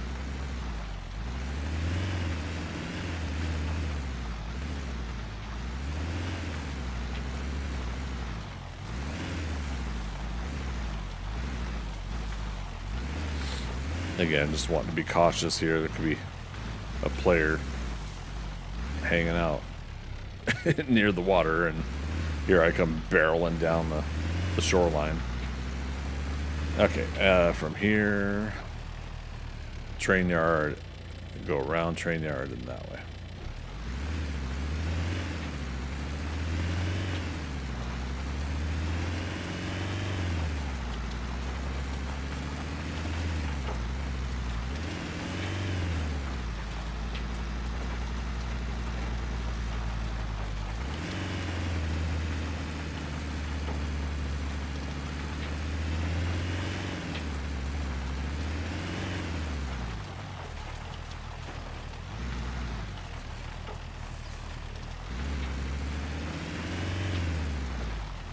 I could probably go through train yard too, but I try not to drive through the monuments in case somebody's doing them, and we don't need to freak them out or anything.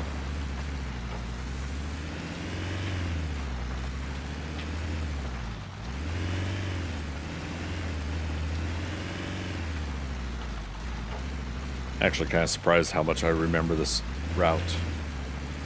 To get to the admin shop.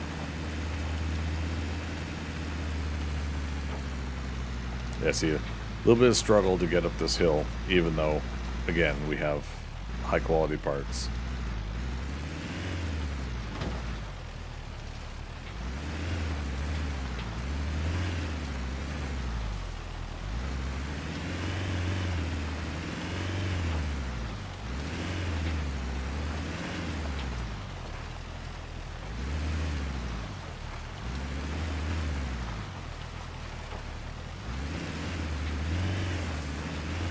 And there we go. The Costco style admin shop. And if you need to come here to use the lifts, the tire center entrance over there is where you do that.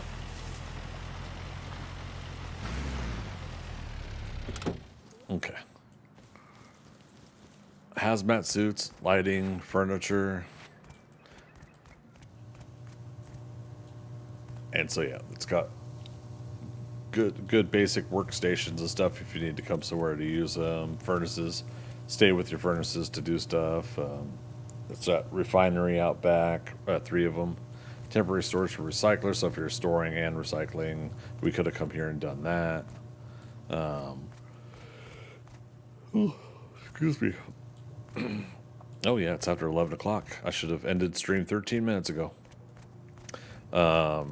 But yeah, what we've come here for is in one of these vending machines. Is it this one? Nope. Torches. Nope.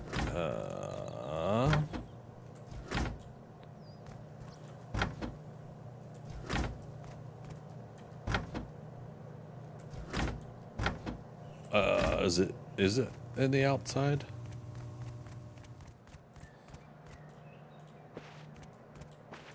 Hazmat suit, lighting. Here we go. Test generator, 500 scrap. So, took us a while, but we got here. I don't think I do have another hazmat suit. Let's go ahead and switch it out. I've got more at home, so it's still out here where it says hazmat suits. So Arctic suit cost 1 hazmat suit to buy, so it's kind of like a good switcheroo kind of swap out kind of thing. So there we go.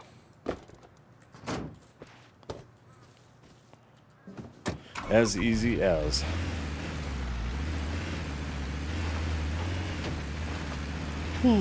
But yeah, so that was a fun contest design that one of the players got their admin shop designs voted on last map and brought into this current map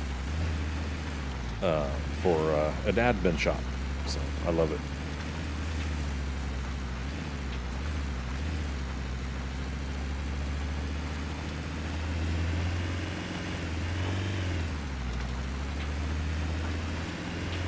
I still got 3/4 of a tank of fuel. Probably only eat up 1/8 of a tank going back. So fuel efficiency is pretty comfortable on this vehicle.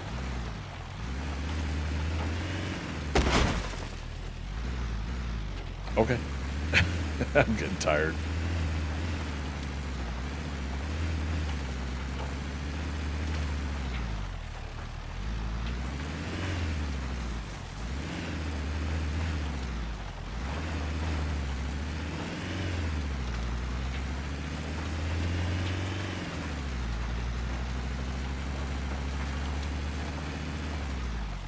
Shoot, I was supposed to check on the crops before we left, but that's okay. They're not going to crossbreed and screw up by the time we, or at all, so we can get back to them at any time. I mean, not like 2 real life days from now, they'll wilter away and disappear, but, within tonight's stream, we can get back at any time. Alright, you're gonna think I'm weird, but poop. This is large barn, but where's the ranch? Because the ranch, I think, has the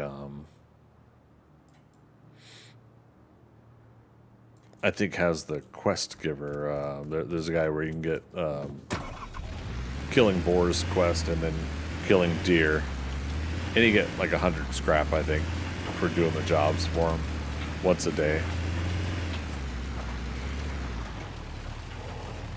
Oh well.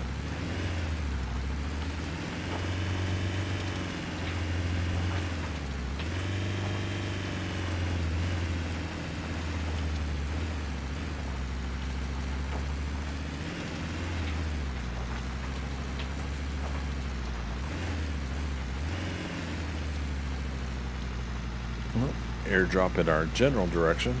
General direction.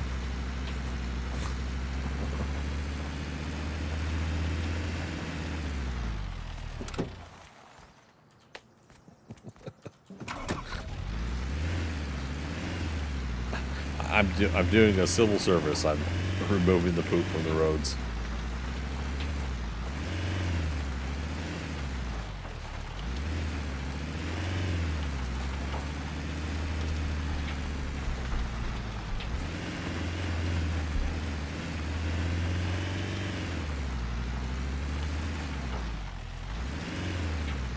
Did I go the wrong way? Oh, I drove past the road. Okay.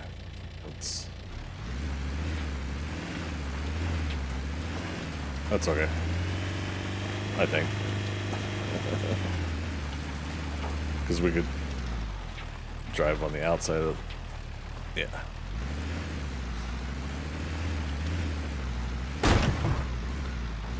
And we could crash into a small tree. Oh, wait. Is that? That's somebody's personal airdrop at the excavator. Never mind. All right, yeah. Follow this road south. Ignore the big boulder we crashed into.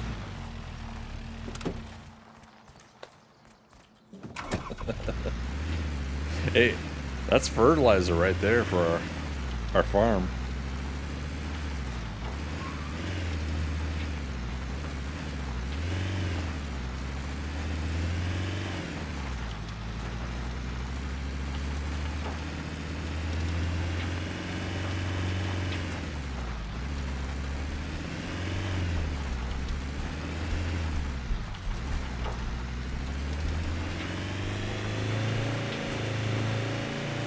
Right turn at the dome.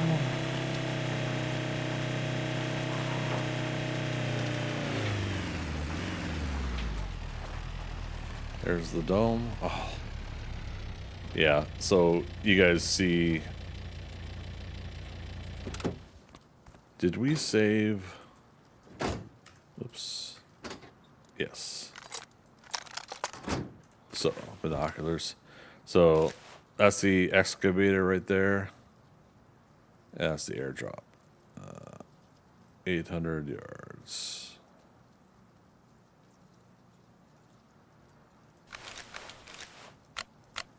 There we go. 862. Yeah. So yeah. Yeah. So that's somebody's airdrop.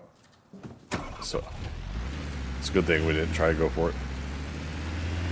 While you're doing the excavator and excavating things, it has a ComSys thing that you charge up, or it charges up while you're there, and you can call in airdrops during your time there. But I think I mentioned you only get an hour real life time to do it all. So you can take about 20 barrels of diesel. Yeah, see, this is the river we went up. There's the bike in the road. Let's do another service. And if somebody needs it, it's still visible, in my opinion.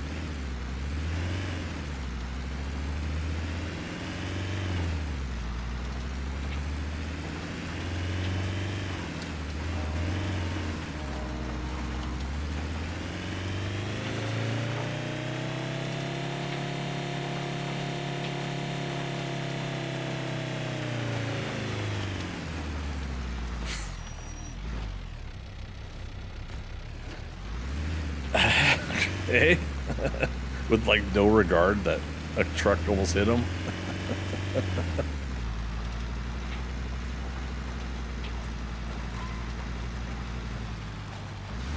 Alrighty. Now he might have said something in chat just now too, but again, I don't have chat active. Alright, we're not going to go through Red Town, but we're going to take a little sharp turn down here. Some of these trees are growing back already. But yeah, somebody was kind enough to trim back some of these trees.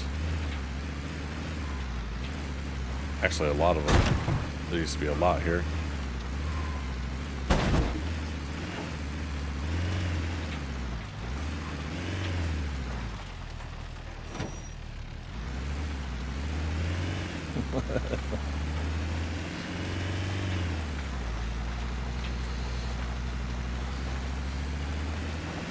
Easy peasy, lemon squeezy.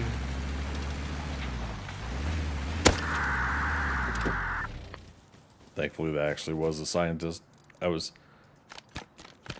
halfway to unsure at one point.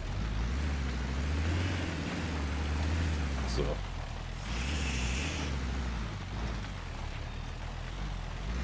I would have done everything in my power to heal up a player if I did that to him.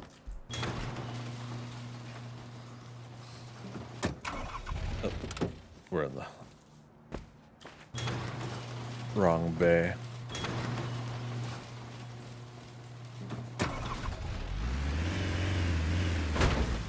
Yep.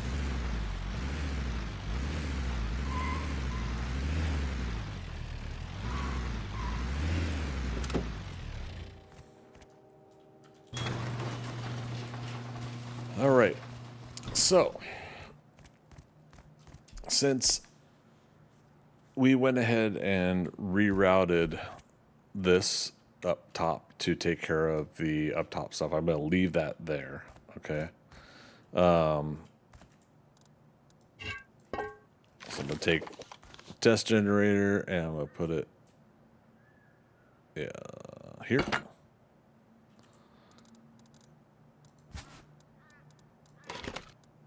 Wire tool, and then the best tool ever in the game, the table. So you get 100, 100, 100. So 300 total power out of the test gen. And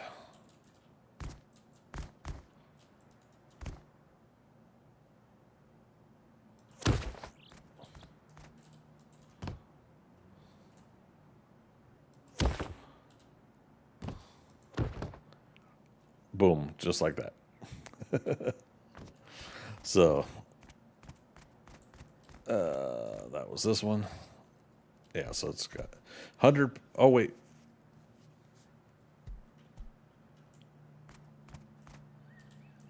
Is it not taking care of all of them? Did we not finish wiring them?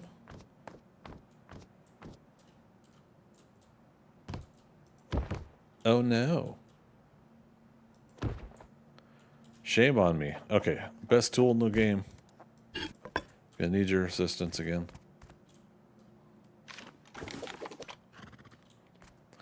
So this is why, like, I can obviously try to use this table every time. But at the same time, sometimes it's kind of like, I have to jump and hop and do all that stuff, right? Or I could build the other stuff and I could take the time to destroy it. I don't know. It depends on, I think, the person. What is more work to the person to do something like this or build a platform. I think I'm obviously showing that I could. All right, Speckles, I need your help. Thanks, buddy. Nope. Come on, keep me steady.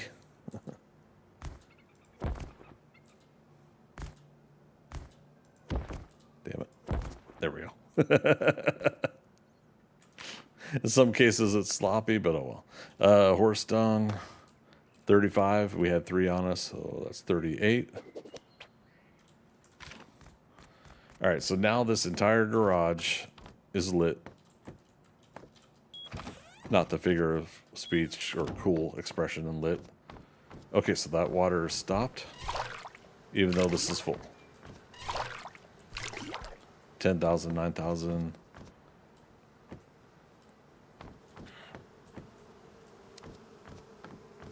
So yeah, so why? Oh, that's funny. I didn't realize that was at an angle. Well, light's 100% because it's daytime. So what you want to do is at nighttime you want to see how much light is getting to your crops. So let's go to the ones that we wanted. Oh wait, let's empty some of this stuff out. So there you go, 38. It'll take a while, but that'll turn into fertilizer later. Let's do that. That. Okay, because we're gonna grab 4 clones of crops. So I think this is the one I liked, right? Yield, and growth. Has a water penalty against it, but I'm still gonna take it. So long hold E. Take clone. All right. This is currently in fruiting stage, so it has. Is it mature, fruiting, ripe? I think is the stage. So seed, seedling, sapling, crossbreed, mature, fruiting, ripe, and then dead. So here we go. Mature. So this one's gonna be at fruiting soon. Mature. Mature. All right. And this is the one we liked because of the yield. So you have to get to a sapling and beyond to do taking a clone. And so that's why I forgot that we were wanting to do this earlier. Take clone. Yield, yield, yield. Yield, harvest, water. Water is 2 water penalties. I call them penalties. I don't know what everybody else calls them. This one has like 3 times the yield. So they're not the best cloned, genetic of the berries. They're not the best, but they're decent. They've got some enhancements to them that I think will work for down the road. So I'm taking them. The rest of these we're going to let grow to ripe stage and then just pick them. And the ones that we did clones of, if you want to keep those specific clones going, because it gives you 3 each, right? When you take a clone, plant the 3, let them get to sapling stage, clone them again. So that you get 3 times the 3 that you did. So 3 times 3, so on and so forth. And you can build up a exponential crop growth that way. What you could also do, and I believe I've got the mats for it. Before you plant your seeds, you can make a chicken pie. So that is wheat, eggs, corn, and chicken, cooked chicken. Let's take from this batch. Actually, before we do, let's empty our pockets. Oh, 79 crude. So for those that weren't here earlier, show you guys the automation that Philo had helped me out with. So if I put the crude in here, and we're also going to want to put some wood in. So I'll do that. Put the crude in. It detects it, clicks to turn on the sparks, and within 10 seconds of a timer, eventually the wood goes in and activates, and now it turns off so that you're not burning out your timer or your igniter. And that is now automatically refining crude into low grade, and then it's taking it out and it's putting it in this box. So it's a fun automation process, all done with all of these pieces, all these parts. We're talking about the igniter. Okay, it's doing all right.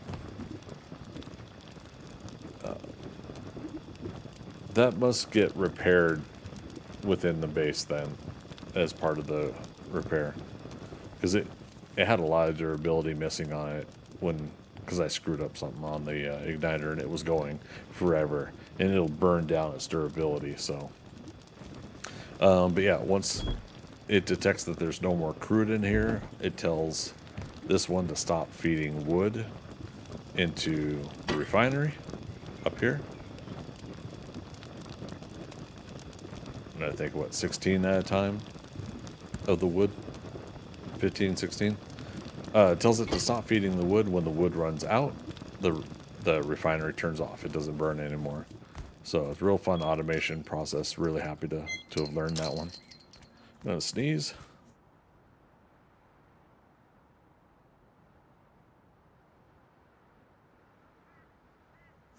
Ooh, goodness gracious. Okay, so back to working on the farm, right?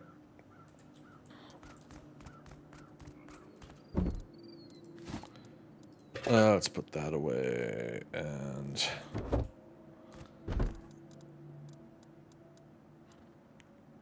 what else was I gonna put away? Dang it! Sorry, that sneeze messed me up a little bit. Let's do.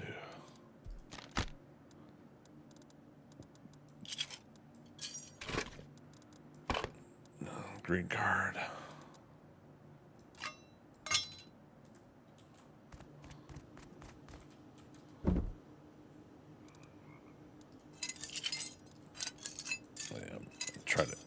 condense some of this stuff. And there's a little bit of a pattern of organization. I like wood, metal scrap, high grade. And we could do it this way.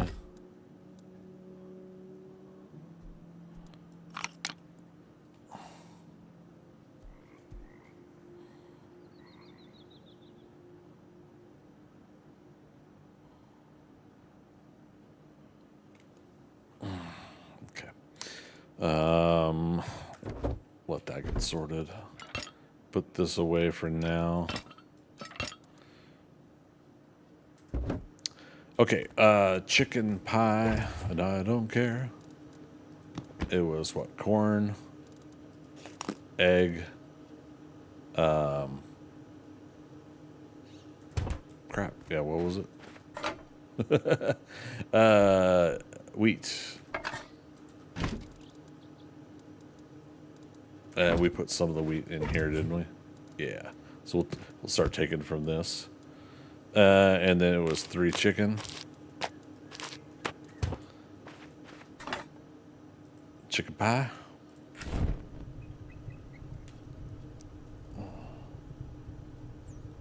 Oh, goodness me.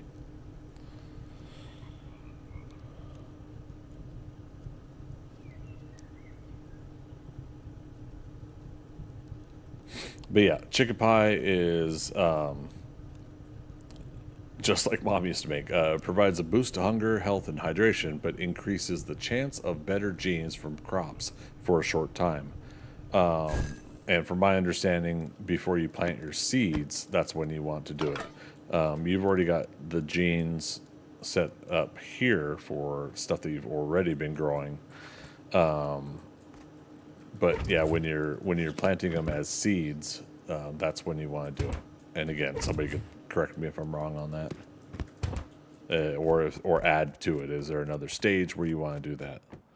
I had wondered if you do it during crossbreed, but I didn't see any phenomenal enhancements during crossbreed stage.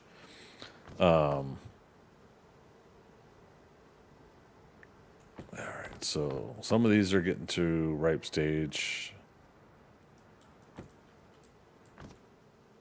Mature. It's going to take a while.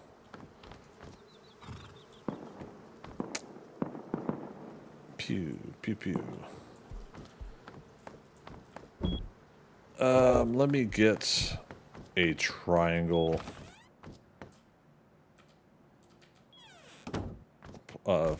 planter. There we go. This will do 4 of some of the crops. I believe wheat will allow it. I think it does not hold as much water, but we don't need a lot for what we're doing. It is daytime, so it's going to get plenty of sunlight for this test. Okay. Yeah, 3,000 water as opposed to 9,000 in the square plot.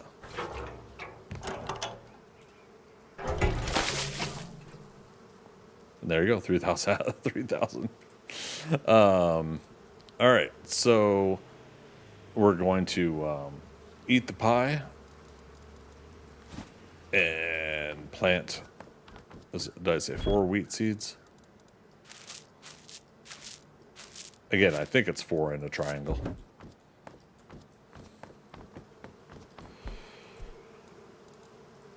Okay.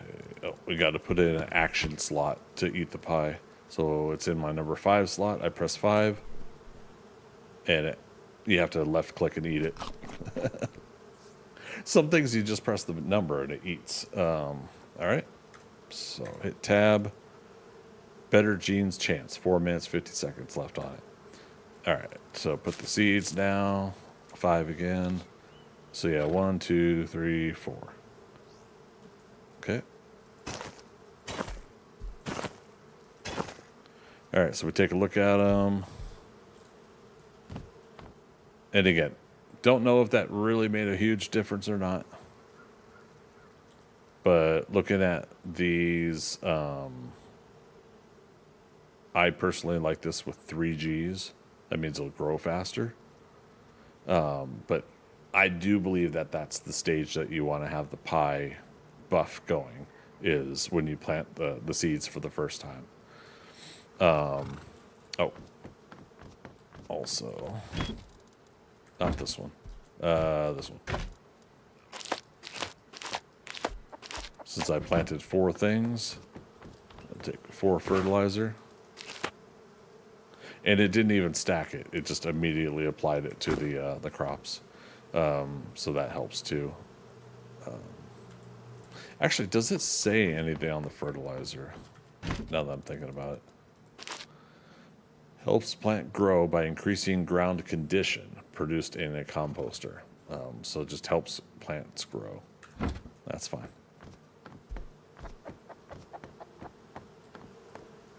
Okay.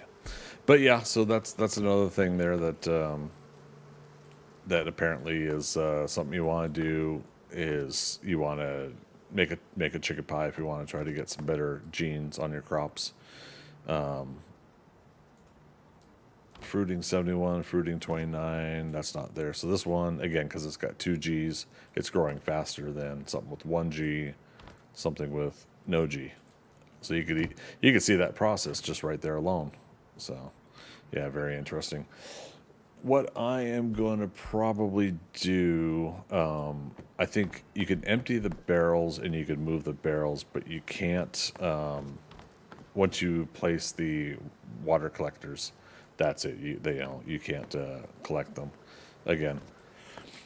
I'm probably going to reconfigure these pumps and hoses and everything we got here going on. I might put the other 2 barrels out, and I might actually do a bit of a daisy chain situation where all the barrels are connected. One feeds the other. If I do that correctly, I believe I might be able to. If done correctly, the 2 water catchers will connect to fill up one, which will fill up the other, and the other, and the other. Yeah, I might build shelving in here. I don't know. If that's the case, if I can pull that off, I'll show you guys next Rust stream. Now, technically, it was going to be Wednesday and Friday this week that we did Rust. So tomorrow's schedule is mixed. I'll decide sometime tomorrow what it's going to be. Friendly reminder to anybody that's new to my channel, I do stream on the side. I do content creation on the side of my day job.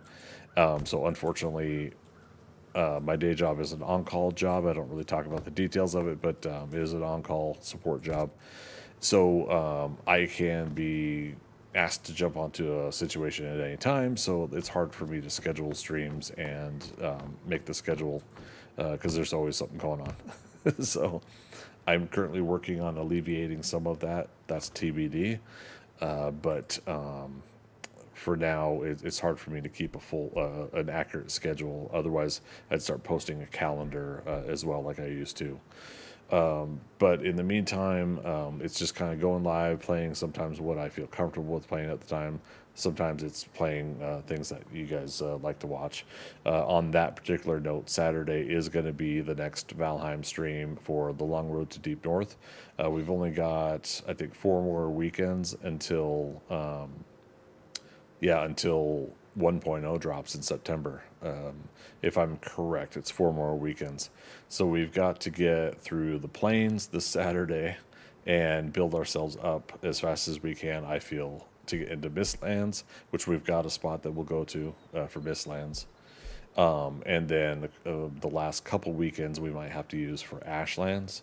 But that particular playthrough, once 1.0 drops, we're going to use that playthrough to get right into the Deep North and start working on that content right away with that game. And then another game in progress, plans are in progress, but I'm going to do another game with either with friends or also in addition to the one with my friends, we'll do one on stream where we start completely from the beginning again of Valheim so that we can see what's new in the very beginning of the game. The meadow biome, the black forest, swamp, so on and so forth. So we'll work on that also on another separate game as well. So September's got to be Valheim heavy for my gaming streams. So we'll see how that goes. But okay, well, I was hoping while I was chatting this would finish up. But yeah, this isn't too far away here. But so today you guys got to see the basics. Oh, you know what? What time is it? Okay, yeah, let's go another 15 minutes to wrap up at a top of the hour. Let's get a couple vending machines crafted. How much scrap have I got me? Okay. I should have put those clones upstairs. We'll go back up there in a minute. Vending machine. Okay, I need 3 gears. So that's another reason to save gears is projects like this. Freak out. Vending machine. There it is. Let's make 4 for now. Craft. Let's see if it gives me an extra. Also, I can't remember if they stack. So we got 4 slots here. Oh, 5 slots.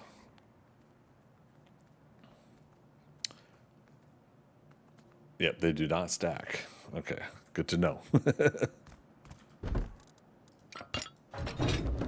But I also don't know if they'll make an extra one.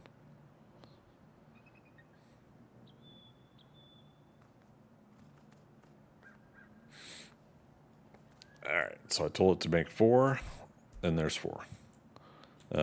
You could always go to your crafting menu and look right here where. Okay, I'm not covering up with my camera. You always look there to see if it's still crafting something. That's...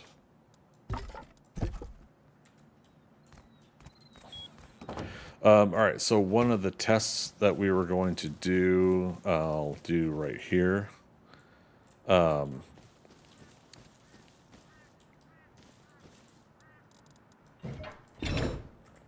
All right, so looking at it, this looks like it's the back side if you hit R. Or no. Yeah, R still rotates, but sometimes you got to move it out and back in.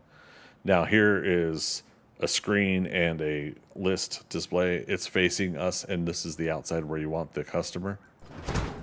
There you go. So that places the vending machine. If you long hold E... No. Damn, maybe it's the other side. Oh, there it is. So open, rotate. Shop, rotate. So on the side, it'll give you the rotate option. Obviously, that should only be for you and not for the other players. So this is part of the test. Let's put a roof piece here.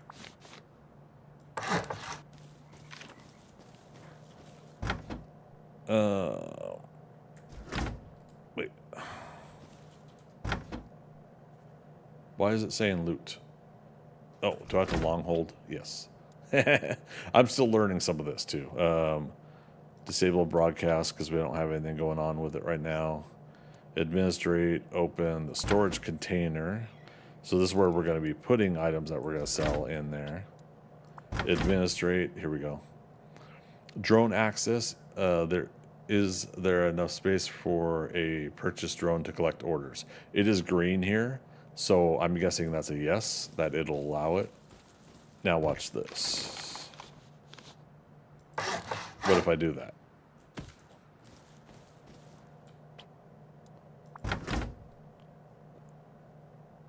Okay, so it's still saying it, or still red. Can we view it as a customer? No orders. Is it on the map? No, it's not broadcasting. So I'm still, like I said, I'm still learning some of this myself. Where are we at? We're over here. You are here. A shop. Drone accessible. So very interesting.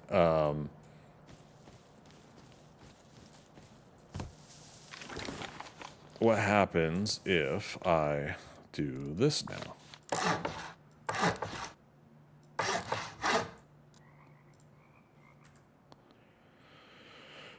We're going to be tearing all this apart, but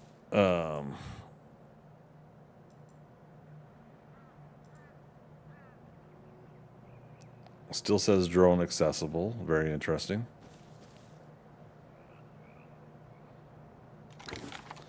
Because I was told if you build above,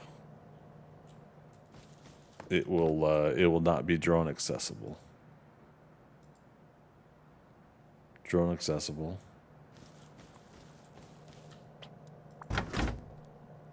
Broadcasting has stock drone access. So, you know, again, obviously, I turn the broadcasting on, turn it off. Okay. So maybe if it's like a slanted roof or something like that.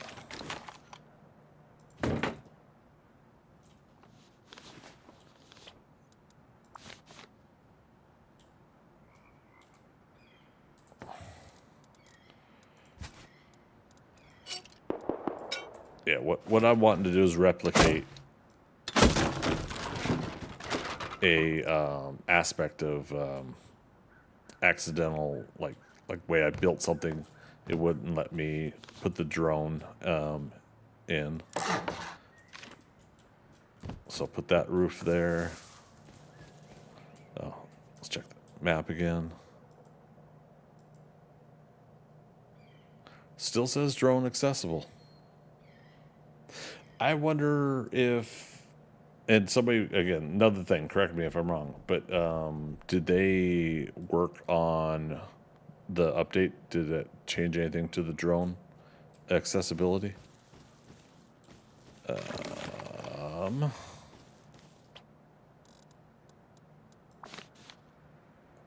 Also, I'm worried about, I would have to crouch to get in.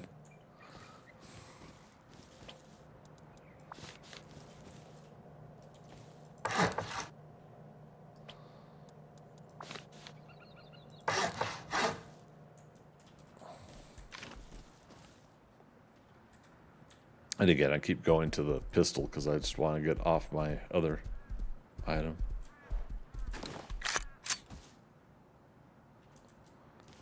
Okay, it's a player. How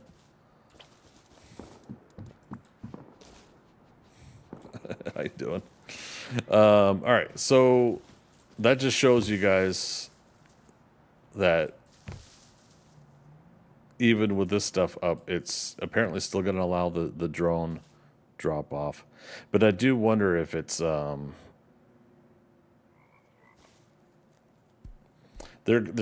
guess what I'm warning is that there are factors of, if you build on top of your vending machine, there are factors that will complicate it. It will not let your machine be drone capable, right?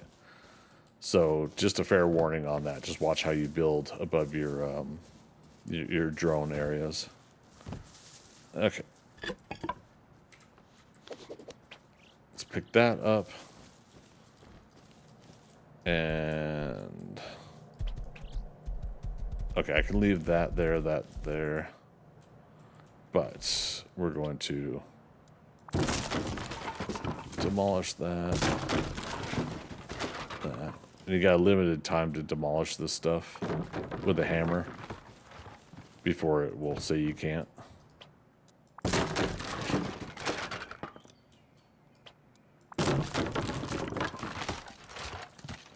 And this is old framing that I have here, so I can't demolish it. It's been here a while, but I can. Maybe. Oh, you have to open the door, and then you can pick it up. There we go. Oh no! I've dropped the door. Okay. All right. So again, good to know. That should allow me to have. So for those that don't know, the reason I'm wanting drone capability to be there is because people can actually go to one vending machine on the other part of the map, and they can order from your vending machine that way, and a drone will grab your stuff and deliver it to that.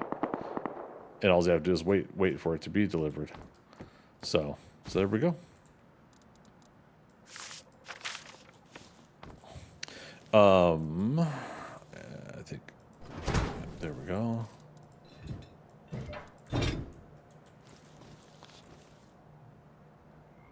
Oh, okay. You don't have to press the R rotate. Left side is the back side of it. Right side is the front side. Okay. Depending on where your cursor is, you could do it that way.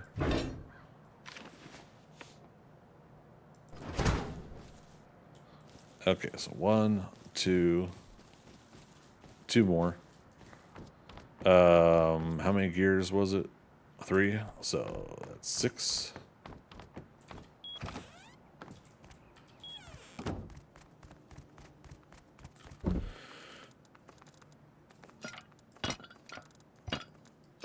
So yeah, another reason to keep the gears. You can also learn them. Once you have a level 3 workbench, you can learn them. So I got to remember to do that.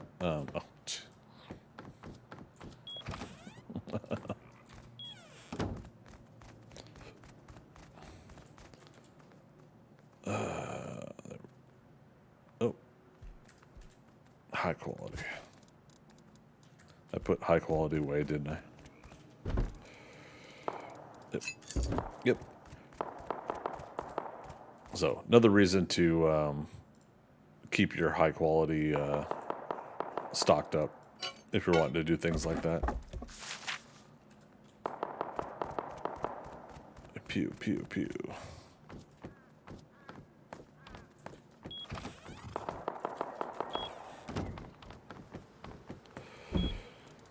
Rat-a-tat-tay, da-da-da-da-da, rat-a-tat-tay. All right, putting those there for now. All right, this is ripe by 1%, so that means it's now at that stage 1 to 100. It'll be yeah.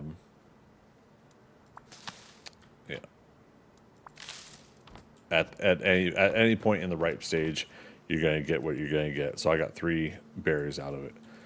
No big whoop. In some cases, with more Ys in it, it'll get more yield. You'll get more back for it. Then we put the waste in the compost.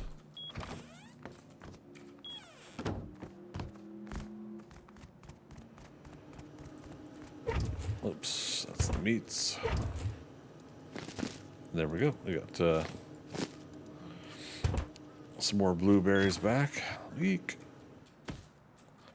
I never did fully get a plan going for this door here with this design. But that's okay.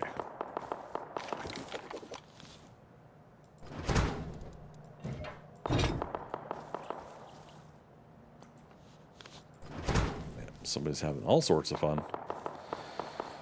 All right, so roll-up door, roll-up door. I don't think I have. Did we?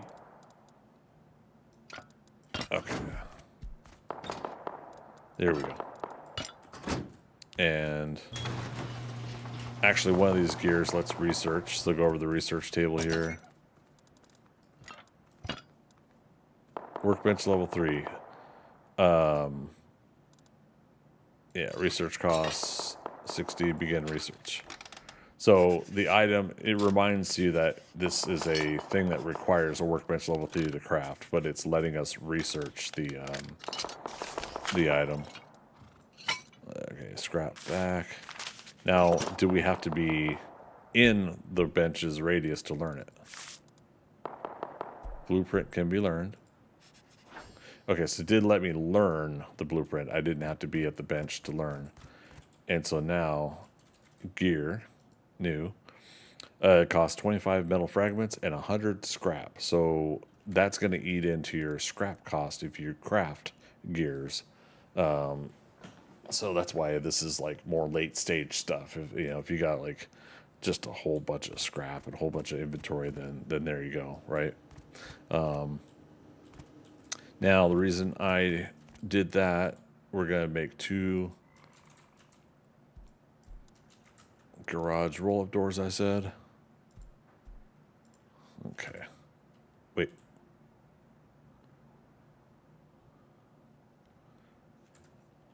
Oh.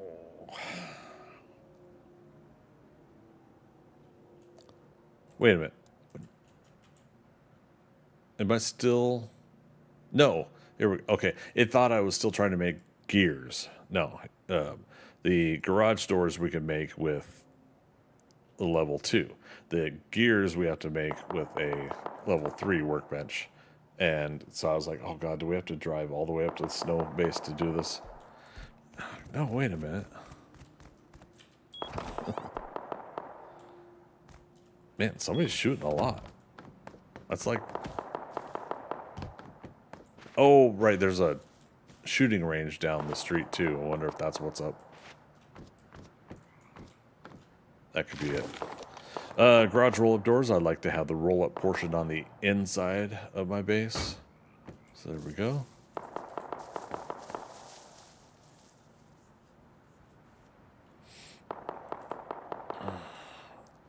Okay, next one's being made. How many of the chain link fences do we need? 1, 2, 3, 4. Oh, wait. One over there, right? 1, 2, 3, 4, 5, 6, 7, 8, 9, 10, 11, 12, 13, 14, 15, 16, 17, 18, 19, 20, 21, 22, 23. There we go. And I'm going to make a metal door because I can. 1, 2, 3. Oops. I need some more metal fragments. There they are. Yeah, so 3 code locks for 3 new doors that we're putting here. And until we get the chain link fence, someone could obviously just hop up there real quick.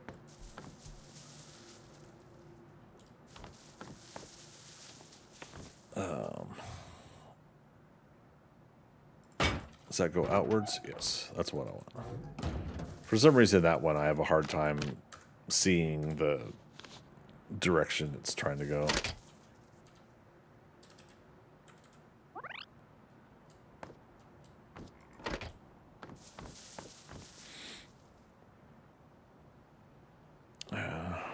Come on.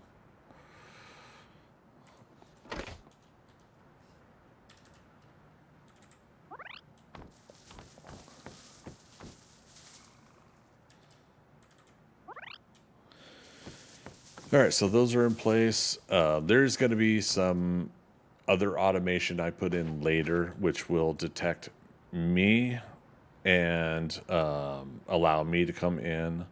There's 2 different forms that I don't mind doing. One is detects the heartbeat sensors detecting basically me and someone that's allied to me.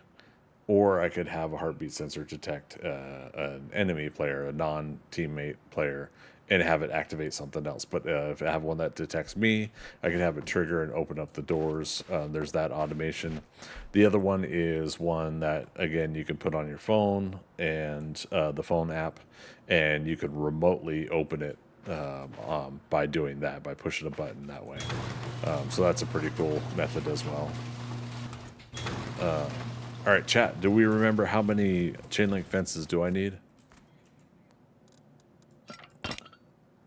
Everybody memorize that, right? Oops, there's 1, but we need to... Was it 23? So now 22? Okay. We'll make...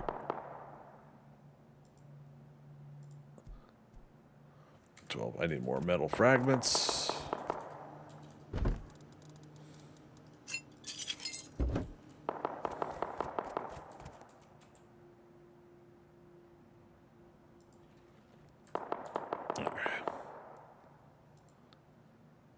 technically I'm gonna need a lot more too because I'm doing the rooftop as well. But for what we're doing tonight,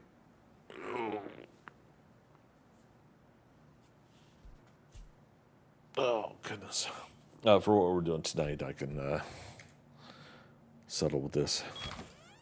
Oh, son of a biscuit! Doing this at night again.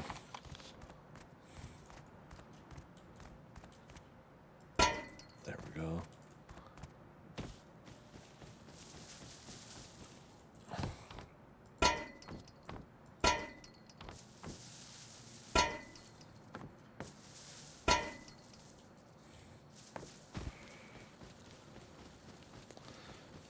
Rat-a-tat-tat, da-da-da-da-da. Rat-a-tat-tat.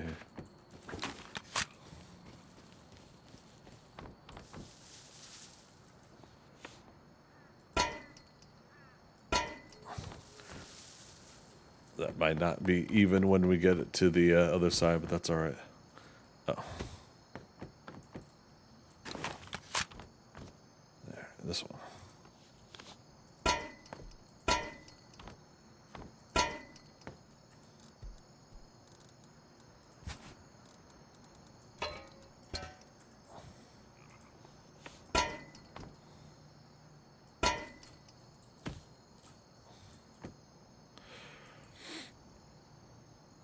You know, I could put a gate in here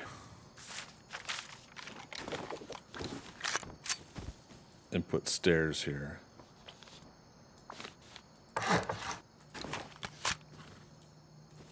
Yeah, that way I've got a side entrance there.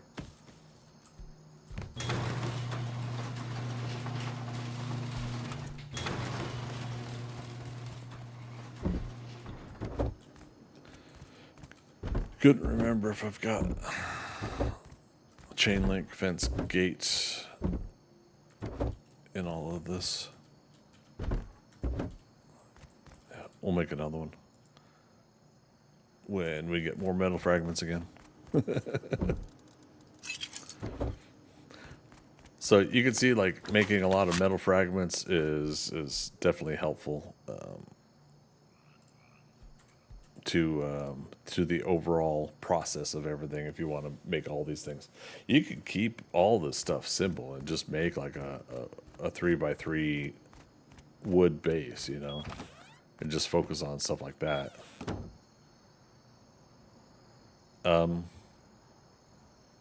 Now we know how close this was last time. This is, if I look the, we had one really close last time. Where is this one going?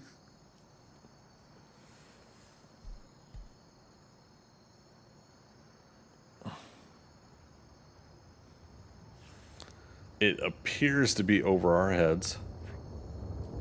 Now, okay, the arc trajectory.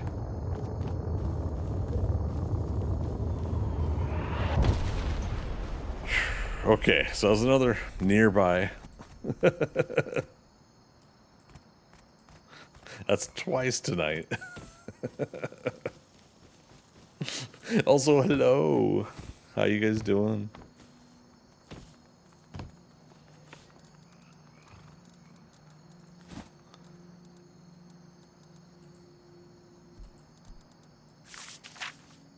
All right, chain link fence gate is being made.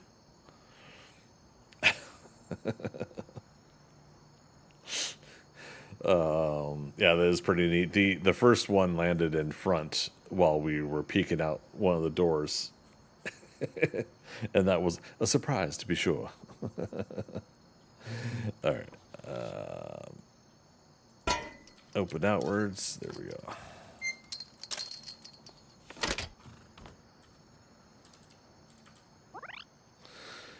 All right. And we got 11, 12 more fence pieces.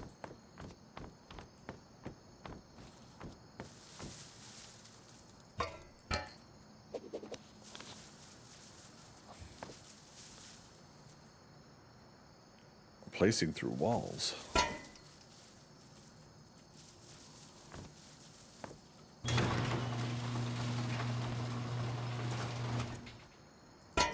Weird.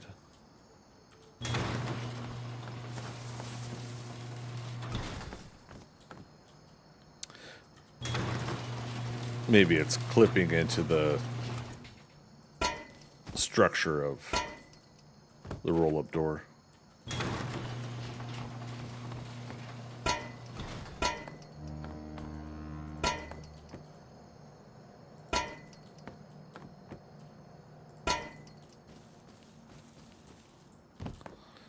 All right. Yay, it evenly lined up. All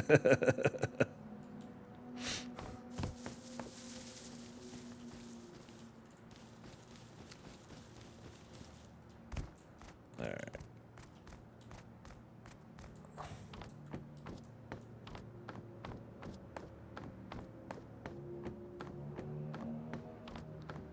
Oh, that's funny. I didn't have any fencing up anyway, so I didn't put a code lock on that yet. We have one obviously for the actual building, but oh, this is where the odd one had to be, but that's fine. That one's a little more out of sight, out of mind.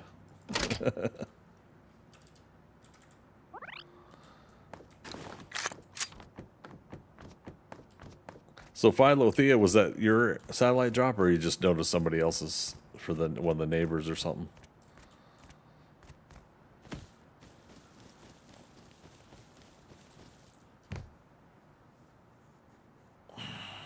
Okay.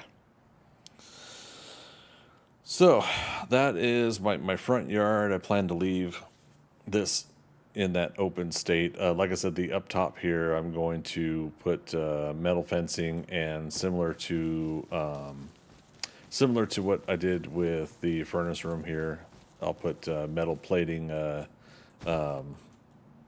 crap, what's it called? Oops, I think I saw it. Here we go. Floor grill. So yeah, we'll put this one in also up top. With the crops, we're gonna have that light on anyways from the lamp, right there, the ceiling light. But also during the day, they'll still get some light. Water still comes through. Rain catcher gets filled and everything like that. But also natural water will fill in the planters when there's a storm rain. So that's good too. Yeah, still pretty good water here. Fruiting. Oh, that one's at ripe stage. Ripe, fruiting. All right. Oh, so we were gonna check at night. If you hover over it, light says 100%. Even though visually in the game here, we're seeing the light kind of stop right about here, it still says 100% on that. That's good. I should have left one here just for testing too. Light 100%. So that helps my test tonight 100%. Yeah, that helps my test tonight. I hear some rotors. I don't know if that's Karen. To see if those two lamps take care of 4 plots. And then we saw earlier that the sprinkler is taking care of all 4 plots as well. Whether or not that's fast enough or not, I don't know. If it's not filling up as well as other things. All right, let's put this gears back. We're taking this up north, but that's going to be done off stream. I'll show you guys the northern base once I get it done. I think that one's going to be a secret project off stream, and then I'll take you guys to it to see what it is I'm working on up there. So I could take some of that.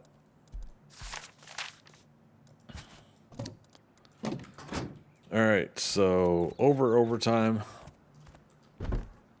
but all in all, some pretty fun stuff tonight. Glad I was able to share what I could with y'all. See, I live in Georgia now. I have to say y'all. To be fair, used to say it in Seattle also.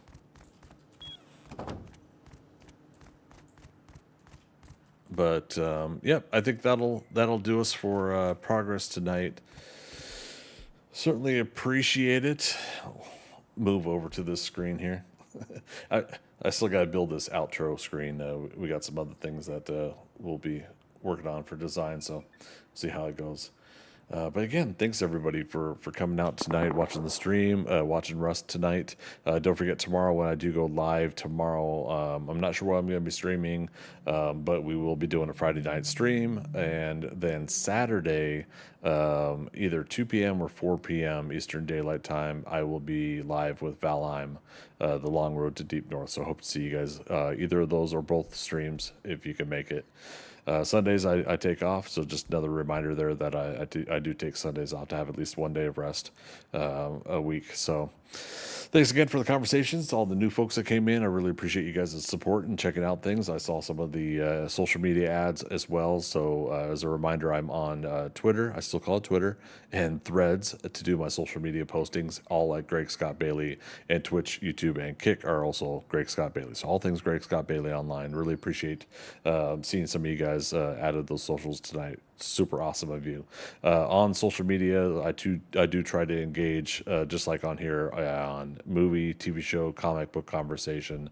Mostly on Threads is where I've been hitting a lot of conversation like that. So if you guys are looking for what I feel is a much more relaxed and a pretty good, enjoyable conversation source, I do think Threads is a good social media site. I think it's been building up its rep pretty well this past year. So I do recommend it. I do think that is one that is reasonably decent to finally rival Twitter, but that's a whole big conversation to go on to later. But yes, so follow me on Threads at Greg Scott Bailey and check out my replies if you see me replying to some movie, comic book conversations, and you want to join in, please do check those out, and we'll have some fun conversing about all those good things. Last but not least, I'd like to thank lurkers, people that come in and don't chat. No obligation to do so. Come on in, hang out. I love having you here. But if you're not chatting because you don't have a topic of conversation, as aforementioned, I talk about comic books, TV shows, and movies, and then, of course, that direction. Whatever I'm streaming at the time.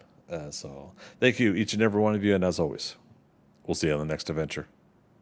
All right. Bye-bye.